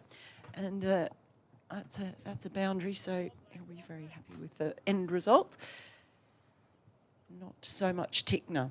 Oh, gosh. Oh, no, now you're starting to worry me. What have I done? Always. What have I done? Gay on strike. Tickner, how does he respond? He responds by bowling full, and it's driven one bounce back into the bowler's hands. No run. Martin Mason, another regular listener, is in South Michigan, in the United States, obviously. He starts off with a sentence in brackets which says, "I'm interested in finding out what Mel's drinking at the moment." Followed by, "I've heard that the way to rid the head of a song on perpetual play is to play the song the whole way through. It works. With the vast array of choices to play tunes, the resolution is close at hand." Gay on strike as Tickner is in, and he just clicks that off his toes, flicks it even off his toes, and all the way behind square leg for 4. There are 2 fielders out there. It went in the middle of the 2 of them, and it was nicely played. Just use the pace of the ball, straight a little bit on the leg side, and that is another boundary. So Tickner won't like that, having gone for a couple of boundaries in the space of 3 balls. But since mentioning that particular Meatloaf song, I can't get that out of my head now. And it's too long to play all the way through. I'd just like to confirm I'm drinking peppermint tea. I switched to peppermint tea from coffee at this stage of the day. She's weaning herself off coffee. Tickner is in over the wicket now to Gay, who just punches that wide of mid-on. Is that going to go for 4 runs? No, it's not. It's a nice bit of fielding out in the deep.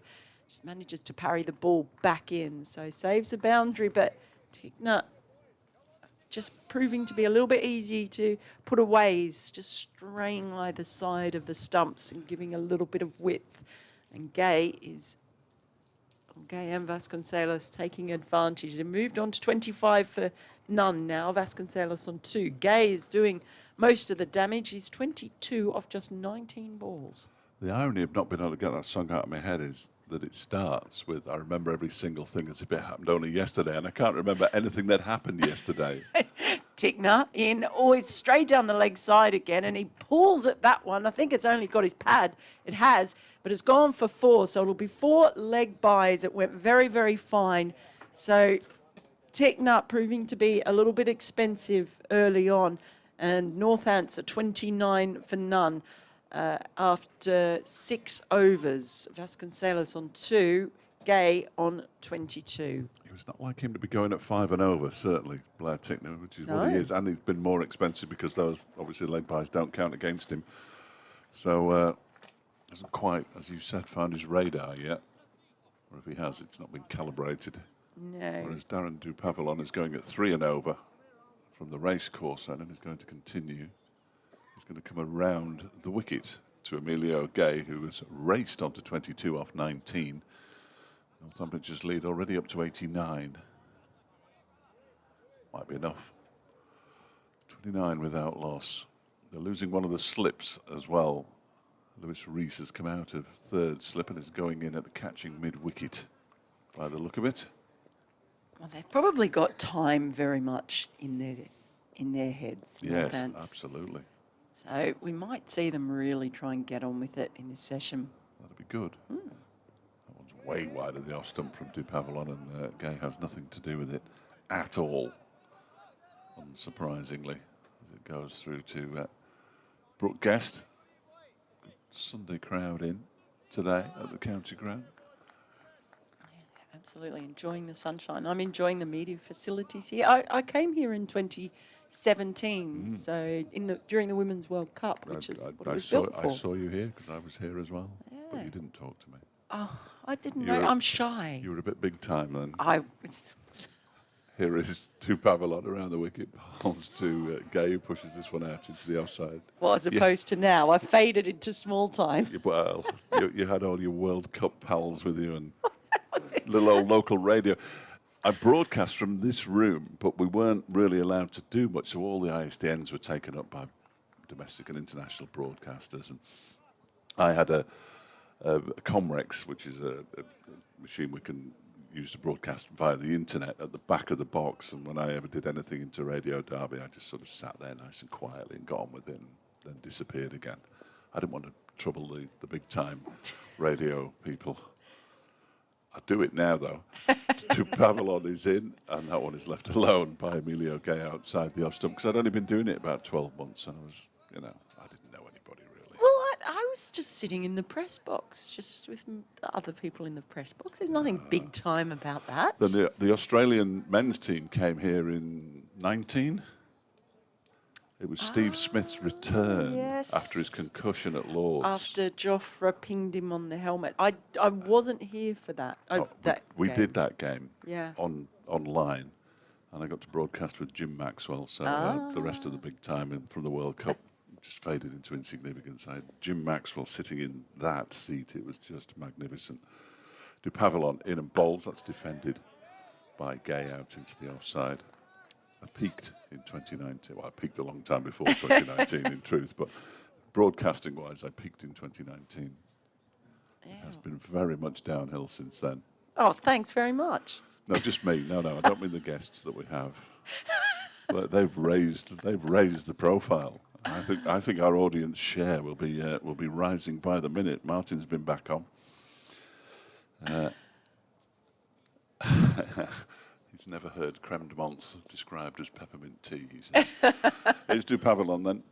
2 balls left of his 4th over, 29 without loss, Northamptonshire, and that one is played nicely off the back foot. One-handed in the end, but he's going to get 4 runs for it, Emilio Gay, because he's got it in between Ross Whiteley and Anuj Dal, and it races away to the point boundary. And, well, Emilio Gay is getting on with things here. 26 from 24 deliveries, 33 without loss, the lead up to 93.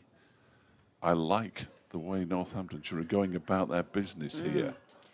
Yes, real this purpose. has all the hallmarks of, ooh, there might be something on offer tomorrow afternoon. And without even colluding, if you like, they can get far enough ahead that they think they can't lose, declare, put some pressure on Derbyshire. I like it. I like it a lot. Still 33 overs remaining after this one today.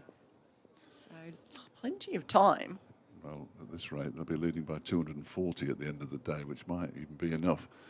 Here's Du Pavillon in and bowls. Oh, that's a loose shot from Emilio Gay as he tried to drive. It was a long way outside the off stump. I think it actually went underneath his bat and through to Brooke Guest. But the 2 openers, it hasn't worked yet. David Lloyd's just had a word with Du Pavillon, so that might be the end of the South African for now. And it's also the end of Blair Tickner, because here's Anuj Dal to bowl from the City end. I wonder if he's going to ask him to bowl. They might swap them round at some point. Who knows? More visitors. Look, there's visitors everywhere you look. These are Northamptonshire visitors next door. You might have to have a look and see if it's somebody exceptionally famous. I'm going to be hideously embarrassed.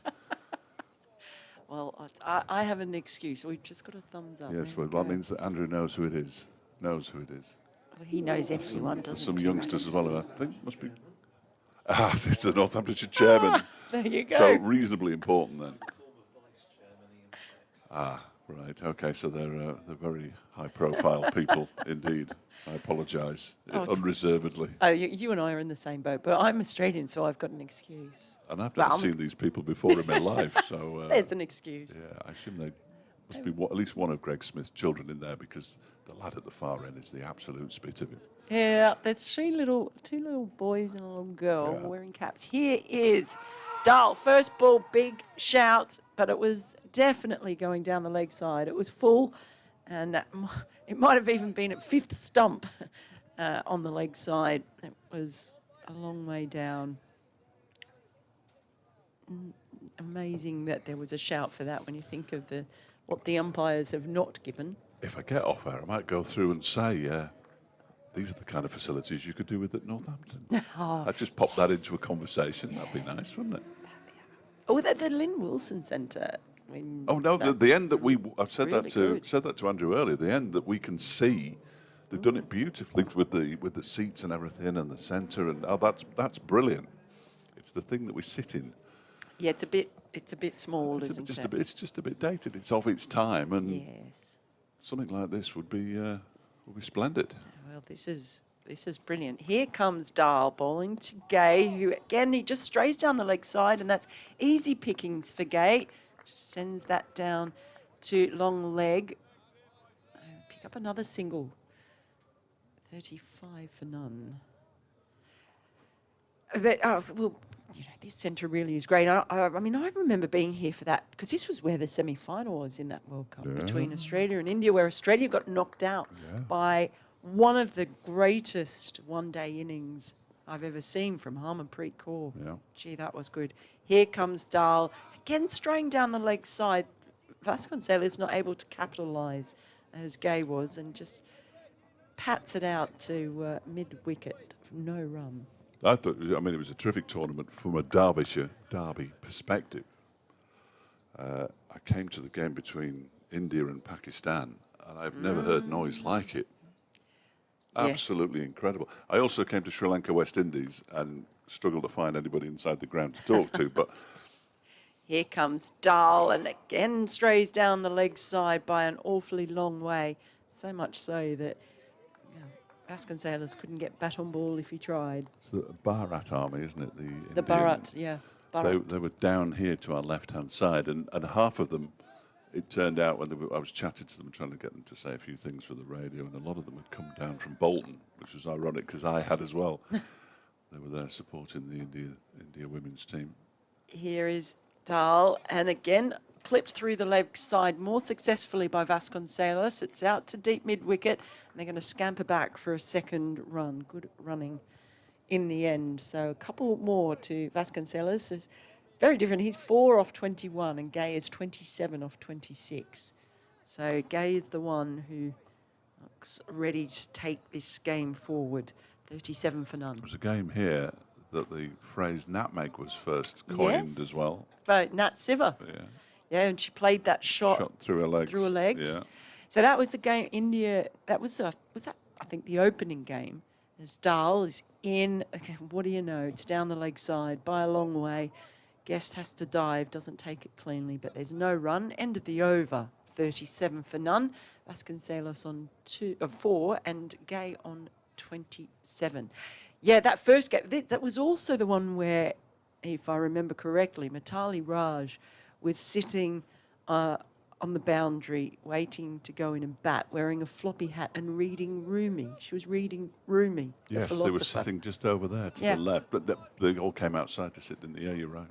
You're right. It was just such an iconic Yeah. image of Mitali Raj sitting there reading in her floppy hat. There is a legacy to that. Unfortunately, it's in the shape of some stumps and a ball. But here comes Darren Dupavalon. He's continuing bowling to Emilio Gay, who pushes this out into the offside on the Pentagon Island roundabout. In fact, well, the second or third time that Andrew was going round it on day one, he may have spotted it, but just it's sort of the far side of the Pentagon Island roundabout to where we are. There are some huge stumps and a ball in like a statue, that kind of thing. And that was put there because Derbyshire Derby was one of the host cities for the Women's World Cup. One that, of course, England won on your shrub sole at Lord's. Yes, Dupavalon bowled down the leg side. Good take by Brooke Guest on this occasion, going to his right and making a tumbling stop. The ball again didn't get up much, but they haven't bowled enough balls at the stumps for my liking so far. No, not at all. And particularly stray balls down the leg side. Yeah, all three have been guilty to a degree. Dupavalon slightly less so. But certainly from the City end, the overs bowled by Blair Tickner and the one from Anuj Dahl. Those 4 overs have gone for 18 down at that far end from us. As Dupavalon runs in again, bowls to Gay, who pushes this out into the offside, fielded by Lloyd at mid-off. And there's no run.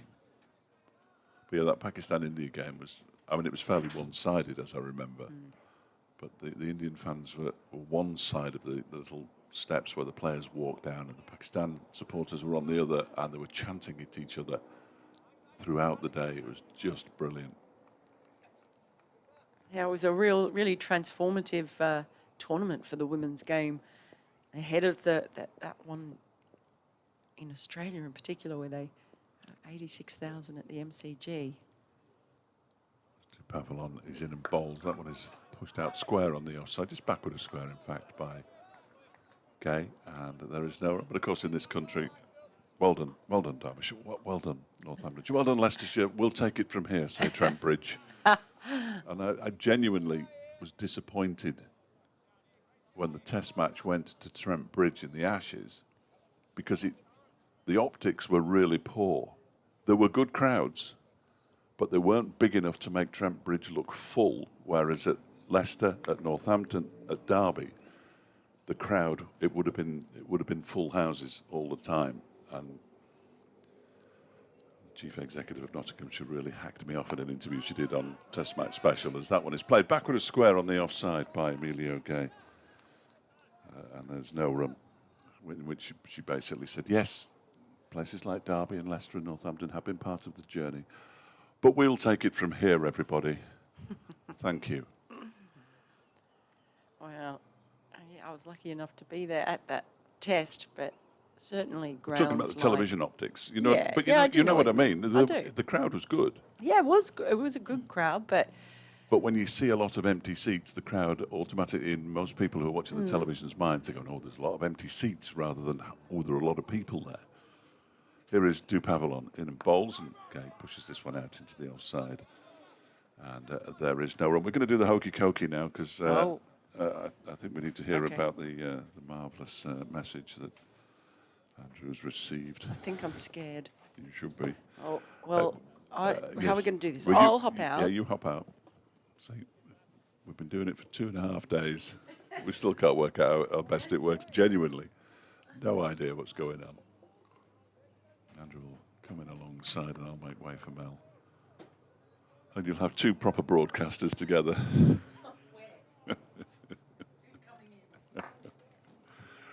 Anisdale's going to continue from the city end. He's continuing around the wicket as well to Ricardo Vasconcelos. Pushes the first ball up to mid-off, and it's fielded by David Lloyd, and Andrew's back.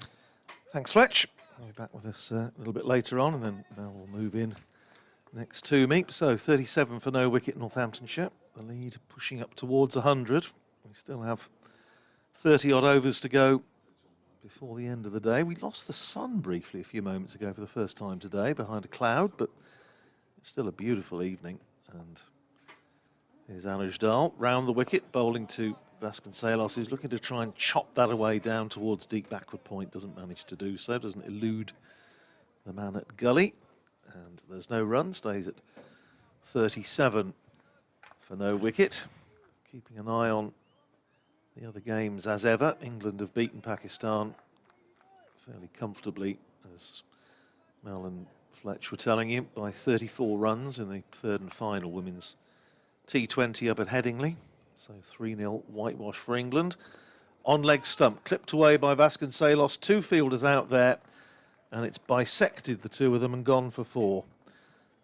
Nice stroke by Vasconcelos, just picking that one up and helping it on its way. 8 to Vasconcelos and Northamptonshire, 41 for no wicket. Afternoon, Mel. Good afternoon. I feel like someone's stuck a magnet just about 5-6 inches inside the legs stump, because there have been so many balls pitched in that region. Yeah, that's right. There have been an awful lot down there. Here's Anujdal again round the wicket, and there's another one going down there because it's clipped away by Vasconcelos. He's only going to get a single this time as it goes down to Dupavilon at long leg. One more to Vasconcelos. He goes to 9, and Northamptonshire to 100 to 42 for no wicket, lead of 102. Just keeping an eye particularly on that Sussex-Yorkshire match, which is going to be fairly pivotal one feels in Division 2. Here's Anujdal, who's in and bowls to Emilio Gay. Keeper standing up. Gay plays it up to mid-on, and there's no run. Looks as though Yorkshire might just do it. Needing 183 to win against Sussex at Hove. They're 156 for 6, so need just another 27 to win. And Adam Lyth, what a hand he's playing for his side. 73 not out, having opened. And Matt Revis, a talented young cricketer, is 13 not out at the other end, giving him support. Here's Anujdal, bowls to Gay, attempting to drive through the offside. It goes off a thick inside edge up to mid-on. End of the over, 42 for no wicket, with 27 to Emilio Gay and 9 to Ricardo Vasconcelos. Yes, I've had a message through on Twitter from Shady Adrian, one of our regular listeners, and always very good to hear from him. And just really touching on a post I put up yesterday on social media about two players who shared a partnership of 124 for Northamptonshire against Derbyshire back in 1919, that Rob Keogh and Justin Broad came very close to beating yesterday. And they are, or were, Bob Knight and Fanny Walden. Fred Walden, Frederick Ingram Walden, but always known as Fanny. And Adrian has asked me, I'm just trying to find the message so I get the wording correct. It's got me wondering whether there have been any other famous Fannies in cricket. All I can think of is Fanny de Villiers, of course, fearsome South African bowler. Can you think of any other Fannies, Andrew? As Tickner is round the wicket, turns that away on the onside by Vasconcelos for a single, while Mel composes herself. One more to Vasconcelos. He goes to 10 and Northamptonshire to 43 for no wicket. I'm way too immature for this conversation. And James Tarry hasn't, who's another one of our regular listeners, and always, again, good to hear from you, James, has messaged a photograph of Sid James as of Carry On Films. So I can't think why. Here's Tickner, round the wicket, bowls to Gay, who's pushing forward into the covers, and there's no run there. Sorry, this is my over? It is. Yeah, sorry. But I thought I'd just, for the sake of continuity. But I'm struggling to think of any others, to be honest. We did have a little chat at tea time. We thought of a few in literature, obviously, and Mansfield Park, Fanny Price. yeah, well, Jane Austen. Fanny Bryce, of course, funny girl and funny lady, Barbara Streisand in the film. Here's Tickner, and again, just on leg stump, and as we've seen, many runs scored. Oh, it's gone out to the leg side, but what's more important is Emilio Gay, when he was turning around for the second, actually slid and fell over. Just worried for a second he might have hurt himself, but a couple of the Derbyshire players went to check on him, and it seems he's okay. Yeah, I think the only thing that worries me when you see something like that is obviously Emilio had a knee operation last year, beginning of last season, and was still, well, obviously it kept him out for the start of the season, and he was feeling a little bit thereafter, but I think he's okay.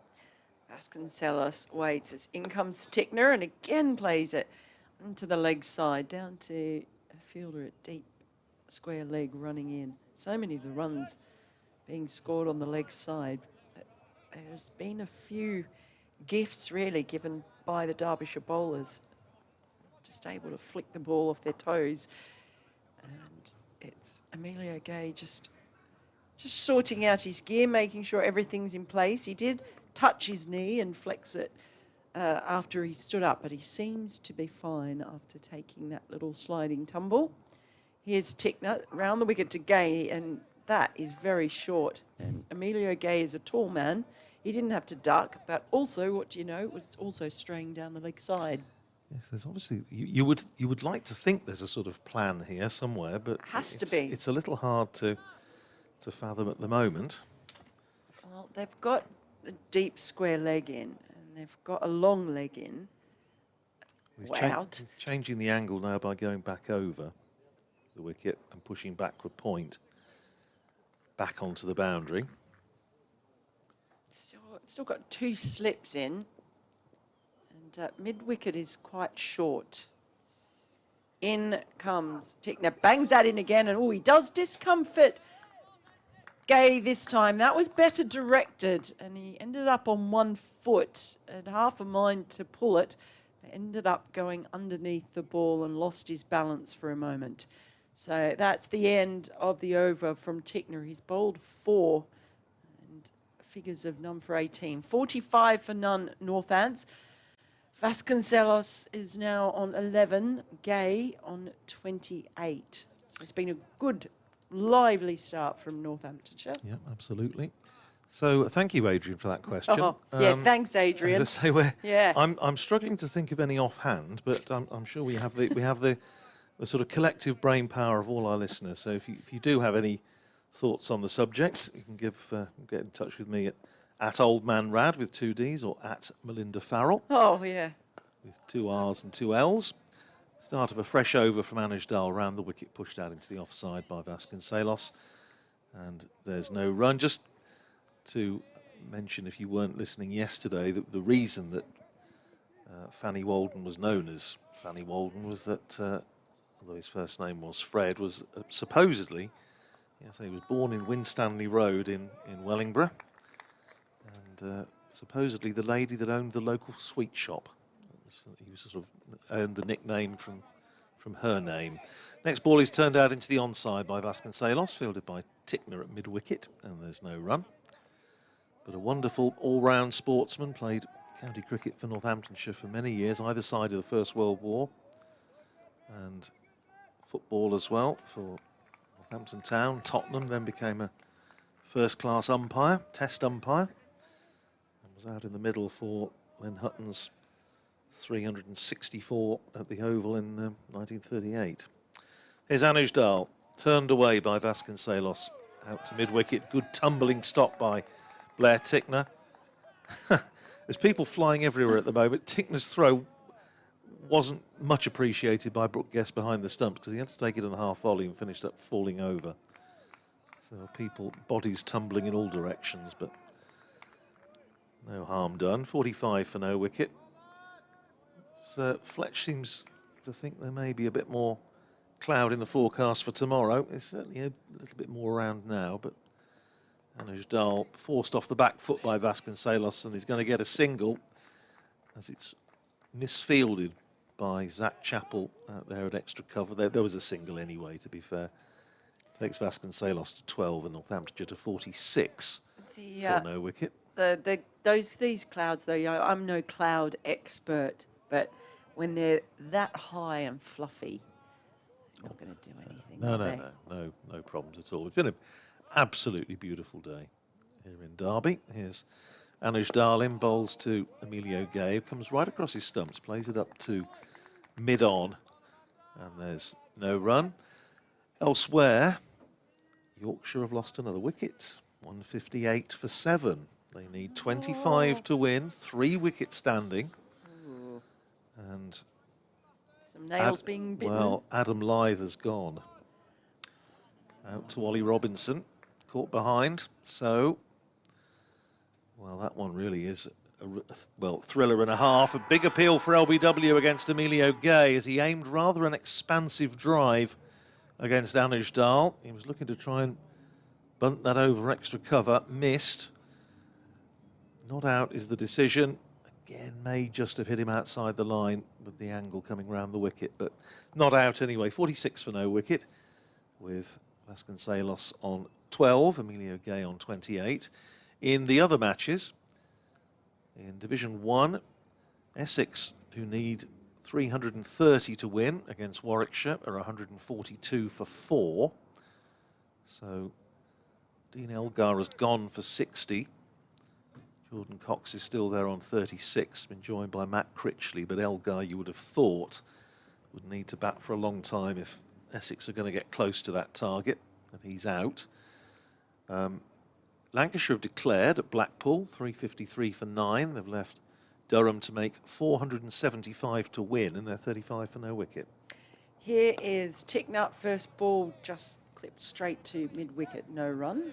At Trent Bridge, Nottinghamshire all out for 209 in their second innings. Hampshire then require 169 to win, but they've already lost a wicket in their second innings. Ali Orr, who, well, after a terrific game in the last round, has gone cheaply twice in this one. He's out for 7 today. Another wicket for Dylan Pennington, who's attracting a lot of positive attention at the moment. So 14 for 1, Hampshire. Here's Tickner again around the wicket to Vasconcelos, and he drives that beautifully straight down the ground. 4 runs. It's absolutely picture perfect drive there from Vasconcelos. He hasn't been scoring as quickly as Gay, but he's catching him up. He moves on to 16, and that brings up the 50 for Northamptonshire in his second time batting out there today. Nice way to bring it up too. We always like a boundary for a milestone. Nice stroke as well, wasn't it? Sort of hallmark. Vasconcelos, I think the best stroke he's played in this innings so far. He's on strike again as Tickner is in, and this time he guides it down in between the slips and backward point. That is another nice shot from him. Knew exactly what he was doing, had soft enough hands, and just made use of the gap. So back-to-back boundaries for Vasconcelos. He moves on to 20 now, 54 for none. At Taunton, Kent following on, 222 for 1 in their second innings. Zach Crawley, 127 not out. Ben Compton out for 65. Kent's still a long way behind, 152 behind, but putting up a really good fight down at Taunton. Here is Tickner, bangs that one in short, but down the leg side, and there's absolutely no way a man of Vasconcelos' stature was ever going to get anywhere near that one. I tell you what, Fletch isn't going to like this. I'm glad he's out of the box at the moment, just turning round. He's not behind me. Hampshire have lost a second wicket against Nottinghamshire at Trent Bridge. They're 14 for 2. Oh, he's back. Hampshire 14 for 2 against Nottinghamshire, still needing another 155 to win. All right, well, it's at the Oval. It looks as though they're nearly finished there. Here comes Tickner, bowls, and that's whipped away through mid-wicket by Vasconcelos. They'll just get the single this time. That takes them to 56 for none. Has that ticked over? No, it hasn't. It's 55 for none. Worcestershire needing 513 in total to win against Surrey at the Oval, or 145 for 8 at tea. So you would imagine that's not going to be extended too much longer. And another win for the defending champions.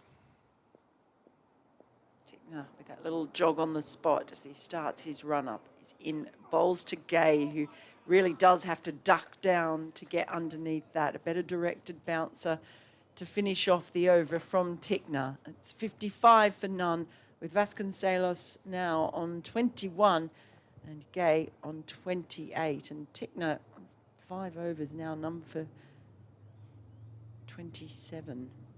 In the other Division 2 games, Glamorgan 143 for 3 in their second innings against Middlesex at Cardiff. So Glamorgan still 17 runs behind. Leicestershire battling really hard against Gloucestershire, 350 for 8. But that's in reply to Gloucestershire's 706 for 6 declared. And they still trail by 356 runs. So almost certainly going to have to follow on at some point. And Yorkshire have lost another wicket. 158 for 8 now. Ooh. Still need 25 to win against Sussex at Hove. Here, 55 for no wicket. As Mel was saying, good start by Northamptonshire here. These two have gone past 50 both innings as an opening pair, and here's Anuj Dal bowling to Vasconcelos, who forces that off the back foot. He can be very hard on himself, Ricardo Vasconcelos, sometimes, and he just feels it was a short ball. He feels he missed out there because he just picked out Zach Chappell in there at extra cover, and you can see, again, one of these rather demonstrative cricketers, and you can see how frustrated he was not to have got that through. What you're saying is he wouldn't be great at poker. Good point, yeah. Here's Anuj Dal in bowls. Clipped away by Vasconcelos. It's a nice stroke out to deep mid-wicket. He's only going to get a single because there are a couple of fielders out there on the leg side to protect the boundary. One more to Vasconcelos. He goes to 22, 56 for no wicket. Yes, unlike the late, great Shane Warne, who he played at quite a high level, I think, didn't he? He did. The poker. Yeah, he did. He loved his poker. Ended up playing in a lot of tournaments around the world. I can just about manage snap, and that's about it. Here's Anuj Dal in, bowls, and a lovely straight drive, or on drive, really, by Emilio Gates. Half stopped at mid-on, and the result which they were able to come through for a single. Nice little flick at the stumps, which hits the stumps, but Emilio Gay was already home by a distance. Nice stroke for 1, I think, there. 57 for no wicket. The lead mounting steadily to 117. Still got 26 overs to go in the day after this. So probably going to be around about 6:30 finish, probably, or thereabouts. Won't worry you tonight. They haven't got to worry about trains, Mel. No, I'm staying overnight. big night in Derby. Oh, watch out. Sunday night in Derby. Watch out. Not a rainy night in Georgia. Sunday night in Derby. 2 slips in. Really, it's a first and a third as Anuj Dal is round the wicket bowling to Vasconcelos, who plays that defensively back down the pitch. I was just looking at Ben Sanderson, having gone past his 500 wickets across all formats for Northamptonshire and picked up 5 today. Gone past a couple more in the all-time list, and next ahead of him, John Dye. Wonderful left-arm seamer from moved to Kent from Northamptonshire in 1972, member of the side that won the Gillette Cup in 76. Here's Anuj Darlin, and defensively down the pitch from Vasconcelos. Good stop off his own bowling by Anuj Dal. Famously bowled Farouk Engineer for naught in the very early stages of that Gillette final against Lancashire in 76, just set Northamptonshire on the way. Later became a cricket professional at Wellingborough School, and now lives in Spain. But he's next on the list, and then ahead of him the likes of Frank Tyson and Nick Cook. Again, defensively out in the offside this time by Ricardo Vasconcelos. Runs through to Chappell, and there's no run. And that's the end of the over. 57 for no wicket. Vasconcelos is 22. Gay is 29. And thanks to Fletch for passing on the news that Yorkshire are 9 down. 158 for 9. Ollie Robinson is doing his job. He's nipped out the last 2. Matt Revis is still there on 13, but now number 11 will be going in, and Sussex still need another 25 to win. So good one for Yorkshire to win from there, and it just goes to show how quickly things can change, because 10 minutes ago we were saying we thought that Yorkshire probably had that 1-1, but Sussex had other ideas, and if Sussex do win, and Fletcher was saying this earlier, win for Sussex there, despite being turned over in the previous round against Glamorgan, that will put Sussex in a very strong position at the top of Division 2. There are 10 points clear at the top going into this round of matches, and they will have potentially, depending obviously what happens elsewhere, they will have still a substantial lead to take into round 7, which is of course halfway through the championship season. And how on earth we could be reaching halfway in the championship in May is beyond me. But there we go. That is crazy. But here, well, they brought out the big guns. Have Derbyshire, because it's going to be David Lloyd bowling his off-spin. And I say that because he did pick up wickets in the first innings. He's one to make some crucial breakthroughs. His part-time off-spin, first balls down the leg side. Gay taking a large stride forward, made sure his back foot was behind the crease. Of course, Derbyshire going into this game without a full-time spin option. Lloyd darts this one in outside the off stump, and that's driven. There's protection, deep cover running across to field that one, so they'll get another run. This brings Vasconcelos on to strike. 58 for none.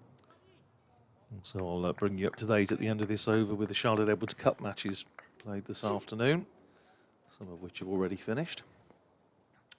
So here's Lloyd. It's outside the off stump, and that is just cut out to deep point. We'll get another single. Sometimes when you do have the part-time spinners come on, batters can just start being so much more cautious because they don't want to lose their wicket to him.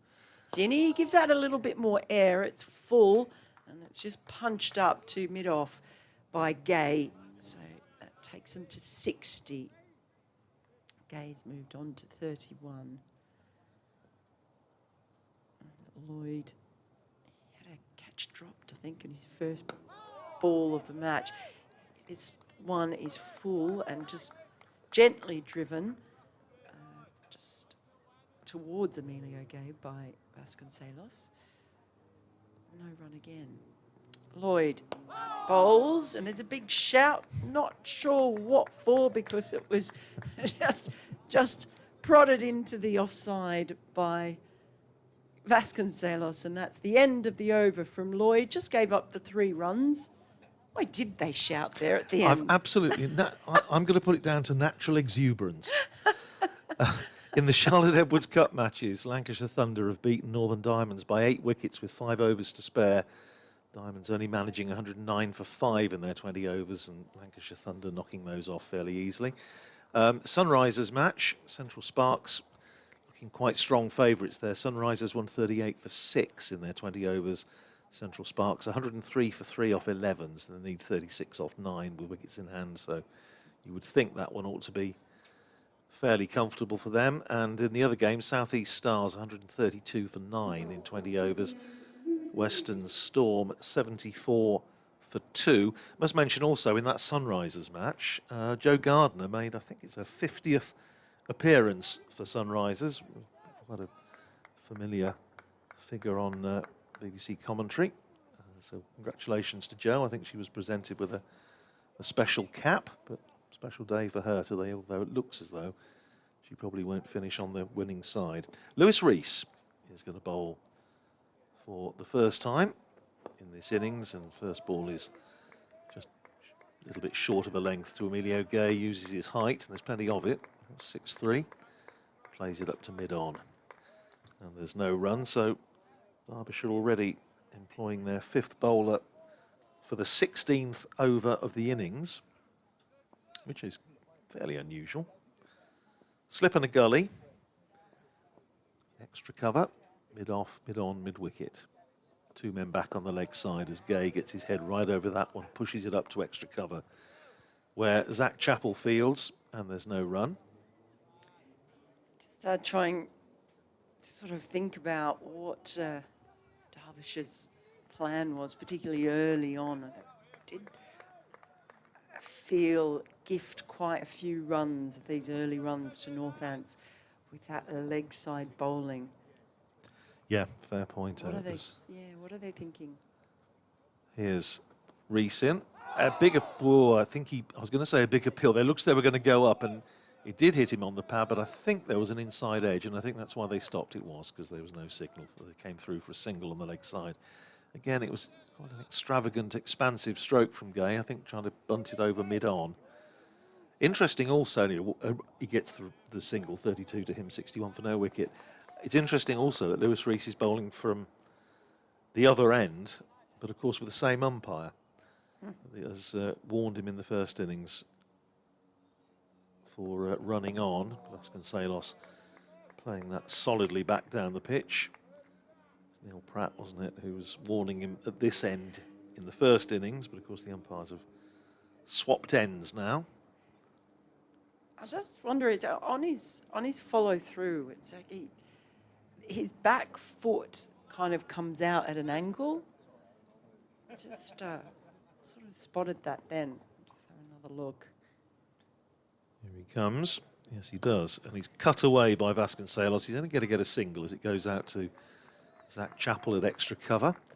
One more to Vasconcelos, who goes to 24, 62 for no wicket.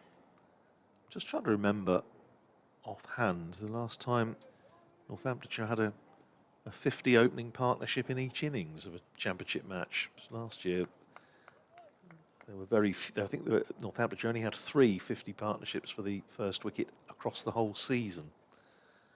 Rees in again, bowling to Gay. Very correct, solid in defence. Plays it back down the pitch, and that's the end of the over. Tidy one from Lewis Rees. Just a couple of singles off it. And Northamptonshire 62 for no wicket, with Emilio Gay on 32, Ricardo Vasconcelos 24. We have 24 overs left in the day, and Northamptonshire's lead is now 122. It's going to be Lloyd to continue from our end, the racecourse end. I'm assuming that means there is a racecourse behind us, by the way. I think there was. Oh, they're no longer. Ah, that's disappointing.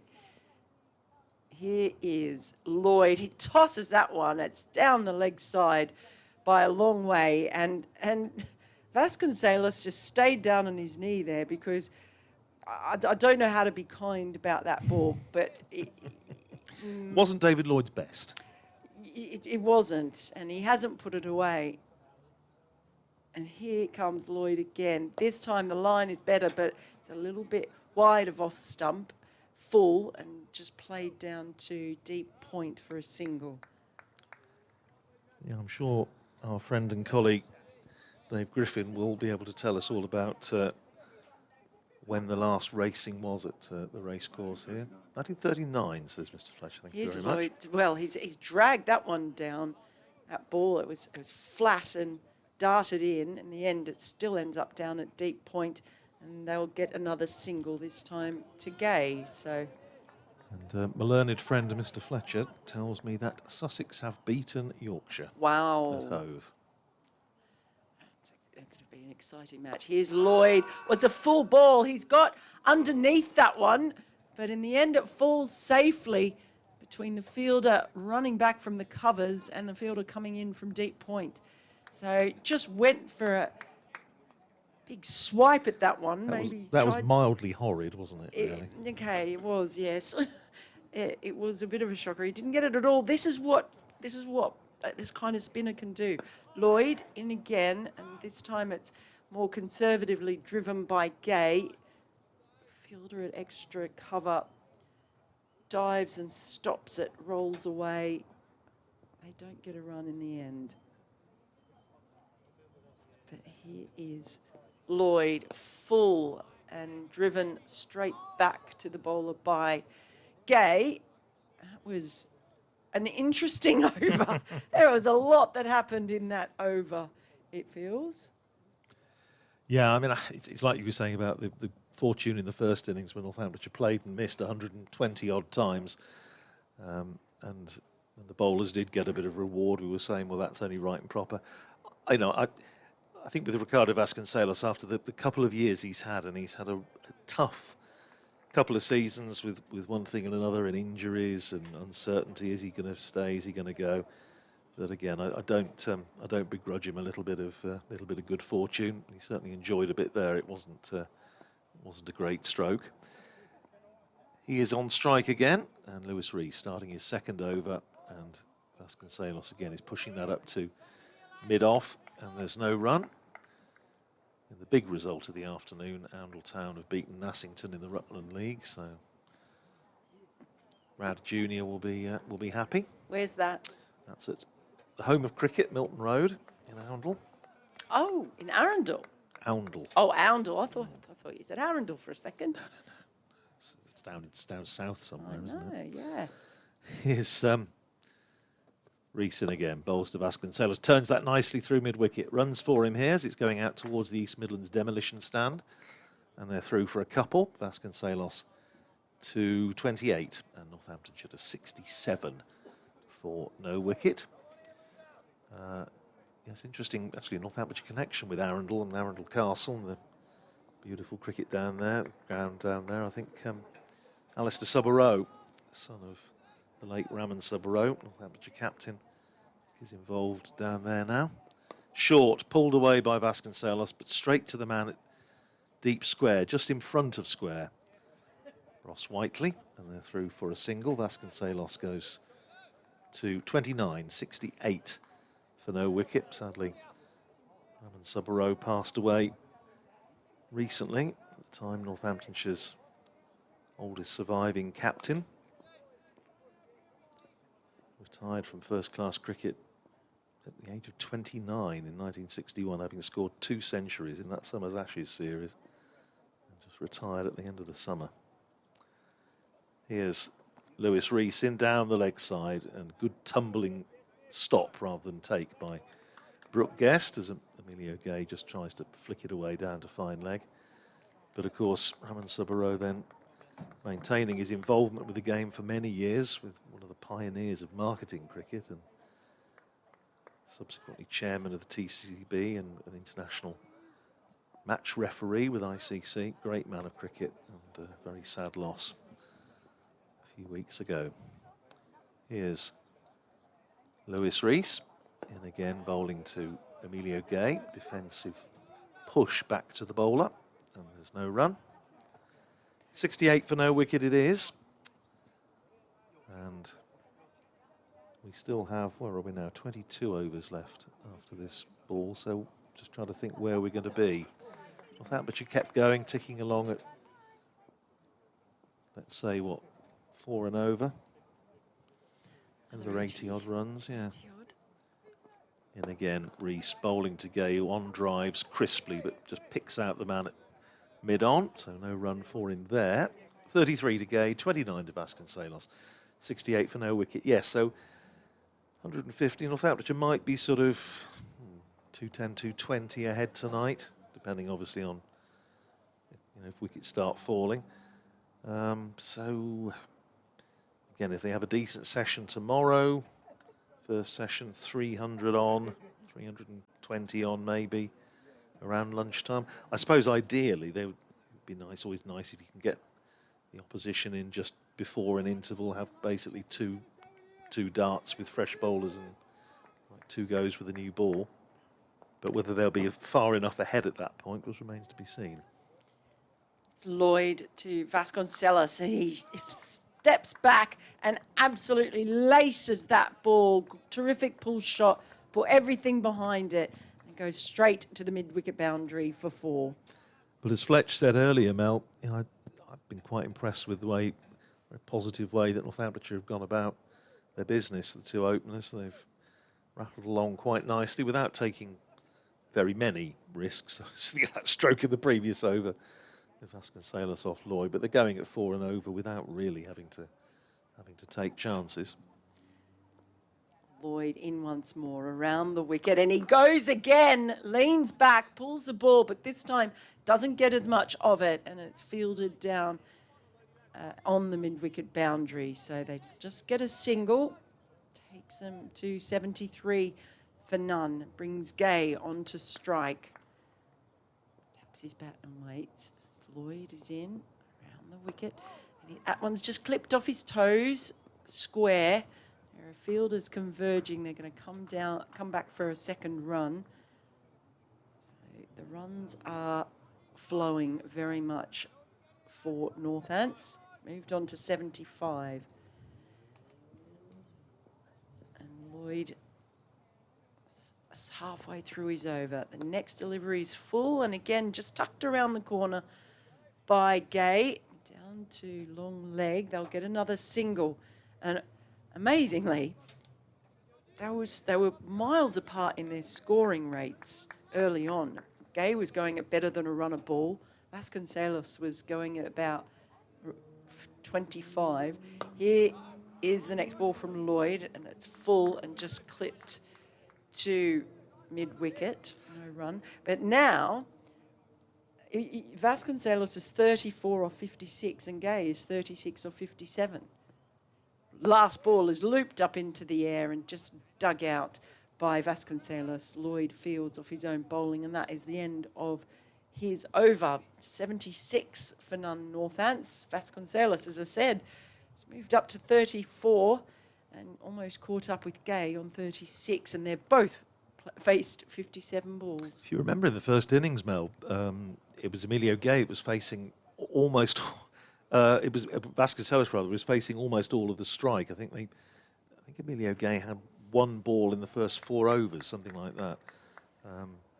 But as you say, it was on this occasion it was Emilio Gay who led early on, but Vasconcelos has caught him up. Not that is going to worry the Northamptonshire dressing room too much, but it's a good solid platform here. Is Rees in, bowls to Gay, who's pushing forward up on the onside for a single, takes him to 37, and Northamptonshire to 77 for no wicket. Yes, Yorkshire all out for 161 down at Hove. What did Ollie Robinson end up with? Ollie Robinson ended up with 4 for 42 off 17, and the last wicket was a run out. Oh. Ben Code run out by Finn Hudson-Prentice for naught. Oh. Possibly, I don't know. We don't know. Obviously, he wasn't there, but possibly trying to get Matt Revis back on strike. Full ball from Lewis Rees, which he's just squeezed out by Vasconcelos down through backward point. Came through for 1, and Vasconcelos was adamant they were going to come for 2, and did so comfortably despite good pick up and throw by Anuj Dal. Takes Vasconcelos up to 36, and Northamptonshire to 79 for no wicket. So we'll have a little look at the table in a moment and just see where that leaves the top of the table. But what we do know, it's going to leave Sussex with a very, very convincing lead at the top of the table. Northamptonshire will play them again at the end of June. Here's Rees in, bowls cut away by Vasconcelos. Good tumbling stop this time by Zach Chappell out there at extra cover, but they threw for a single. Vasconcelos to 37, 80 for no wicket. First day of that match, 30th of June, I think, at Northampton is is former Players' Day this year, so which is always an enjoyable occasion. I'm going to leave you at the end of this over, Oh, by the right, way. okay. Don't take it personally. No, I won't. I won't. Well, you can go and have a think about that question that, Oh. that Adrian asked us. Here's Rees in again, bowls to Emilio Gay, plays it up to mid-on, and there's no run. Just to look at Division 1, with Surrey now just 1 wicket away from victory at the Oval. Worcestershire 206 for 9. So they only need another 307 to win with the last pair in, so you never know. Hampshire, meanwhile, against Notts at Trent Bridge. Hampshire 32 for 3. Still need another 137 to win. Here's Rees in bowls and clipped away by Emilio Gay, running out towards the mid-wicket boundary, but as we said in the previous over, plenty of protection out there, 2 men out. And so it's just a single to Gay, goes to 38, and Northamptonshire to 81. For no wicket, the lead is 141. Brings Vasconcelos back on strike, just 1 ball to go in this over. And just again, it's so, I'd love to see a wagon wheel. So many runs have been that clipped through mid-wicket. Yeah, absolutely right. Here's Rees again, short, pulled away by Vasconcelos, but straight to Dupavillon, who's down at long leg, down to our right. And it's another single to Vasconcelos, who keeps the bowling, and that's the end of the over. 38 to Vasconcelos, 38 to Gay, 82 for no wicket at the end of the over. There are 20 to go in the day, and Northamptonshire's lead is 142. As we welcome back Dave Fletcher. Afternoon again, Fletch. Hello. I saw the run out. Oh, right, now what happened? Sensational piece of, I don't know who was going at what end, nor do I care. But it was a sensational piece of fielding by Finn Hudson-Prentice, formerly of this parish. And Adrian Harms was suitably excited, I can report. I bet he was. Yeah, they're doing well. Sussex, but we don't want to lose them. David Lloyd from the racecourse end. That one is cut by Vasconcelos, but straight to Matt Lamb, who's at backward point. Ben Aitchison was on for Lamb a little earlier, but he's now departed. Going at 4 and over comfortably, as this one is driven away out into the offside. Yes, you're right. Laptops do tend to overheat in this box. I had a warning on the broadcast equipment, and it's back now. Little saying we're about to overheat. Single taken 83 without loss. Emilio Gay is back on strike. He's got 38, and he's still got 38 as he pushes this one into the offside. I had a message from a correspondent who said he'd tried to Google the answer to the question you were posed earlier, but didn't want to send the results to me electronically. As Lloyd is in again, and that one is driven up towards Lewis Rees to go through for a quick single. Rees has a shot at the stumps at the striker's end, but misses. And Northamptonshire move on to 84 without loss. Gay and Vasconcelos both have 39. I think we can put that one to bed with just a no. We can't think of any others. Yes, I think that's probably wise. This one is cut away by Vasconcelos. It appears fairly comfortable for these two at the moment. Vasconcelos moves on to 40 with that single, because the bowling hasn't been very good, sadly. There's been too much on the leg stump, or even wider than leg stump. As in comes Lloyd again and bowls a full-length delivery, once a leg before wicket. There was certainly bat involved, whether it was after foot. Lloyd's not very happy with the decision of not out from the umpire, And it remains 85 without loss at the end of the over. Vasconcelos 40, Gay 39. The lead 145, which will, if they carry on at this rate, be 220 at the end of the day. I did hear a fanciful notion from somebody connected with today's visitors, suggesting that they might set 350 in 2 sessions, which Derbyshire clearly wouldn't go for, because that is ludicrous. They'd be better setting them 260 in a day and backing themselves. Yeah, it's. But they won't do that. No, I don't think they will. No. The trouble is, well, you say it's such a tight division, but in fact, It's not, could though, is it? almost be playing for one place at the moment. A short ball from Lewis Rees at the start of this over, pulled away by Vasconcelos, down to deep square where Ross Whiteley fields, and that's another single to Ricardo Vasconcelos. He goes to 41, and Northamptonshire 86 for no wicket.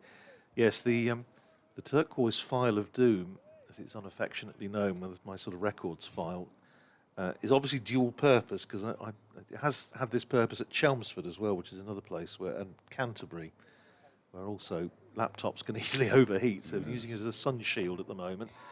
Next ball from Rees is jammed down hard into the ground by Emilio Gay. It bounces up over the shoulder of Brooke Guest and is retrieved by slip.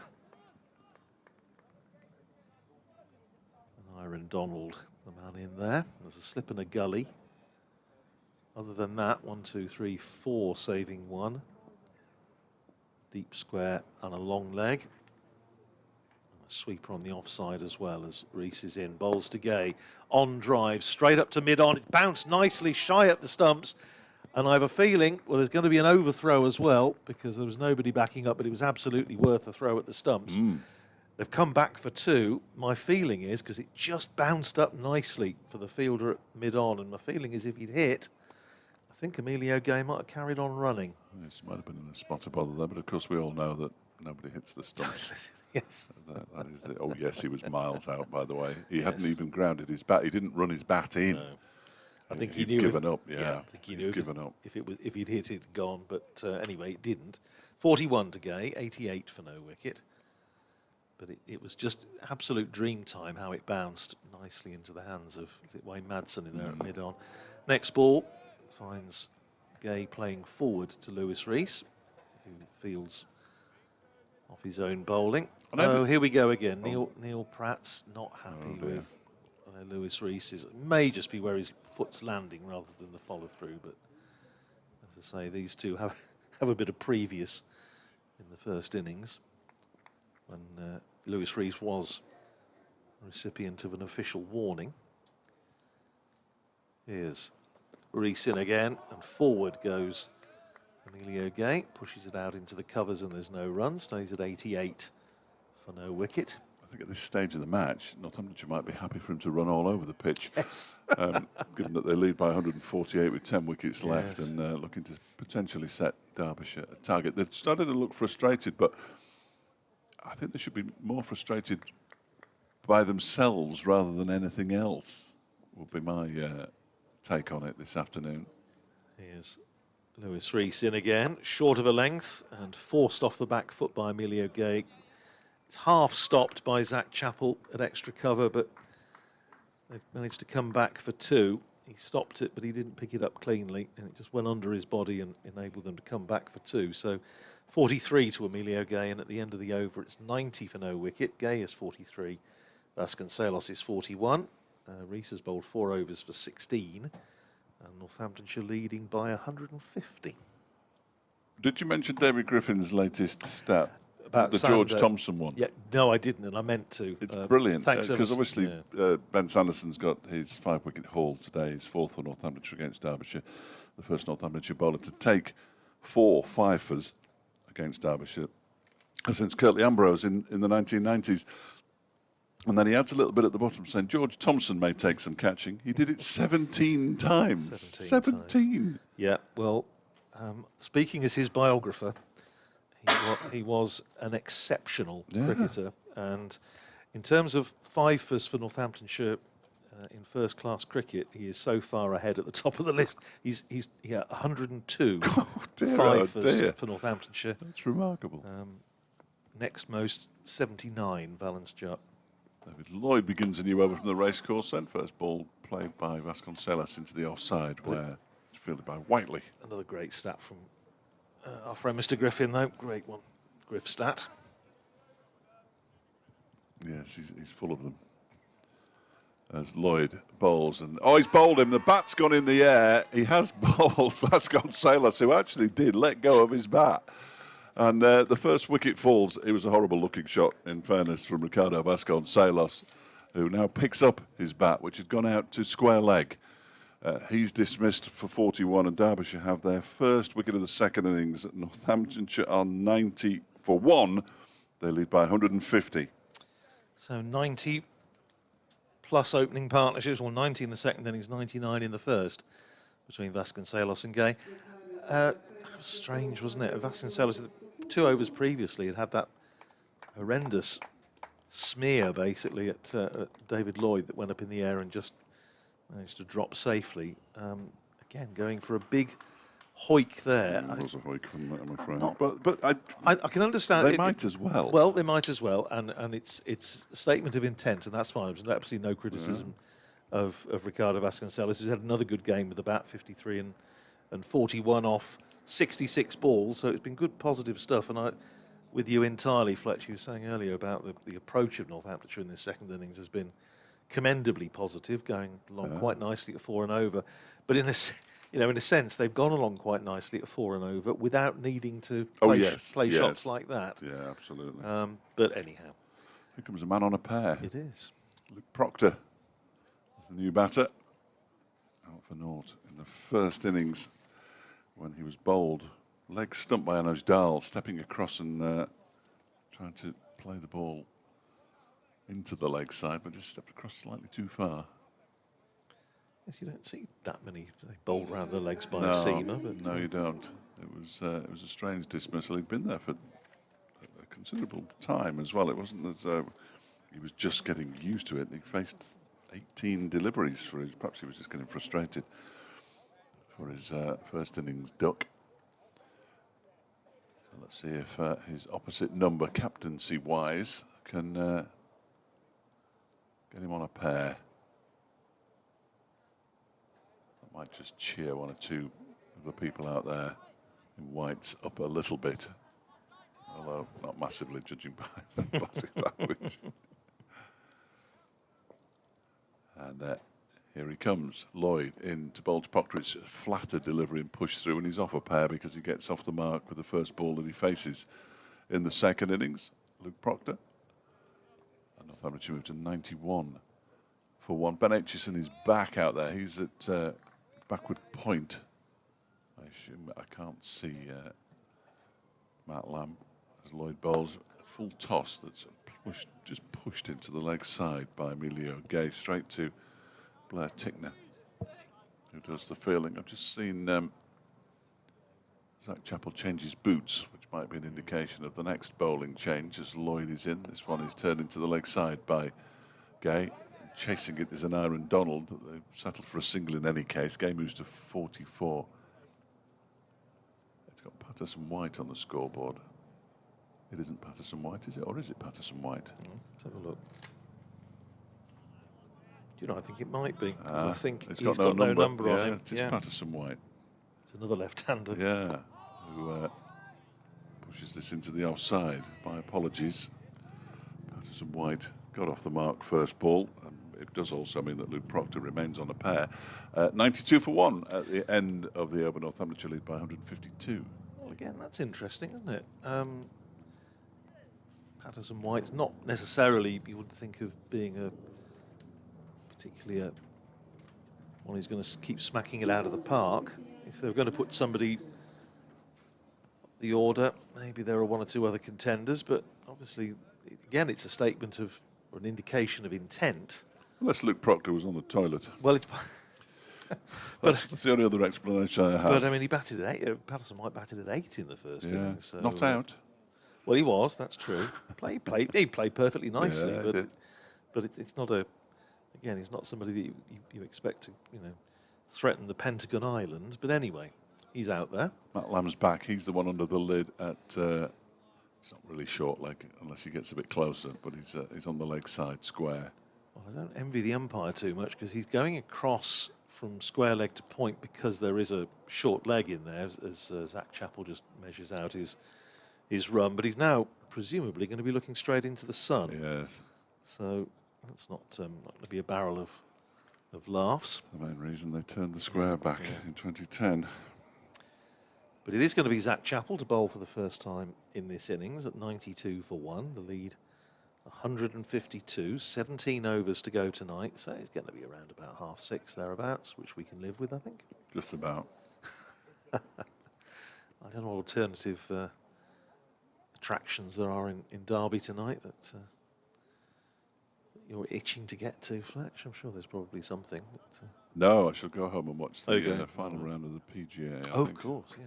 Oh, yeah, I mean, that's fascinatingly poised. Hovland and Lowry and Justin Rose up there with some of the Americans. Here's Chappell in, starting his spell for this afternoon, and it starts off with a short ball that's pulled away by Emilio Gay. Down to deep square for a single, 45 to Gay, 93 for 1. Yes, that's going to be it's going to be worth watching. Well, it's a bit daft, isn't it, really? But I love listening to golf on the radio.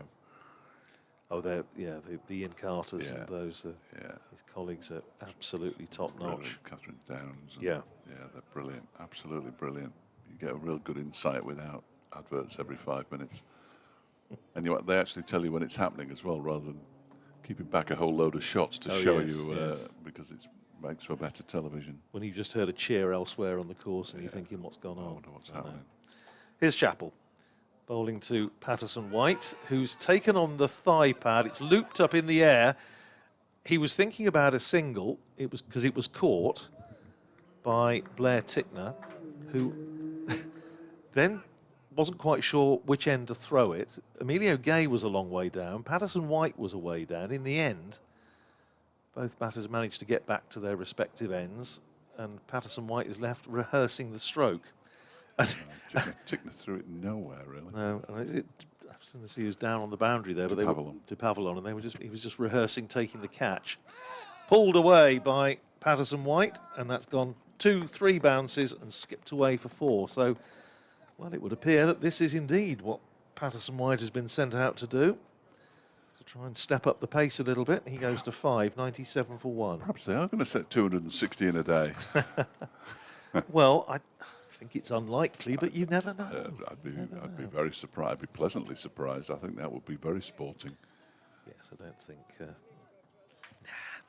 Bordering on foolhardy. I was going to say, yes, as the great Sid Field would have said. Foolhardy.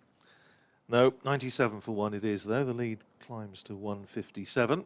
Here's Patterson White facing that ball from Chappell, and he's deposited that for half a dozen, sort of bracketing the marquee down to our right. That's, I know, used, I think, for corporate hospitality, isn't it? Fletcher, the T20s. He picked that one up beautifully, but Chappell seems to be intent on trying to bounce him out. He has. They've got 3 fielders. Well, they've got 3 fielders out, but he cleared that little gaggle of fielders quite comfortably for 6. He goes to 11, 103 for 1. There's a long leg, a deep backward square, and a deep square just in front. Here's Chappell again short. Patterson White tries to pull. It lands horribly for Brooke Guest, who doesn't take it cleanly, but fortunately just got enough glove on it to stop it going down for byes. In fact, I think he might have hit him on the shoulder. I think he might have done. Yeah, and it was an Aaron Donald at slip who tied it up. Well, this is exciting. So we have 3 back on the leg side. And Liam Patterson White with licence, presumably, to take them on. There's Chappell again bowling short. This time, Patterson White rocks onto the back foot and plays it out into the covers for a single. He goes to 12. It's 104 for 1. That was the end of the over, so Patterson White keeps the bowling. 104 for 1. Patterson White is 12 off 7 balls. Gay 45, and the lead is 164. 12 off 7 balls indeed. I think the sad thing about him being 12 off 7 balls is he's 2 off the other 5. He needs to get a move on, the lad. He's hit a 6 and a 4. And the other 5 deliveries have gone for 2, so they've done pretty well with the other 5, Derbyshire. David Lloyd's going to continue, and he will be bowling to Patterson White, who pinched the strike with that single. The final ball of the first Zach Chappell over, which went for 12 runs. And Lloyd is in, and Patterson White gets a full toss and bunts it up to Wayne Madsen at long on. And they trot through for a comfortable single. Surrey have scraped home against Worcestershire at the Oval by 281 runs. Worcestershire all out for 231. Lucky Surrey again. As in comes Lloyd. That one's turned nicely into the leg side by Emilio Gay. They fancy 2 here. They've run the first one really quickly, and they are going to come back for a second as Dal gets to the ball now. That's really good running. The first one was run exceptionally quickly. And they get back for 2 more. Gay moves to 47. And it's 107 for 1. Just add 60. Your last wicket stand of 58 there, as well as there was here between Singh and Gibbon. Ben Gibbon made 75. Lloyd bowls. Now it takes a leading edge off Gay's bat into the offside as he tried to turn it to leg. Brad Tickner just stretching his back out.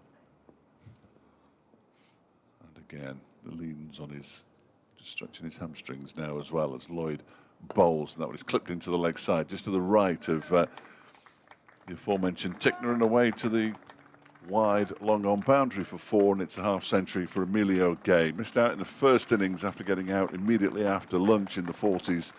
He gets to 50 on this occasion. 51 not out of 74 deliveries. That was only his second. No, it wasn't. It was his 4th 4. I beg your pardon. And he's played very nicely indeed. 74 balls, making out of that. As Lloyd is in and bowls to him again, he turns this one into the leg side. There'll be 1 there as Tickner gets to the ball. And he'll pinch the strike on this occasion, will he? No. David Lloyd's just removed his sun specs. I wonder what was happening there, but he's removed his spectacles. So, just looking at that, Yorkshire lost their last 4 wickets for 3 runs. It's unlucky, isn't it? Very unlucky. Long way back as well, as this one is driven by Patterson White up to Lewis Rees, who loses his sunglasses on the floor in fielding that one. It was the final ball of the over, so Patterson White keeps the strike for the next over from Zach Chappell, so expect more short deliveries. He's on 14.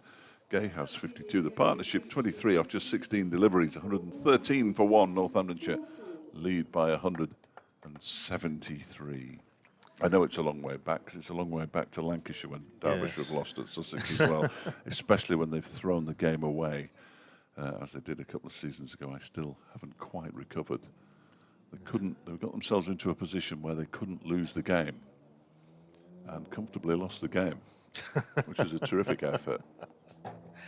Oh, we've all been there, Fletch, we've all been there. Well, last year they almost won a game that they had no right to win, so, you know, last year's game was a terrific draw. 113 for 1, and Patterson White to renew his little tussle with Zach Chappell, with 3 fielders back on the boundary on the leg side.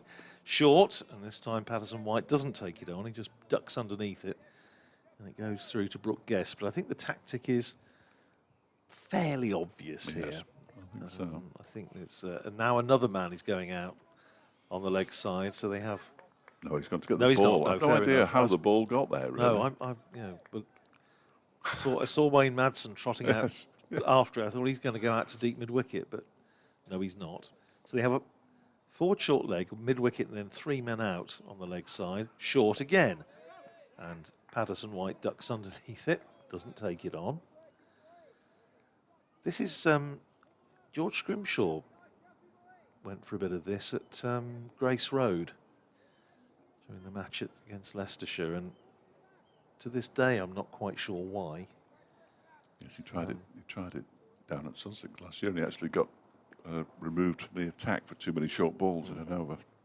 Well, it didn't have any tangible effect at Grace Road anyway. Here's Chappell in. That's not short. That's on his hip, and it's turned away by Patterson White for a single. He goes to 15. Northamptonshire to 114 for 1. Interesting now to see whether they continue with that line of attack against Emilio Gay, who is on 52. And the short answer is probably not, because they've left 2 out. Long leg de Pavillon is on the boundary in front of the marquee and deep square. But for Gay, Tickness coming up to leg gully. So maybe they are going to still keep going with the short stuff. Here's Chappell, short, and Gay ducks underneath it. It goes through to Brooke Guest. Umpires don't seem very mithered about it so far. I was just having a look to see, there's a conversation going on underneath the old scoreboard between Ajmal Shahzad and somebody who I didn't recognise immediately. It's Tom Poynton, Oh, right. former wicketkeeper, who's now the cricket man on the board of directors, or the board, the committee, whatever it's called. Here's Chappell in bowls another bouncer to Emilio Gay, who ducks underneath it, and that is given as 1 for the over. That was a little bit shorter than the others, but we've had what, 3 short balls in this over. Batters go and work it out. touch gloves. Yeah. I think we can just see where the what the thought processes are. Tom has an open invitation to come and join us. He hasn't done yet, and I can't say I blame him. Here's Chappell. In and bowls again. It's short. It's a horrible one again for Brooke Guest to take, because it just comes to him on the half volley and he doesn't take it cleanly. But the end of, again, one of those overs that you wonder why. 114 for 1, 15 to Patterson White, 52 to Gay. The lead is 174. So is there like a separate cricket committee here, Fletcher, or is it? No. No. Okay. They have, I mean, obviously Northamptonshire for years had a cricket committee. That went into oblivion basically under Kepler Vessels, because there was absolutely no point having one. There is now, I think they call it, the last I heard it was the Cricket Strategy Group, but it's basically the same thing. Yeah. And Stephen Peters, former captain, is the man there in charge of that. Yes, there were I think 3 board members who'd reached the end of their allotted time, and Tom was one of the new board members. I had a nice chat with him when David Lloyd was capped during the washed out game against Gloucestershire, and reminded him of the invitation to come and join us any time. I was the man who's looking after cricket on the committee, and Derbyshire bottom of the county championship. He's probably wise not to at the moment. Lloyd begins a new over. That one is defended by Patterson White. It's not as if he's going to get grilled by me. Nothing that's happening out there at the moment was done on his watch. So he can be absolved of any blame, as this one is pushed into the offside by Patterson White, fielded by Ross Whiteley. Yeah, big changes on the Northamptonshire board for the same reason. A lot of the more experienced members have come to the end of their tenure. It's 5-6 years now they're allowed maximum, something like that, isn't it, under the articles of the ECB. There's a single taken, Patterson White pushing the ball out into the offside, fielded by Du Pavillon. I think it's 9 years with the option for 1 more. At least it was. They may have changed the rules, but those reduced it, yeah. Those that have actually... Next delivery is floated up and turned into a full toss by Gay, coming forward and turning it to the leg side. They're going to come back for the second as the throw comes in from Zach Chappell, and they get back comfortably. 54 to Gay now, 117 for 1. There may be a sort of cut-off date, but certainly in the case of like Ian Pecker we saw up here earlier, he was 10 years. Right. And same with the chairman, Gavin Warren, who also will have to relinquish the chair later on this year, I think. Next delivery from Lloyd is pushed out into the offside by Gay. Picks up a single as Lamb, with the fielding pads on, just about gets to the ball, bless him. 118 for 1. The lead 178, just had 60. It is at the bottom of the board, though, which makes it easier for me. As in comes Lloyd. Bowls, that's a little bit short and cut away off the back foot out towards Du Pavillon again on the cover boundary. And another single is taken. Northamptonshire move up to 119 for 1. Patterson White has 17. Gay has 55. The partnership has slowed down a touch. It's 29 off 28 balls now, but it's still quick enough. And Aaron Donald puts his arm around his skipper David Lloyd. Clearly, he's had a thought. Right? Is it a cunning plan, do you Well, think? you'd hope so, wouldn't you, really? Because the game is turning into that well-known game show that Mel appeared on. What, celebrities? Celebrities, Celebrity pointless. but with fewer celebrities out there. I was going to ask you, you say about, it's interesting about Tom Poynton. Is he the only committee member with first-class experience? Yes. First-class cricket experience? Yeah, I believe so. Stephen Peters is the only one at Northamptonshire. Yeah. Discuss. Well, we're back to the three men back on the boundary with Zach Chappell bowling to Patterson White as he's gone for it and he's gloved it and he's caught by Brooke Guest. So the move has paid off for Zach Chappell. Patterson White couldn't resist taking it on, as he had done successfully a couple of overs earlier, tried to resist the temptation in the previous over, but he went for that one. It just flicked the glove, and a relatively straightforward catch for Brooke Guest, just skipping away to his right. So Chappell strikes. Patterson White goes for 17, caught by Brooke Guest, and Northamptonshire 119 for 2, leading by 179. 1416 and a run a ball. So in a T20 match, that would be deemed a triumph. And I suppose in the context of this game, I'm not going to even guess who the next batter is. We'll have a look. I'm going to wait. 119 for 2. Just got a slight feather through to Brooke Guest as the replay on the big screen shows now, away to our right-hand side. And they're milking it now. They put another replay on. Well, it's not Luke Proctor, because it's a right-hander, and it is Karen Nair. Karen Nair. He's So coming out. they've merely replaced Proctor with Patterson White, and now Nair is coming in at number 4, where he batted in the Yes. first innings. Correct. Interesting. I wonder if he's got an upset stomach and he's still in the toilet. 109 I hope. Perhaps not. he's cutting Mel's hair. As we Yes, Mel were has discussing. disappeared. Mel has Yes, disappeared. she has So disappeared. this is a possibility. They might have a barbering exam to take online or something. Well, I did say it would be a really good, social media thing for a journalist to have their hair cut by a Northamptonshire captain. It would be a social media sensation. I think so. So this may be what's happened. On the other hand, 119 for 2 it is. Karen Nair. Can't be bothered to bat, really. Karen Nair is taking strike. And again, the umpire is going to have to go across this time from the players' pavilion side to the scoreboard side. Tickner's a very fine third man down below He us. is, isn't he? Yeah. Almost nearly long stop. Yeah, you don't see many fielders in that position. You don't see many fielders immediately down below us because they're usually a lot squarer than that. But he's there for the uppercut. He's just suggested Well, we have a whoever is long on, who is. We have a gully, a else. forward short leg and a leg gully in as Chappell bowls short to Karen Nair, who goes to try and pull it. Karen Nair doesn't look monumentally impressed with that, but No, I can't imagine that he is. he's rehearsed the stroke again. So we have a forward short leg, a leg gully, an orthodox gully, an extra cover, a very fine third man,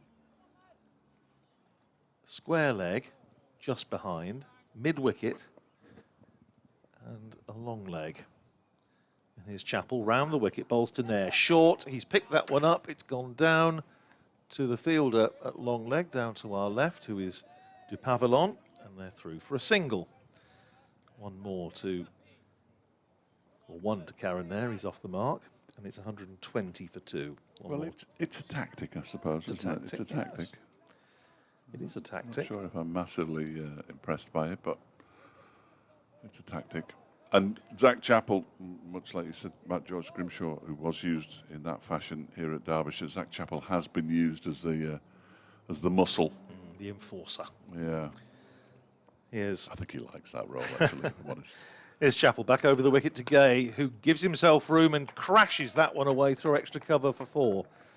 It was in the batter's half, which is something of a novelty at the moment, but Emilio Gay gave himself a lot of a lot of room. Good shot in the end, It though. was. And Connected well. creamed it away through extra cover for 4. Gay to 59, Northamptonshire to 124 for 2. The lead to 184. Just had 60. Very straightforward. 12 overs to go after this one, so I should probably do another one. And then Mel got curlers in? No, she hasn't. Disappointing. That's another theory gone. Here's Chappell. In and bowls short. And Emilio Gay ducks underneath it. Goes through to Brooke Guest. The one thing they have managed to do, and this is by no means a triumph in any manner or of means, they've got the run rate down from 5 and over to 4.5 and over. So at least the inevitable has been delayed by half a run and over at the moment. No, absolutely. 1-8 for the lead at present. 1 ball to go in this over. Here's Chappell in. Short. Gay ducks underneath it. It's 124 for 2. The lead is 184. Gay is 59. And Karen Nair is 1. What was that programme called again? 124 for 2, as you say. And it's going to be David Lloyd to continue because he's already removed his cap. I don't know who's got his sunglasses now, but he isn't wearing them himself. Sharp haircut for the Derbyshire skipper. Do you want the good news or the bad news from Trent Bridge? Oh, I've given up caring, really. Hampshire needing 169 in total to beat Notts are now 44 for 5. I'd prefer it if Nottinghamshire didn't come down, assuming that Derbyshire aren't going to come up, or go up, rather. Being in the same division as them is never a pleasant experience. I got locked in at Trent Bridge on several days of the last time I was there, because they just think that you finish and go home straight away, and you have to walk so far to get to your car. That's right, yes. It just takes forever. Lady Bay, isn't it? That's where they try and put you, yeah. Lloyd then, a new over, bowling to Karen Nair, who goes back. He's playing cricket properly there, look. Pushes that one out into the offside, gives it all the respect in the world. Picked up by Dahl, who's bowled 4 overs for 11. They've already used 6 bowlers, Derbyshire. We're only in the 28th over, 29th over. That one is pushed back to Lloyd by Nair. Kent following on at Taunton, 292 for 1. Zach Crawley, 165, not out. Lloyd bowls reverse sweep, comes out and almost takes his, what would have been the off stump, turned into the leg stump, but just misses. Nice take by Brooke Guest behind the stumps, no run. Lloyd in again, balls, tosses this one up. Oh, I tell you what, he didn't read that one at all there, it felt to me. There were all sorts of shouting going on out there. I don't think there really was an appeal, but he didn't read it well at all, which will give Lloyd a bit of hope. 1 for 33 from 7 overs and 4 balls. That delivery that he's bowled there won't give him any hope. It was halfway down the pitch and guided by Nair down to third man where there isn't anybody for 4 runs. That was a bit of a horror show. From the Derbyshire skipper, yes, he knows it as well. He's looking up to the sky. What was that? No idea. No idea. It wasn't in the MCC manual, certainly, that kind of delivery. 128 for 2, 188 the lead. You know what to do. There, moves on to 5. Carruthers. And then comes Lloyd around the wicket to bowl to Nair, who turns this one into the leg side. Gay calls him through for a quick single. There's going to be a shot that stumps from Matt Lamb that misses, obviously. And Nair gets home. Lloyd's furious with himself about something. He's not happy, is he? No. I think it was with himself as well. It wasn't the throw from Chappell, which wasn't, from Lamb rather, which wasn't a million miles away. It wasn't halfway down the pitch or anything like that. But he wasn't happy. Well, Knight Donald's just gone and put his arm around him again. I thought it was supposed to be his captain's hand on his shoulder smoke. It's the other way around. Anyway, 129 for 2. The lead's 189, and I shall make way for Mel Farrell. Thank you, Radis. We will be back tomorrow, if we're not back again tonight, those of us who aren't here at the moment. 11 overs to go, 129 for 2. And Zach Chappell has gone into Derby City Centre to retrieve the ball. now jogging back to his mark from the far end of the ground. Quite why the ball ended up there, I have absolutely no idea. And he comes in and bowls to, it's a short delivery. Oh dear, he's smashed that into the leg side. That's gone a long way for 6 into the car park, I fancy. What kind of, well, Nair moves on to 12, 135 for 2, 195 the lead. What is going on, Fletch? Well, it's a tactic, and it's a tactic they use all too often, really, Derbyshire, banging it in short, and it's always poor old Zach Chappell who has to do it. And he's in again now, and bowls a short one. It's turned around the corner, but not with much conviction by Nair, down towards De Pavillon at long leg, and he is restricted to a single. 13 off 10 though, 136 for 2. If nothing else, things are motoring along. Well, it's entirely in Northamptonshire's hands, isn't it, this game Yeah. now? And it's just a matter of how many and when. But if they set them too big a target, they won't go for it. I can guarantee it, as this next delivery is short from Zach Chappell, and Gay ducks underneath it, and it goes through to Brooke Guest. If you could just record that for me and play it for the next 3 deliveries, that would be, I could go and put my feet up. F7. Short delivery, ducks underneath, through to the keeper. Look, at least we've had fun. Oh, it's always good fun.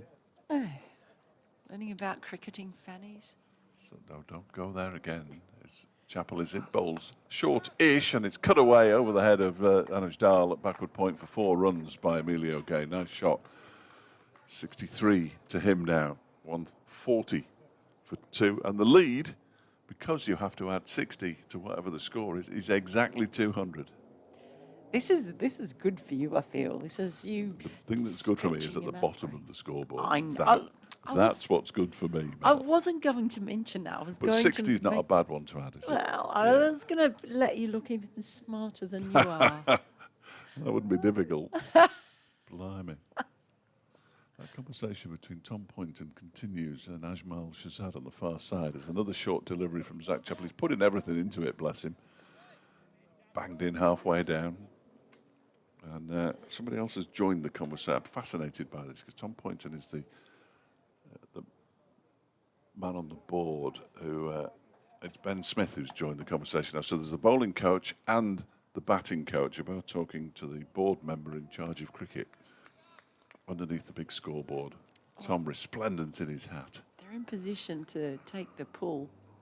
There's a Chappell bowl short, and that is pulled around the corner by Gay, and it's 4 more runs because De Pavillon can't get there at backward square leg on the boundary. Chappell just leans on his knees, wondering what he's being asked to do. 4 overs, 1 for 33, his figures. Gay moves on to 67. Nair has 13. It's 144 for 2 now, Northamptonshire, with 10 overs to go in the day.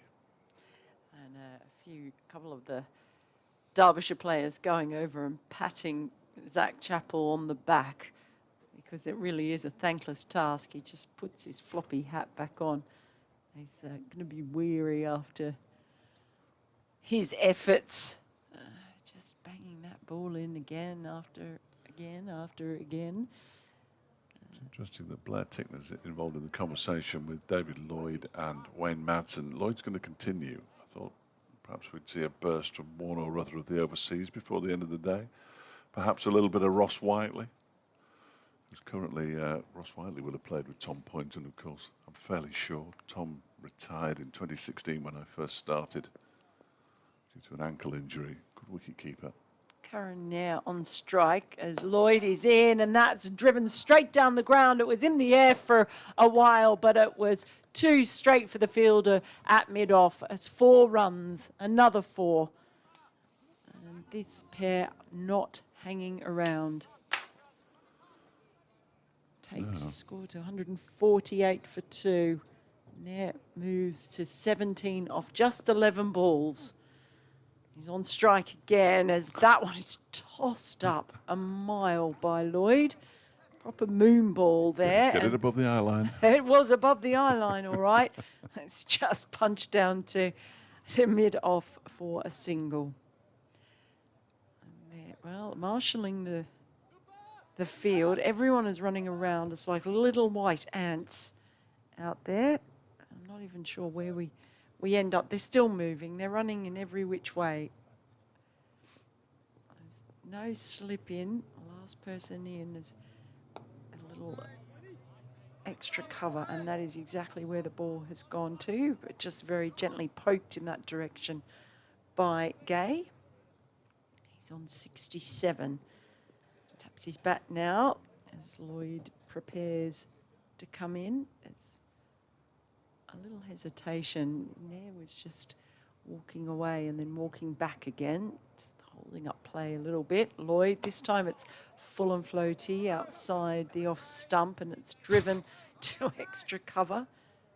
Flies that ball back at Lloyd. He was looking straight into the sun and couldn't see it for a moment, which is slightly alarming. That is slightly alarming. Here comes Lloyd again, a flatter delivery. It's just clipped into the mid-wicket region. Fielded on the run by Donald.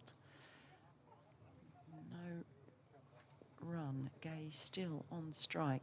Lloyd is in again. It's another very full ball just on off stump, and it's played down to Madsen, who has been patrolling in between mid-on and long-on. They come through for... Did they get a second run there? Okay. No, they didn't. I'm not sure. Well, Nair's on strike for the start of the next over. So, yeah, it's 151 for 2. In all of that, they brought up their 150. There's just so much going on with fielders running around and Lloyd bowling some very, very floaty balls. Pavel on his back. He's going to bowl from the city end. Zach Chappell's spell finishes at 4 overs, 1 for 33. There have been 2 maidens in the entire innings, both bowled by Darren Pavelon early on in the session. Well, they set out their stall pretty early, particularly when Gay started his innings and he was going at a proper clip. Vasconcelos caught him up. They were always going to be fairly aggressive, but I can't help but feel that Derbyshire, who bowled really well in the first innings, they've kind of played into their hands, really. They've not bowled well. They've certainly not. Certainly compared to the first innings. Yeah, no, the first 2 days and half a session, they've been really, really good. And we're definitely in the contest. Since those wickets fell quite quickly, just before lunch, they've been second in this contest. And here comes Pavelon in arm bowls a full toss, a filthy full toss to Karen Nair, who guides it off the outside edge of his bat for a couple of runs down to backward square, a backward point. They come back for a third, and I'll tell you what, that was a tight third. Emilio Gay running to the danger end, got there. But I didn't think there was ever 3 runs there. It was Ross Whiteley chasing the ball down. Yeah, it was good running in the end. Well, he has got long legs, Emilio Gay, so that helps. They are in a real hurry to get these runs scored. Still 8 overs remaining after this one. So time to add plenty more at the rate they're going in. And guess what? I've just seen the over rate has just jumped up to plus 2. Miles in front. Again, that could be an issue. So, sorry, I'm just answering the question, which I don't really understand, but trying to answer it. And watch this. Delivery from Darren Pavelon to Emilio Gay. Short delivery, and he deals with it quite nicely. Hits him high up on the bat, if not on the bat handle. And he just checks out his bat to make sure it isn't broken. Much better ball. That one really leapt off the pitch. And he had to play.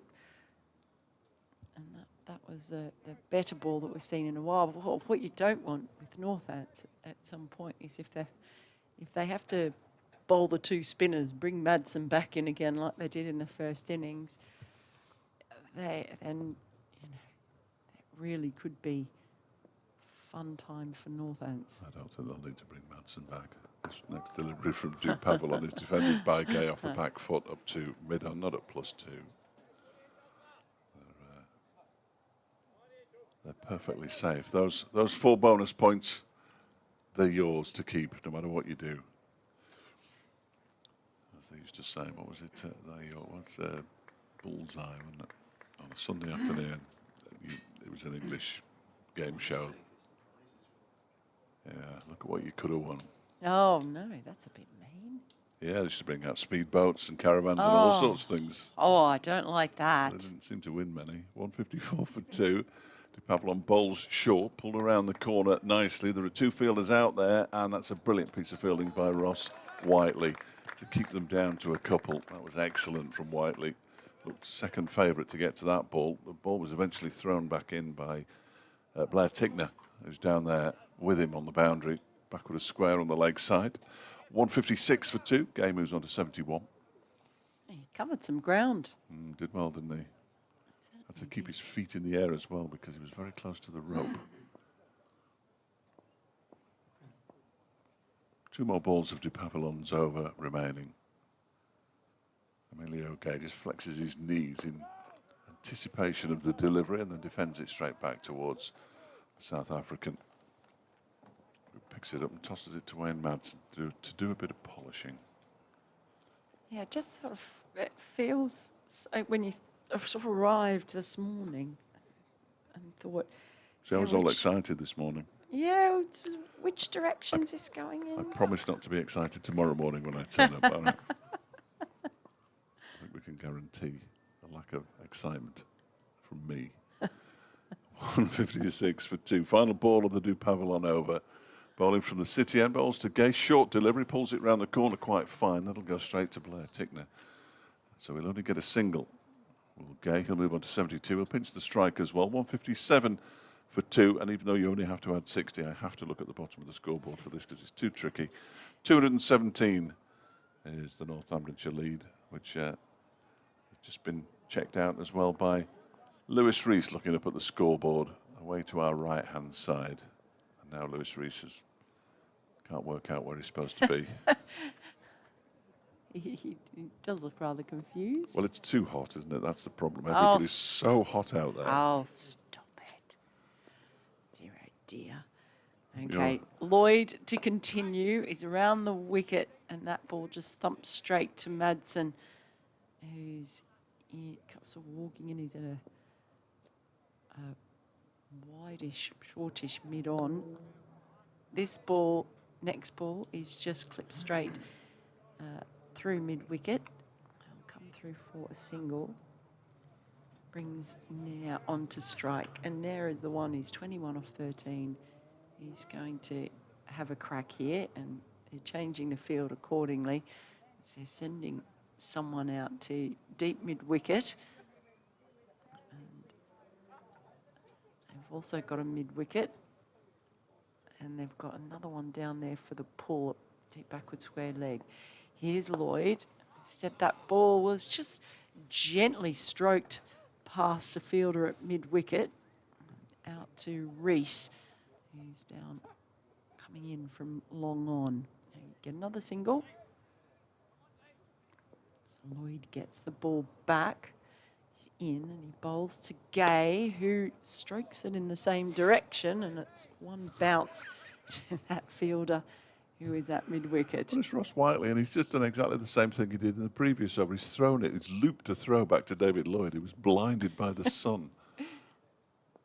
Lloyd in again. This time he's bowling on leg stump, and it's just guided down towards deep mid-wicket, and they'll take another single. So happy to take singles off Lloyd.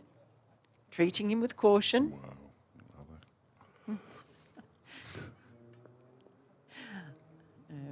Whiteley's just gone back down to on the rope now as the next ball's just played into mid-wicket, and they won't get a run off that one, it's the end of Lloyd's very pacey over. Pacey is in the time it took to get through, not the speed of his deliveries. It's 160 for 2, with Nair on 22 and Gay on 74. And that lead, 160 plus 60, is 220. Blair Tickner has dropped his trousers What? to reveal a very large bandage around his right thigh, which he is removing. I wonder if that was restricting him. Yeah, he's just thrown it to Ajmal Shahzad, which was less than pleasant for the Derbyshire. No, it isn't Ajmal Shahzad, is it? He's still over there. I was to the S&C. Here's Dupavilon then from the city end, bowling to Emilio Gay, gets up on his toes and forces this out into the offside, out towards the cover boundary. Zach Chappell giving chase, then trips over as he picks the ball up and hurls it back in. 2 more to Gay, who moves to 76. He'll be eyeing, with 6 overs and 5 balls to go, a century before the end of the day's play, a century in a session. It was a 40-over session, but it would still be a very impressive effort. 101 deliveries he's faced now, 162 for 6. You'll be complaining about the heat tomorrow, anyway, because you checked out whether the hotel had a gym, but you didn't see if it had air conditioning. Here is Dupavilon, who bowls to Gay, pushes this up towards mid-on, and they scuttle through for a quick single. David Lloyd with a tumbling stop. I don't really like air conditioning. Oh, I'd rather open a window. Well, you can't open the windows because they're frightened of people jumping out of them. Well, sometimes you can open it a little bit, Yeah, just but not enough. Never enough. I know, genuinely, even if I'm in India or somewhere, I might put on the aircon for, 10 minutes to cool the room down, and then I'd turn it You won't off. be able to because you haven't checked if he's got it. 163 for 2, 223 the lead. I pull out now and have a couple of overs at Derbyshire before the close of play. Go on, I dare you. Dupavilon in and bowls. That one's driven very pleasantly by Karen Nair, but was backward of square on the offside. It's fielded by Whiteley. A single is taken.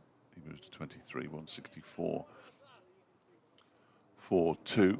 Sadly, Twiggy's place doesn't have air conditioning. Oh. Not that I'm complaining, but it's very warm in there. You're warm everywhere. You're just a warm man. No, believe me, I'm not. It was very warm in there last night. It was 21 degrees when I left the ground. That's nuts. That's pleasant. No, Barely. it's just slightly too much. Dupavilon bowls to Gay, who tries to guide this and does guide it backwards square on the offside. There's a shy at the stumps. Well, I say at the stumps. It's a brilliant piece of backing up by David Lloyd. The shy at the stumps was sort of in the vague direction of the stumps from Nye Donald, and it evaded the initial backing up of Matt Lamb. There was only a single taken in the end, and David Lloyd had to throw himself to the floor to make sure it didn't race away for 4 overthrows. Game moves to 78, 165. That was a single that left a lot of bodies on the ground. Did, didn't it? Still somebody shouting. I bet it's Wayne Madsen. Does like a shout. As Dupavilon is on his way in, bowls a slightly slower ball. And then there's another shot at the stumps from Aaron Donald that misses, obviously. I think that Nair was probably in his ground anyway, but this one's backed up by Zach Chappell, no run. If he was in his ground, then it would have hit, it wouldn't would have it? hit, Yeah, wouldn't that's it? true, actually. Yeah, Huh? that's a good point. Your theory. Yeah, that's a good point. I'm learning. Although it turns out that Northamptonshire did hit the stumps when the batsman wasn't in his ground and didn't get the decision. Oh. So my theory was exposed cruelly earlier on today. 165 for 2. Final ball of the Dupavilon over is pushed by Nair up to wide mid-off, where it's fielded by David Lloyd. Is he going to continue? I rather fancy he is, Yep. 165 for 2 lead. 225, 78 to Gay, 23 to Nair. And the batsmen, well, they need a drink or another bat or some gloves or just a chat with the 12th man. So they started waving furiously in the direction of the players' pavilion away to the left-hand side. And their response has been met by absolutely no action whatsoever by anybody. There are 3 12th men sitting at the front on the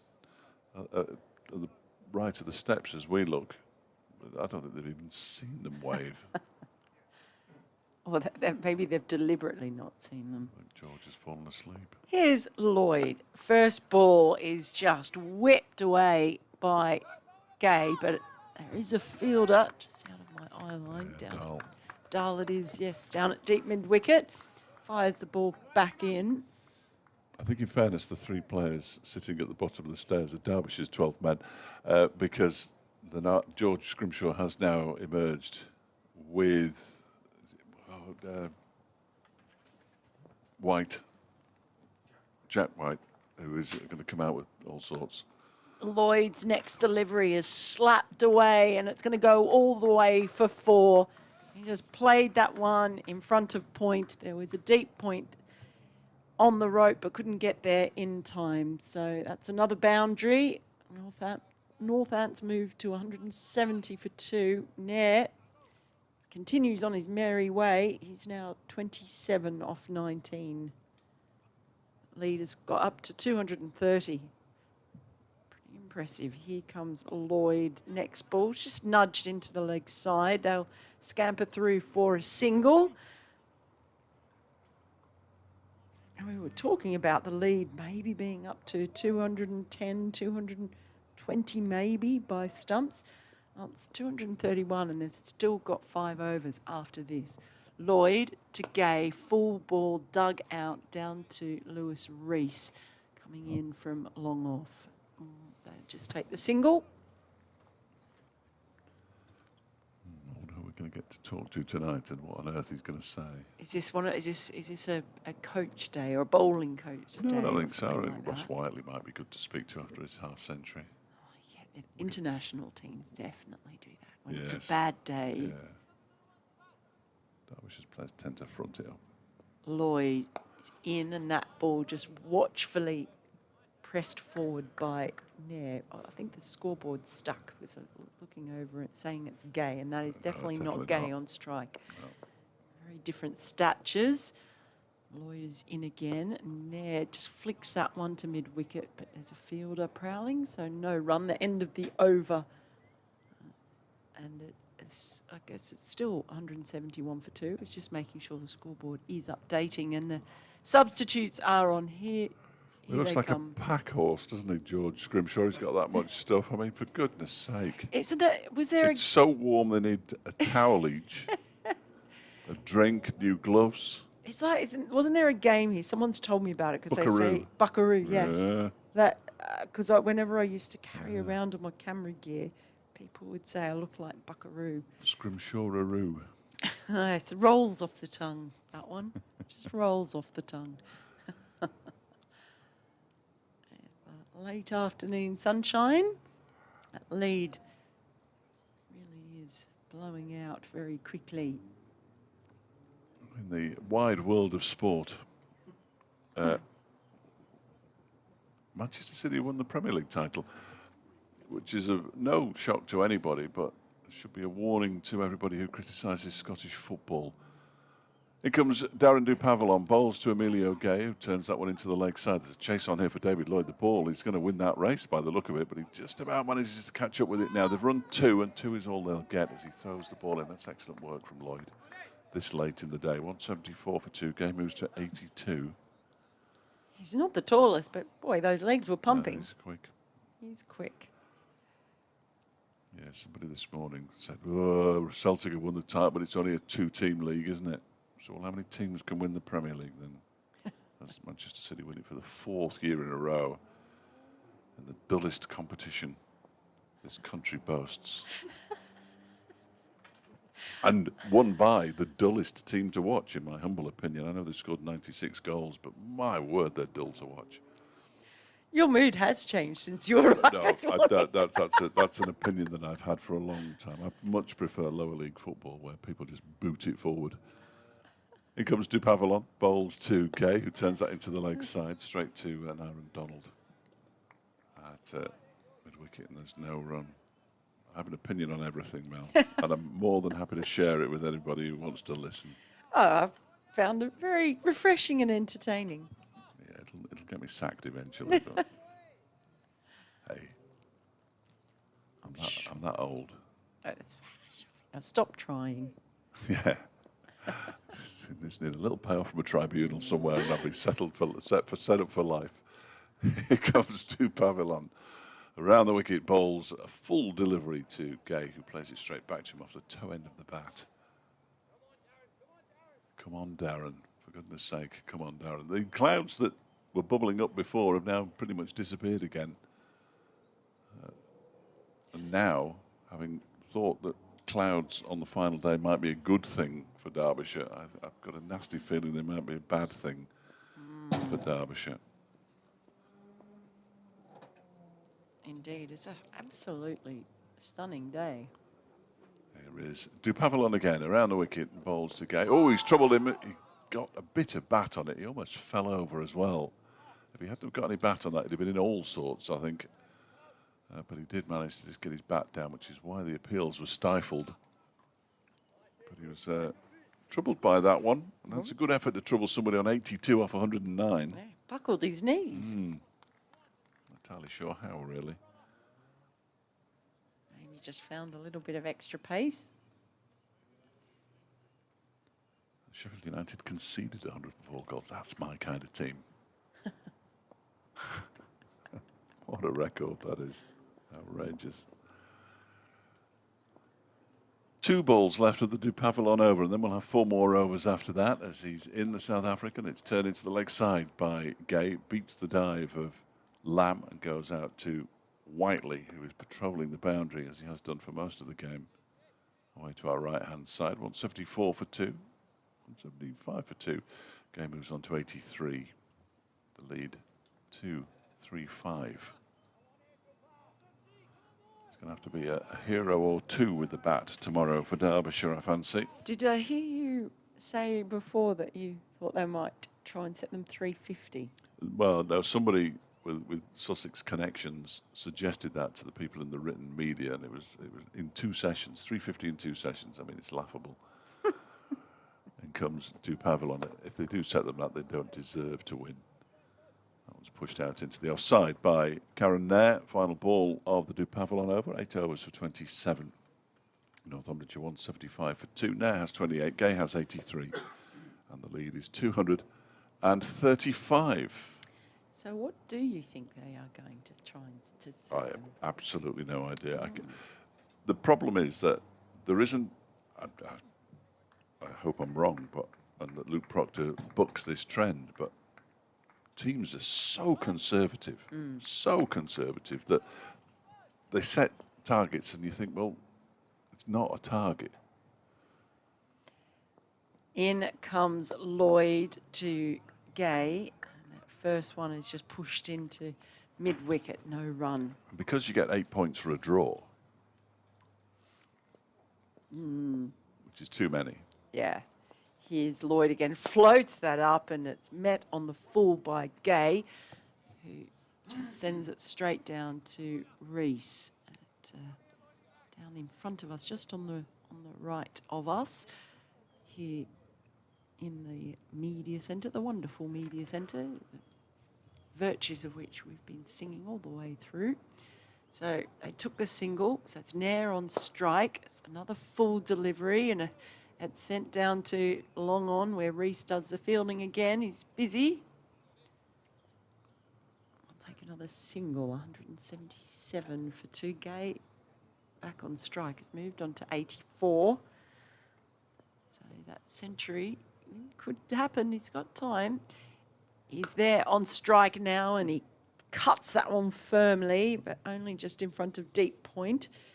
Take another single, so Gay moves on to 85. 178 for 2. Yeah, is he going to get the... He's going to get there, isn't he? Maybe? 3 overs and 2 balls left. It's possible. Close. This time it's Nair on strike. One darted in by Lloyd. And it's just gently stroked down to long off. No, just the 1 run. Is that the end of the over? No, it's not. They're just all moving around, of course, for the left-hand, right-hand combination. There's the left-hander Gay on strike now. Lloyd coming around the wicket. Full ball driven straight down to long on, another leisurely single. And Gay moves on to 80, is that updated? 85, it's saying on mine. There we go, 100, there it is, 86. I thought so. I keep getting a little bit distracted when I check because I think it's gone up by a run and then it takes a little while for the scoreboard. It's 180 for 2 at the end of that over. So Gay now 14 runs shy of his century. It would be a century in an extended session for sure, but it will be very impressive. Nair is on 30 off 25. The lead now is 240. And Anuj Dal is back to bowl the final 2 overs, presumably from the City end, because there are 3 overs left in the day's play. I bet he isn't smiling like he was on the big screen there anymore. Anuj Dal, he's a fairly smiley person anyway, but he's not got an awful lot to smile about at the moment. 4 overs for 11 so far. And so he's been second innings comparatively tidy. Yeah, yeah. I'll while they faff about, I'll give you some scores. We know that Sussex have beaten New Yorkshire by 21 runs. Leicestershire at 24 without loss in their second innings, following on, trailing Gloucestershire by 311 at Stumps. Glamorgan are 244 for 4, leading Middlesex by 84 runs in Cardiff. Could be interesting. They've finished at Chelmsford, where Essex are 224 for 4, needing another 106 runs to beat Warwickshire tomorrow. Again, interesting. Less interesting, Durham 122 for 3 against Lancashire at Blackpool. They need another 353. Anuj Dal is in to begin a new over, and Emilio Gay turns this one down to fine leg for a single. He moves to 87, 181 for 2. Even less interesting, if that's possible, at Taunton, Kent are 379 for 2. Actually, marginally interesting because they are following on, but they only lead by 3. And Hampshire are 84 for 5 now. They need another 85 to beat Nottinghamshire at Trent Bridge, and it is over for the day, just up the road. So you're up to date. 180, nothing's happened while I was reading those scores out, incidentally. 181, nothing's happened for what seems like ages. Here's Dahl in and bowls to Karen Nair, who guides this very nicely out into the offside. That's a good piece of fielding by Dupavillon, who's in at extra cover. There's a cover on the boundary. And Aaron Donald has been doing everything he can to persuade David Lloyd to give him a bowl by swinging his arms around. He's never bowled in first-class cricket. One of only 2 outfield players who didn't bowl in the first innings. As Dahl is in again, and that one is going past the edge. Hello, of Nair's bat. Wow. I think it only went past the edge because he was trying to guide it down to a very fine third man, but we saw so many plays and misses early in the first couple of days of this 120, game. 120, I was told last night. What was it the first day? 85. The first day, that was, yeah. yeah. 85, and then another 25, apparently, on day 2. Dahl is in and bowls, and now does guide this down to third man, and he's going to get 4 runs for it because there isn't one. That's what he was trying to do, the delivery before, when the ball went past the edge of his bat, I fancy. On this occasion, he connected correctly. He moves on to 34 off 28, 185 for 2, the lead 245.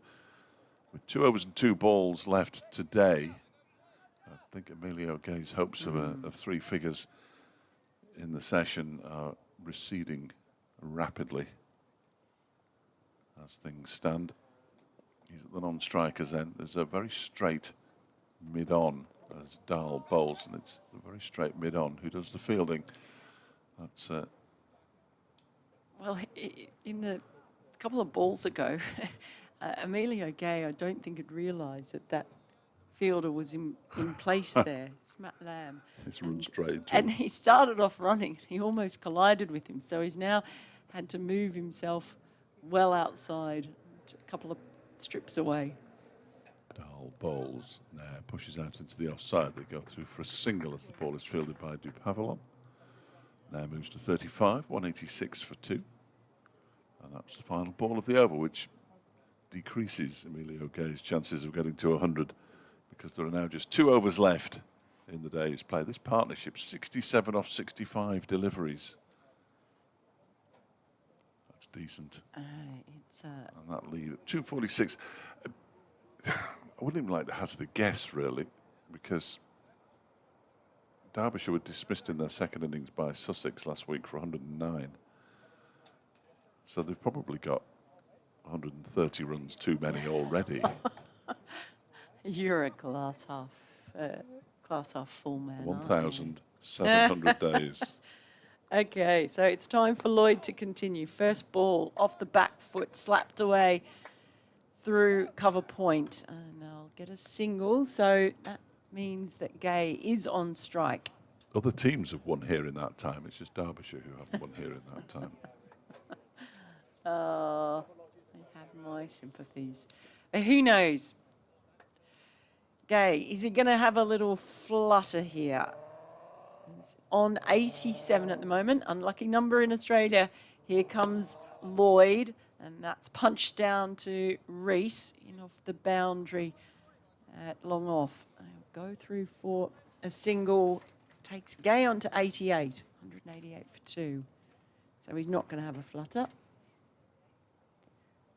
Fair enough too.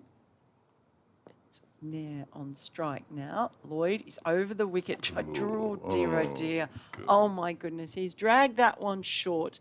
It's gone down the leg side. Guest hasn't been able to take it, and it has gone all the way to the boundary. I could give him 5 wides. That's not great cricket. It was awful. I was trying to be nice. Say what you see, man. Say what you see. I mean, it's Well, not got me anywhere, obviously. But No, I knew you were going to come in. Here's Lloyd. This time it's a better line and a good diving spot from that mid-wicket position. So that's Wayne Madsen in there with his faded hat. So that was better, much better. Here comes Lloyd again. Over the wicket, full ball driven straight back to the bowler. Yeah, that was an absolute shocker. it couldn't have been anything less than better. It was 5 wides. It was pretty ugly. Here's Lloyd again. This time he's got a little bit of turn back into Nair, who just punches that one into the covers. No run. Can they get to 200? In comes Lloyd. He drags that one down again, but it's a better line, and he dives to his right and saves the ball as it's driven by Nair. Saves the run. He stays down on his knees as he puts his cap and his sunglasses on. Guest has come up and given him a double pat on the shoulders. It's been a pretty tough old day in the end for Derbyshire, and at the end of that over, with 1 over remaining in the day, Northamptonshire are 193 for 2, with Nair on 36 and Gay on 88. This partnership 74 off 71, and the lead has now gone past 250. It's 253. I'll explain my irritation over the course of this over.